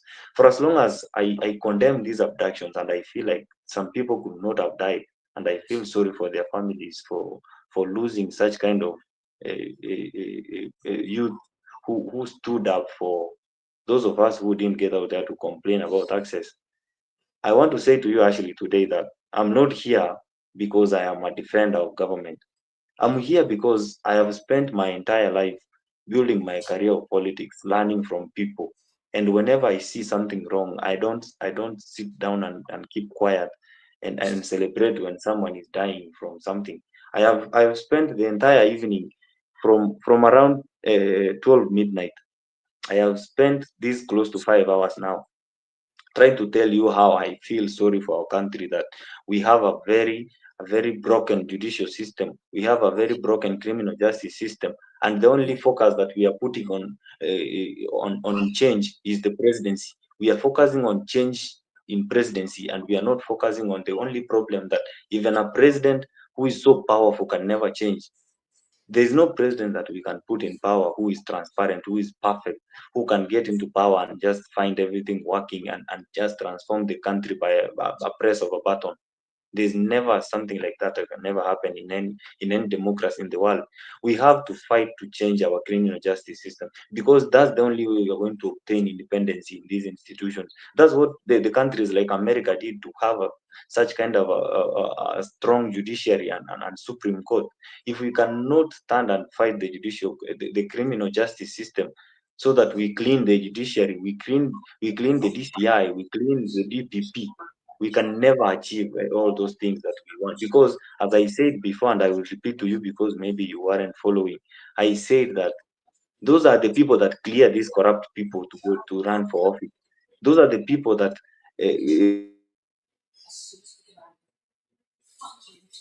are bribed for these politicians to get clearance for DCI to run for office. These are the kind of judges that defend these corrupt people so that they can have much money that is maybe stored in offshore accounts, entering the country so that they can run campaigns and bribe voters to vote for them. Those are the kind of things I was saying here. But the only thing that you picked from my argument is that I was supporting Ruto, and I'm shocked, because from my sentiments today, I have tried to be so much objective that I have tried to tell you that there are things that are going wrong in this country. And the only problem that we are having as a people is we are pointing the fingers to the wrong direction. And for as long as we keep pointing these fingers to this direction, Kenya is not going to change. I have been here, I have exams at 4 p.m., but I did not care much about my exams, not because I have not studied, but because I feel like for as much as I want to do these exams, I listened to the Minister of Education and I was in tears the other day, because there's no way we can have 600,000 people scoring D plus and below, and these people need to get a job somewhere in this country and be transformative, and their parents are relying on them. And we're going to have another 600,000 next year. We're going to have that cycle going on and going on and going on. But at the end of the day, who carries all the blame? Is the president. Should the president also go to class and do exams for these people? No. So whenever we want to blame these things, we need to also start looking at our country from a certain angle so that we can change everything at a go. We should stop blaming and sending blames to the people that we have put in power to do certain things. We should also start looking at our morality as a society. We should start looking at our children as a society. What are we doing wrong as a people? Why are our students not performing well in school? Because the teachers are underpaid, the teachers are not motivated as other professions are. How are we going to improve that? We have never talked about that. We don't care much about that. We just care about the people who come from our regions who have been betrayed by the government. We care about the people. Hata sometimes naongeanga hii siasa inanikasirisha kwa sababu I'm lucky to come from a community where we don't know if we will ever become president, but I dream to be president from my community, because these regions that have succeeded in raising candidates for presidency and getting good leaders in power and having several ministers have the highest number of poverty cases, have the highest number of people in prisons, have the highest number of people dying from cancer, have the poor roads, more than those of us who come from less privileged communities, because they all they saw is having someone in power who has their surname, who speaks their language whenever he holds a mic. And now that we have someone who has not only tried to okay, vile mzalendo ulisema kuharibu multi-party democracy, to bring other people into his government to try and at least stabilize things that had gone wrong. He is trying, for as much as I don't agree with the word broad-based government. I just feel like he had to also survive politically, look for friends who can work with him, because other people had started pointing fingers at him, as this lady that left said that Rigathi was telling the president the truth and the president wasn't listening. And I told her, without mincing any words, that that's not a reason enough for you to impeach your best friend. You have to do something personal or something that points to your job. you have to do something that will affect something so that you be kicked out that way. So whenever I speak all these things, I don't speak them because I support William Ruto. I speak these things because I also live in this country, as most of you do. I have spent all my entire childhood and my best part of adulthood here, and I feel like I'm ready to go for these political positions. But I'm not going to this political office with the mindset of what I'm seeing the Kenyans on social media do. I'm not going with this mindset of everyone thinking that you should do this for you to be seen as you are on the right side of history. I'm not going to sing some choruses so that I be seen as a saint in the eyes of some people, because that's not who I am. I have my independent mind, and I anger so many people sometimes. I anger a lot of people because of what I say, and I sometimes feel like I should not care, because as a leader, sometimes you have to turn a blind eye. As Ashley said, yes, I agree with her that the president should turn a blind eye on these things. But sometimes these people push you to a limit where sometimes you have to react. They go for the people that you care most. They go for your children. They go for your wife. They go for your mother. They go to a level where you sometimes feel like now, for as much as you guys are doing the right thing, you are crossing a line that I also have my personal rights. I have my personal life that I sometimes care about. And I don't in any way say that whenever somebody touches your children, you should touch their children. No, I'm just saying that we should not be the first people to do the wrong thing, because even these people are like us. They can react and do the wrong thing in return. So actually, for as much as you have been angered by my sentiments today, that's what politics is. You can keep your emotions aside and we can argue freely and fairly, and we can argue as sober people. That's what I want us in this political forum to do. And in my life, I've spent a year away from politics trying to study a lot of things. And now that I'm back, maybe we'll engage more about these things, and we will go topic by topic so that we don't get to jump from one topic to another, so that someone will look like he doesn't prepare for such kind of debates. I wish to thank you because I have exams, and I don't think I will have I will have a parting shot. I want to say that I'm happy to be back, and whoever that feels like they have a lot of complaints to raise about the government, bring them up. Let's discuss and let's be solution givers. Let's not be complainers, because we have been complainers for the past 2 years. Let's try and change this time around, and let's be people who offer solutions to every problem. That's the only way we are going to help this country. Complaining is going to ban this country, because we are just complaining and we are not giving any solutions. Thank you, Mzalendo and Ashley and everybody who has participated in this forum. And I wish you a very, very good day and good night for those who are going to sleep. All I will right. be here. Vincent, before you leave, I think Ashley has got a word for you. And actually, even as you say, the word for Vincent, maybe make it your last comment as we close up this session. Vincent, the Kisii community have got Morara as a candidate, so don't say that you've been left out as the Kisii community. You can join Morara and support Morara for president. Ashley? Yes, I don't have much. And Vincent, I actually came in when you were talking about the demonstration, so I didn't hear your previous submission. So don't think that I picked out that. That's what I had. And when I heard you talking about that, I came in because I do know the most recent demonstrations have not had violence from the people. And when when they were demonstrating peacefully and the government started bringing paid goons, it's when the Gen Z stopped coming to the street. And you see these days when they call people, people are not coming out because paid goons were actually brought to make it look violent so that the force that is being used by the police can be justified. That is everything anybody in Kenya or is active in politics knows. I am not a politician. I am not seeking office. I am just an involved citizen. So there's a difference between me and you. So I'm not into politics and I'm not playing politics. I'm just trying to advocate for the rights of people who have been oppressed. So I think there is so this is what I think I have written. I'm a citizen who is actively involved in the participation in the democratic process. And I think that is the duty of every citizen to abide by the constitution and to get involved. Because the more we get involved, the more we get educated, the better we choose the kind of leaders we do, regardless, without considering tribe. We'll choose leaders that will bring us benefits to the ground, not just because they belong or talk like us or look like us. So I'm going to close by saying this.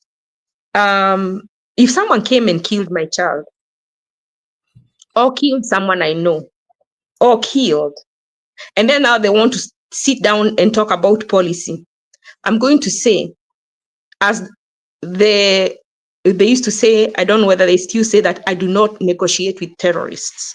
Who is a terrorist? A terrorist is a person who uses violence or threats of violence to achieve political or ideological goal. They use violence or threats of violence to invoke fear so as to achieve a political or ideological goal. So when the government becomes the abductor, there is nothing to discuss with them. It is time to decide how to get them out. That threshold of even discussing anything, even I don't know whether the threshold is gone. And that is where we reached with the government of Ruto. So we don't have time to discuss education. We don't have time to discuss taxes with them. Ruto must go. That is my parting shot.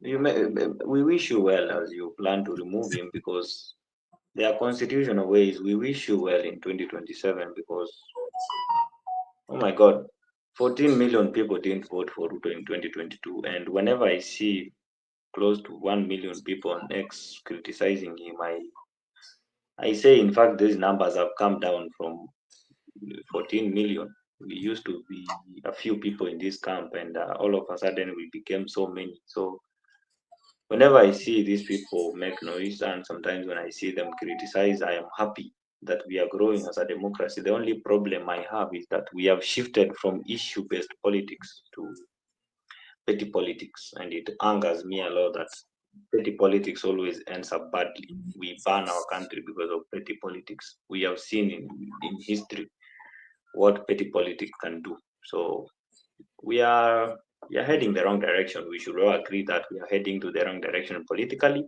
For as much as people want to claim that economically the country is headed in a bad direction, I disagree, and I will have proof to why I feel like you are all wrong, that we are heading into the bad direction economically. All right. All right. Yeah.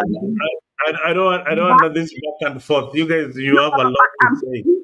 Ruto is the president. The buck stops with him. He swore to uphold the constitution, and he has continued to disobey it. If we had a working system, he would be out like yesterday, because he did more crimes than Gachagua has done. He should be out. But because we do not have a working system, he's still there, and he will go. He will not reach 2027. That you can take to the bank. All right, viewers, you've added from Ashley and Honorable Vincent. I want it, and I want us to end it there, and maybe tomorrow we can continue on another topic. We have done enough of Ruto and government. Maybe tomorrow we look at the solutions that we have for the country of Kenya. I want to thank you, my panelists, Ashley, and those who were there before. Honorable Vincent, thank you for staying for 5 hours. I don't want even to say it. 6 hours now on the clock. Thank you very, very, very, very much for your valued contribution. Guys, this is the show you want to be. Here we allow contributions from those who are in government, those who are opposing government, to air their views here democratically without gagging them or without criticizing their opinion, because we are all Kenyans and we want the best for our country. Otherwise, thank you guys very much, and have a good night and good morning, panelists. I also want to thank the guys on the comment session. We had Evans Osoro. Evans Osoro, thank you for keeping me company. Penny Nyagaka, Mogaka, umepotea sana. You jumped in and then disappeared. We need you back on the show. We like your value. You add value to AFRIQ discussions, and please Don't shy away. Please come back. We know we lost the elections, but karibu sana, AFRIQ. Calvin's Carreta. Yes, we saw your opinion. They are very, very valid. Thank you very much. But take a step and subscribe to AFRIQ24 if you like our stories, if you like our analysis. If you don't like our analysis, please also leave a comment there. We will work hard to improve the panelist selection and the moderation. We are not best at it, but we will try our best to improve everything that happens here on AFRIQ. Having said that, Ashley, you've been lost for a while, but karibu sana. Mary Wanyana, we were here before. Thank you, Kabisa, for your contribution. We love you, Mama. Karibu sana tena AFRIQ. Gypsy Corner, asante sana. Ashley, Silly TV, thank you for being part of the comment section. You keep us going with your analysis on the comment section. And I hope I'm not leaving. James Mwangi, asante sana, karibu sana. Ruto must go. Yes. Next time, step here and tell us why he must go and where he is going to. 20 million Nigerians are outside Nigeria. Ashley TV tells us that. Asante sana. Professor Senior Tutor. Karibu sana AFRIQ. Make sure that you have subscribed to AFRIQ. If you're watching us from Tembei TV and our sister channel True TV, please make sure that you subscribe to AFRIQ so that when we have these talk shows, we are also able to read your valued comments and put them on air for other Kenyans to benefit from your knowledge. Otherwise, thank you very much, guys, and have a good night. Asanteni sana na mkaribishwa tena katika show la AFRIQ.